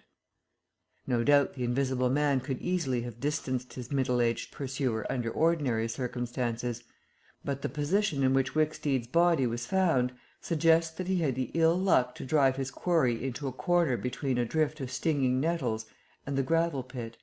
To those who appreciate the extraordinary irascibility of the invisible man, the rest of the encounter will be easy to imagine. But this is pure hypothesis.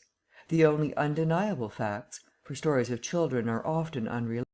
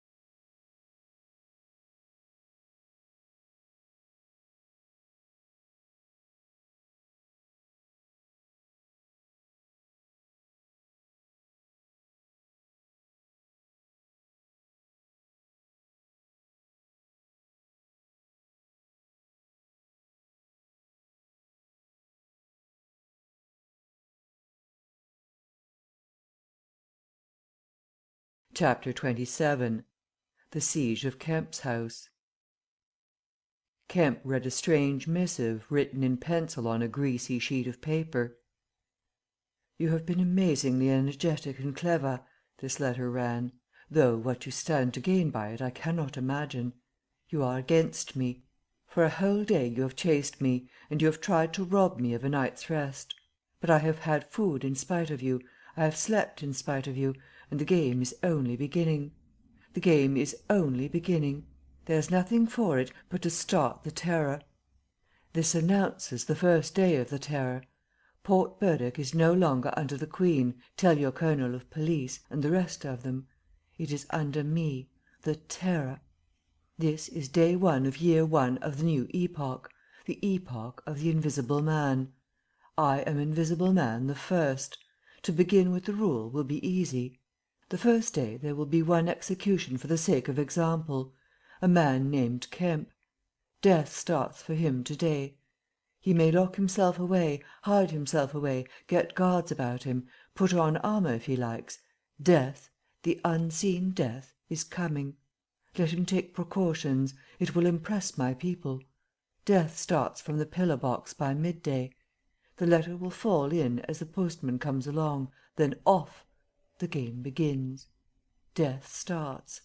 Help him not, my people, lest death fall upon you also. To-day Kemp is to die." Kemp read this letter twice. "It's no hoax," he said. "That's his voice, and he means it."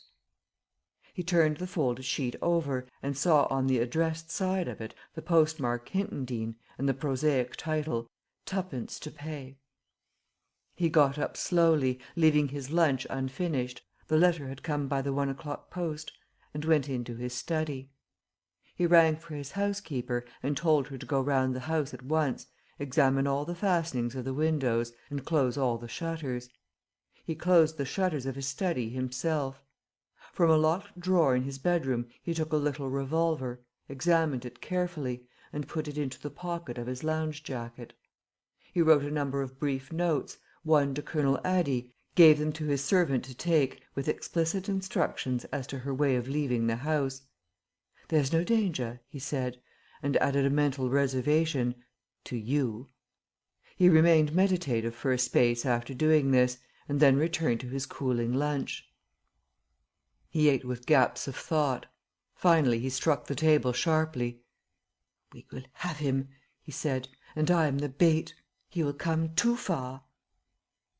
He went up to the belvedere, carefully shutting every door after him.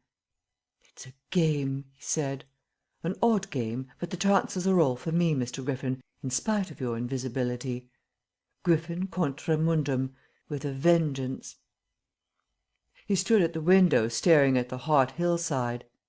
He must get food every day, and I don't envy him. Did he really sleep last night?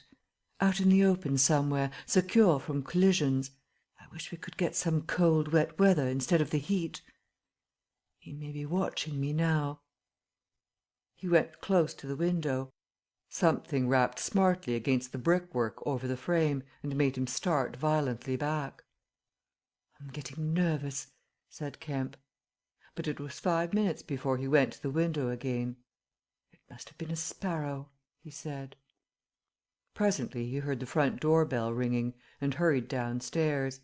He unbolted and unlocked the door, examined the chain, put it up, and opened cautiously without showing himself. A familiar voice hailed him. It was Addie. "Your servant's been assaulted, Kemp," he said round the door. "What?" exclaimed Kemp. "'Ad that note of yours taken away from her. He's close about here. Let me in." Kemp released the chain, and Addie entered through as narrow an opening as possible. He stood in the hall, looking with infinite relief at Kemp refastening the door. "Note was snatched out of her hand. Scared her horribly. She's down at the station. Hysterics. He's close here. What was it about?" Kemp swore. "What a fool I was!" said Kemp. "I might have known. It's not an hour's walk from Hintondean. Already?" "What's up?" said Addie. "Look here," said Kemp, and led the way into his study. He handed Addie the invisible man's letter. Addie read it and whispered softly. "And you?" said Addie. "Proposed a trap like a fool," said Kemp. "And sent my proposal out by a maidservant to him." Addie followed Kemp's profanity. "You clear out," said Addie. "Not he," said Kemp. A resounding smash of glass came from upstairs. Addie had a silvery glimpse of a little revolver half out of Kemp's pocket. "It's a window upstairs," said Kemp, and led the way up. There came a second smash while they were still on the staircase. When they reached the study they found 2 of the 3 windows smashed, half the room littered with splintered glass, and one big flint lying on the writing table. The 2 men stopped in the doorway, contemplating the wreckage. Kemp swore again, and as he did so the 3rd window went with a snap like a pistol, hung starred for a moment, and collapsed in jagged, shivering triangles into the room. "What's this for?" said Addie. "It's a beginning," said Kemp. "There's no way of climbing up here?" "Not for a cat," said Kemp. "No shutters?" "Not here. All the downstairs rooms." "Hallo!" Smash, and then whack of boards hit hard came from downstairs. "Confound him!" said Kemp. "That must be yes, it's one of the bedrooms. He's going to do all the house. But he's a fool. The shutters are up and the glass will fall outside. He'll cut his feet." Another window proclaimed its destruction. The 2 men stood on the landing perplexed. "I have it," said Addie. Let me have a stick or something, and I'll go down to the station and get the bloodhounds put on. That ought to settle him. They're hard by. Not 10 minutes." Another window went the way of its fellows. "You haven't a revolver?" asked Addie. Kemp's hand went to his pocket, then he hesitated. "I haven't one at least, to spare." "I'll bring it back," said Addie. "You'll be safe here." Kemp, ashamed of his momentary lapse from truthfulness, handed him the weapon. "Now for the door," said Addie. As they stood hesitating in the hall they heard one of the first floor bedroom windows crack and clash. Kemp went to the door and began to slip the bolts as silently as possible. His face was a little paler than usual. "You must step right out," said Kemp. In another moment Addie was on the doorstep and the bolts were dropping back into the staples. He hesitated for a moment, feeling more comfortable with his back against the door. Then he marched, upright and square, down the steps. He crossed the lawn and approached the gate. A little breeze seemed to ripple over the grass. Something moved near him. "Stop a bit," said a voice, and Addie stopped dead and his hand tightened on the revolver. "Well?" said Addie, white and grim, and every nerve tense. "Oblige me by going back to the house," said the voice, as tense and grim as Addie's. "Sorry," said Addie a little hoarsely, and moistened his lips with his tongue. The voice was on his left front, he thought. Suppose he were to take his luck with a shot? "What are you going for?" said the voice, and there was a quick movement of the two, and a flash of sunlight from the open lip of Addie's pocket. Addie desisted and thought. "Where I go," he said slowly, "is my own business." The words were still on his lips when an arm came round his neck, his back felt a knee, and he was sprawling backward. He drew clumsily and fired absurdly, and in another moment he was struck in the mouth and the revolver wrested from his grip. He made a vain clutch at a slippery limb, tried to struggle up and fell back. "Damn!" said Addie. The voice laughed. "I'd kill you now if it wasn't the waste of a bullet," it said. He saw the revolver in mid air 6 feet off, covering him. "Well?" said Addie, sitting up. "Get up," said the voice. Addie stood up. "Attention," said the voice, and then fiercely, "don't try any games. Remember I can see your face if you can't see mine. You've got to go back to the house." "You won't let me in," said Addie. "That's a pity," said the invisible man. "I've got no quarrel with you." Addie moistened his lips again. He glanced away from the barrel of the revolver and saw the sea far off very blue and dark under the midday sun, the smooth green down, the white cliff of the Head, and the multitudinous town, and suddenly he knew that life was very sweet. His eyes came back to this little metal thing hanging between heaven and earth 6 yards away. "What am I to do?" he said sullenly. "What am I to do?" asked the invisible man. "You will get help. The only thing is for you to go back." "I will try. If he lets me in will you promise not to rush the door?" "I've got no quarrel with you," said the voice. Kemp had hurried upstairs after letting Addie out, and now crouching among the broken glass and peering cautiously over the edge of the study window sill, he saw Addie stand parleying with the unseen. "Why doesn't he fire?" whispered Kemp to himself. Then the revolver moved a little, and the glint of the sunlight flashed in Kemp's eyes. He shaded his eyes and tried to see the source of the blinding beam.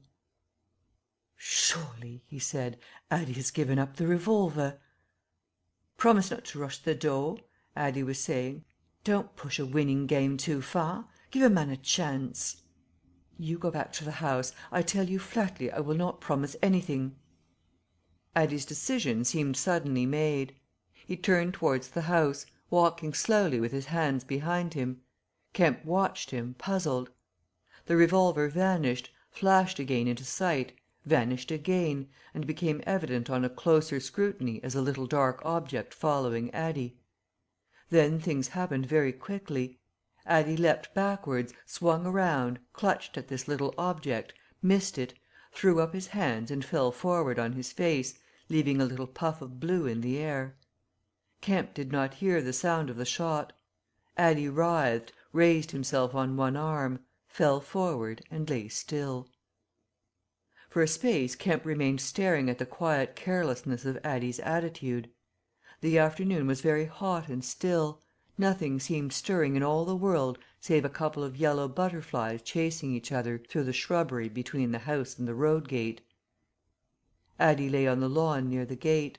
The blinds of all the villas down the hill road were drawn, but in one little green summer house was a white figure, apparently an old man asleep. Kemp scrutinized the surroundings of the house for a glimpse of the revolver, but it had vanished. His eyes came back to Addie. The game was opening well.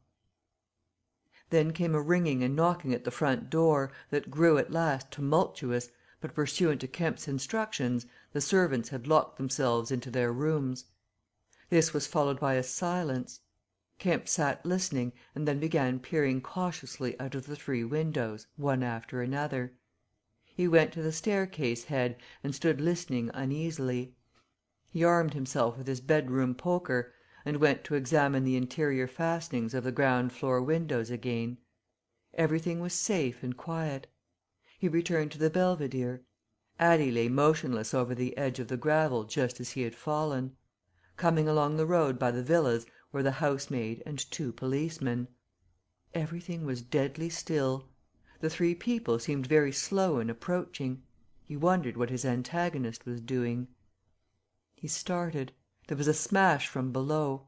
He hesitated, and went downstairs again. Suddenly the house resounded with heavy blows and the splintering of wood. He heard a smash and the destructive clang of the iron fastenings of the shutters. He turned the key and opened the kitchen door. As he did so, the shutters, split and splintering, came flying inward. He stood aghast. The window frame, save for one crossbar, was still intact, but only little teeth of glass remained in the frame. The shutters had been driven in with an axe, and now the axe was descending in sweeping blows upon the window frame and the iron bars defending it. Then suddenly it leapt aside and vanished. He saw the revolver lying on the path outside, and then the little weapon sprang into the air. He dodged back. The revolver cracked just too late, and a splinter from the edge of the closing door flashed over his head. He slammed and locked the door, and as he stood outside he heard Griffin shouting and laughing. Then the blows of the axe with its splitting and smashing consequences were resumed. Kemp stood in the passage trying to think. In a moment the invisible man would be in the kitchen. This door would not keep him a moment, and then A ringing came at the front door again. It would be the policeman. He ran into the hall, put up the chain, and drew the bolts. He made the girl speak before he dropped the chain, and the 3 people blundered into the house in a heap, and Kemp slammed the door again. "The invisible man," said Kemp. "He has a revolver, with 2 shots left. He's killed Addie shot him, anyhow. Didn't you see him on the lawn? He's lying there." "Who?" said one of the policemen. "Addie," said Kemp. "We came in the back way," said the girl. "What's that smashing?" asked one of the policemen. "He's in the kitchen, or will be. He has found an axe." Suddenly the house was full of the invisible man's resounding blows on the kitchen door. The girl stared towards the kitchen, shuddered, and retreated into the dining room. Kemp tried to explain in broken sentences. They heard the kitchen door give. "This way," said Kemp, starting into activity, and bundled the policeman into the dining room doorway. "Poker," said Kemp, and rushed to the fender. He handed the poker he had carried to the policeman and the dining room one to the other. He suddenly flung himself backward. "Whoop!" said one policeman, ducked, and caught the axe on his poker. The pistol snapped its penultimate shot and ripped a valuable Sidney Cooper. The second policeman brought his poker down on the little weapon as one might knock down a wasp, and sent it rattling to the floor. At the first clash the girl screamed, stood screaming for a moment by the fireplace, and then ran to the open shutters, possibly with an idea of escaping by the shattered window. The axe receded into the passage and fell to a position about 2 feet from the ground. They could hear the invisible man breathing. "Stand away, you two," he said. "I want that man Kemp." "We want you," said the first policeman, making a quick step forward and wiping with his poker at the voice. The invisible man must have started back, and he blundered into the umbrella stand. Then, as the policeman staggered with the swing of the blow he had aimed, the invisible man countered with the axe, the helmet crumpled like paper, and the blow sent the man spinning to the floor at the head of the kitchen stairs. But the second policeman, aiming behind the axe with his poker, hit something soft that snapped. There was a sharp exclamation of pain, and then the axe fell to the ground. The policeman wiped again at vacancy, and hit nothing. He put his foot on the axe, and struck again. Then he stood, poker clubbed, listening intent for the slightest movement. He heard the dining room window open, and a quick rush of feet within. His companion rolled over and sat up, with the blood running down between his eye and ear. "Where is he?" asked the man on the floor. "Dunno. I've hit him. He's standing somewhere in the hall, unless he's slipped past you. Dr. Kemp, sir." Pause. "Dr. Kemp!" cried the policeman again. The second policeman began struggling to his feet. He stood up. Suddenly the faint pad of bare feet on the kitchen stairs could be heard. "Yap!" cried the first policeman, and incontinently flung his poker. It smashed a little gas bracket. He made as if he would pursue the invisible man downstairs. Then he thought better of it and stepped into the dining room. "Dr. Kemp," he began, and stopped short. "Dr. Kemp's a hero," he said, as his companion looked over his shoulder. The dining room window was wide open, and neither housemaid nor Kemp was to be seen. The second policeman's opinion of Kemp was terse and vivid. Chapter 28 The Hunter Hunted Mr. Heelas, Dr. Kemp's nearest neighbour among the villa holders, was asleep in his summer house when the siege of Kemp's house began. Mr. Heelas was one of the sturdy minority who refused to believe in all this nonsense about an invisible man. His wife, however, as he was subsequently to be reminded, did. He insisted upon walking about his garden just as if nothing was the matter, and he went to sleep in the afternoon in accordance with the custom of years. He slept through the smashing of the windows, and then woke up suddenly with a curious persuasion of something wrong. He looked across at Kemp's house, rubbed his eyes and looked again. Then he put his feet to the ground, and sat listening. He said he was damned, but still the strange thing was visible. The house looked as though it had been deserted for weeks, after a violent riot. Every window was broken, and every window, save those of the Belvedere study, was blinded by the internal shutters. "I could ha' sworn it was all right." He looked at his watch. "20 minutes ago." He became aware of a measured concussion and the clash of glass, far away in the distance. And then, as he sat open-mouthed, came a still more wonderful thing. The shutters of the drawing room window were flung open violently, and the housemaid, in her outdoor hat and garments, appeared struggling in a frantic manner to throw up the sash. Suddenly a man appeared beside her, helping her. Dr. Kemp. In another moment the window was open, and the housemaid was struggling out. She pitched forward and vanished among the shrubs. Mr. Heelas stood up, exclaiming vaguely and vehemently at all these wonderful things. He saw Kemp stand on the sill, spring from the window, and reappear almost instantaneously, running along a path in the shrubbery and stooping as he ran, like a man who evades observation. He vanished behind a laburnum, and appeared again clambering over a fence that abutted on the open down. In a second he had tumbled over and was running at a tremendous pace down the slope towards Mr. Heelas. "Lo!" cried Mr. Heelas, struck with an idea. "It's that invisible man brute! It's right after all!" With Mr. Heelas, to think things like that was to act, and his cook watching him from the top window was amazed to see him come pelting towards the house at a good 9 miles an hour. There was a slamming of doors, a ringing of bells, and the voice of Mr. Heelas bellowing like a bull. "Shut the doors! Shut the windows! Shut everything! The invisible man is coming!" Instantly the house was full of screams and directions and scurrying feet. He ran himself to shut the French windows that opened on the veranda. As he did so, Kemp's head and shoulders and knee appeared over the edge of the garden fence. In another moment Kemp had ploughed through the asparagus and was running across the tennis lawn to the house. "You can't come in," said Mr. Heelas, shutting the bolts. "I'm very sorry if he's after you, but you can't come in." Kemp appeared with a face of terror close to the glass, rapping and then shaking frantically at the French window. Then, seeing his efforts were useless, he ran along the veranda, vaulted the end, and went to hammer at the side door. Then he ran round by the side gate to the front of the house, and so into the hill road. And Mr. Heelas, staring from his window, a face of horror, had scarcely witnessed Kemp vanish, ere the asparagus was being trampled this way and that by feet unseen. At that Mr. Heelas fled precipitately upstairs, and the rest of the chase is beyond his purview. But as he passed the staircase window he heard the side gate slam. Emerging into the hill road, Kemp naturally took the downward direction, and so it was he came to run in his own person the very race he had watched with such a critical eye from the Belvedere study only 4 days ago.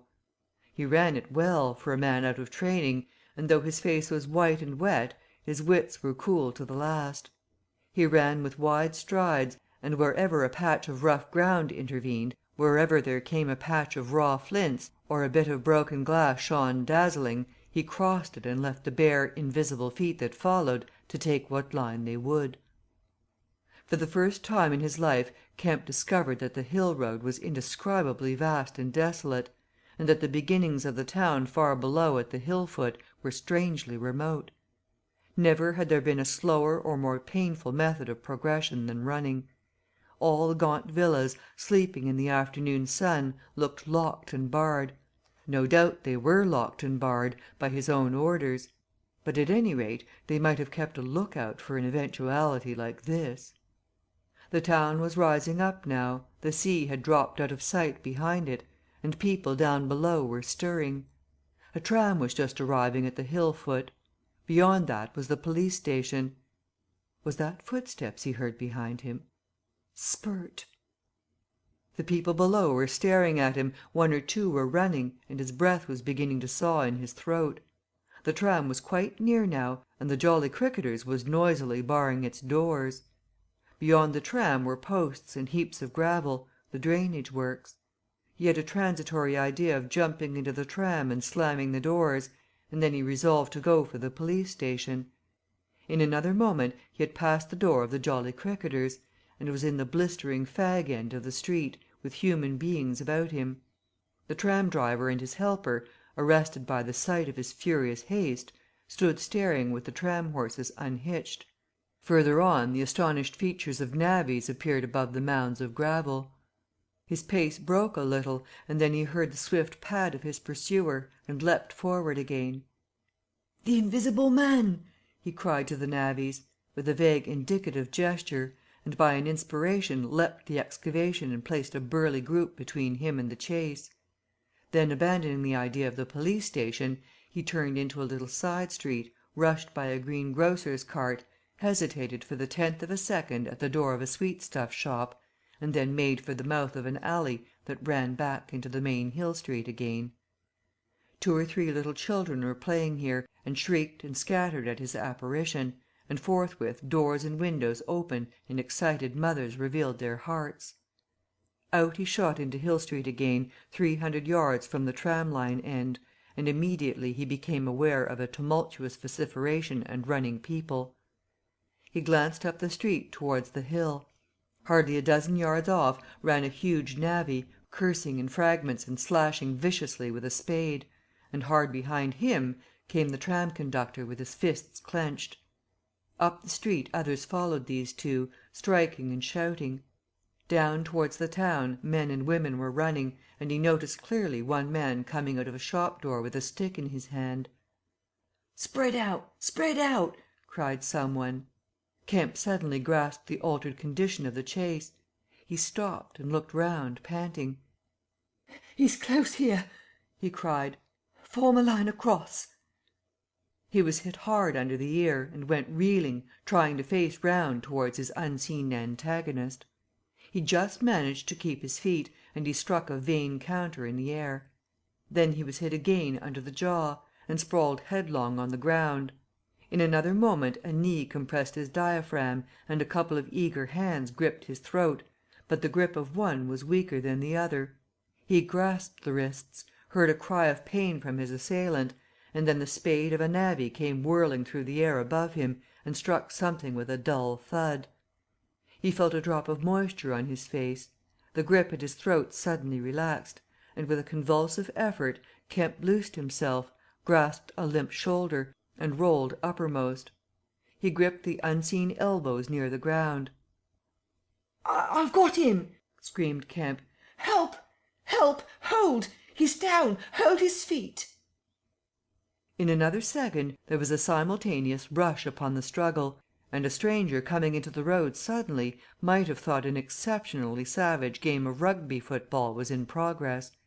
And there was no shouting after Kemp's cry, only a sound of blows and feet and heavy breathing. Then came a mighty effort, and the invisible man threw off a couple of his antagonists and rose to his knees. Kemp clung to him in front like a hound to a stag, and a dozen hands gripped, clutched and tore at the unseen. The tram conductor suddenly got the neck and shoulders and lugged him back. Down went the heap of struggling men again and rolled over. There was, I am afraid, some savage kicking. Then suddenly a wild scream of "Mercy! Mercy!" that died down swiftly to a sound like choking. "Get back, you fools!" cried the muffled voice of Kemp, and there was a vigorous shoving back of stalwart forms. "He's hurt, I tell you! Stand back!" There was a brief struggle to clear a space, and then the circle of eager faces saw the doctor kneeling, as it seemed, 15 inches in the air, and holding invisible arms to the ground. Behind him a constable gripped invisible ankles. "Don't you let go of him!" cried the big navvy, holding a blood-stained spade. "He's shamming!" "He's not shamming," said the doctor, cautiously raising his knee, "and I'll hold him." His face was bruised and already going red. He spoke thickly because of a bleeding lip. He released one hand and seemed to be feeling at the face. "The mouth's all wet," he said, and then, "Good God!" He stood up abruptly, and then knelt down on the ground by the side of the thing unseen. There was a pushing and shuffling, a sound of heavy feet as fresh people turned up to increase the pressure of the crowd. People now were coming out of the houses. The doors of the Jolly Cricketers stood suddenly wide open. Very little was said. Kemp felt about, his hand seeming to pass through empty air.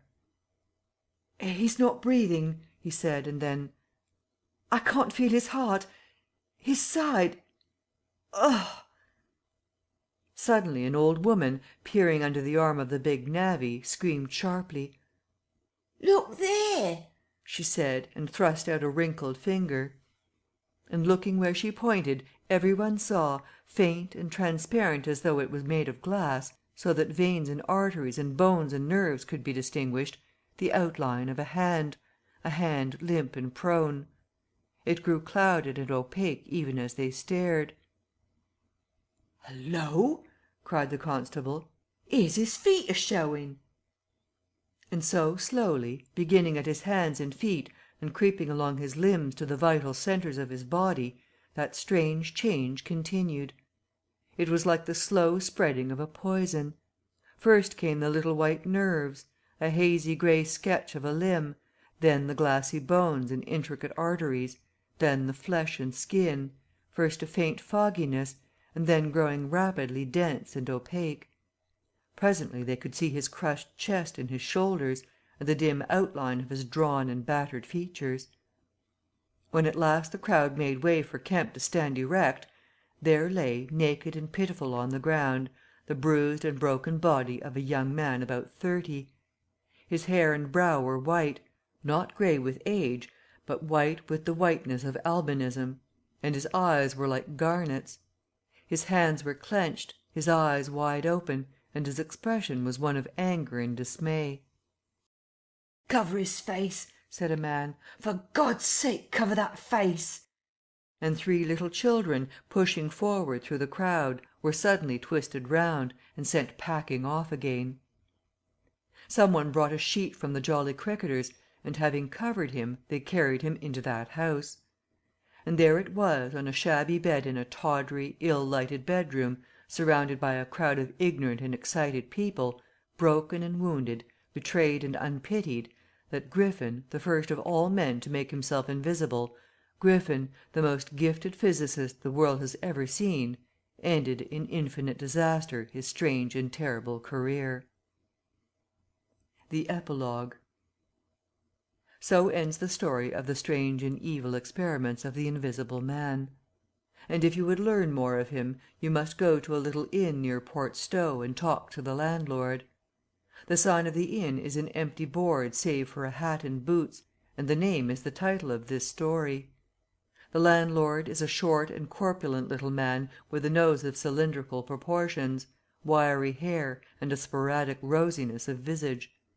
Drink generously, and he will tell you generously of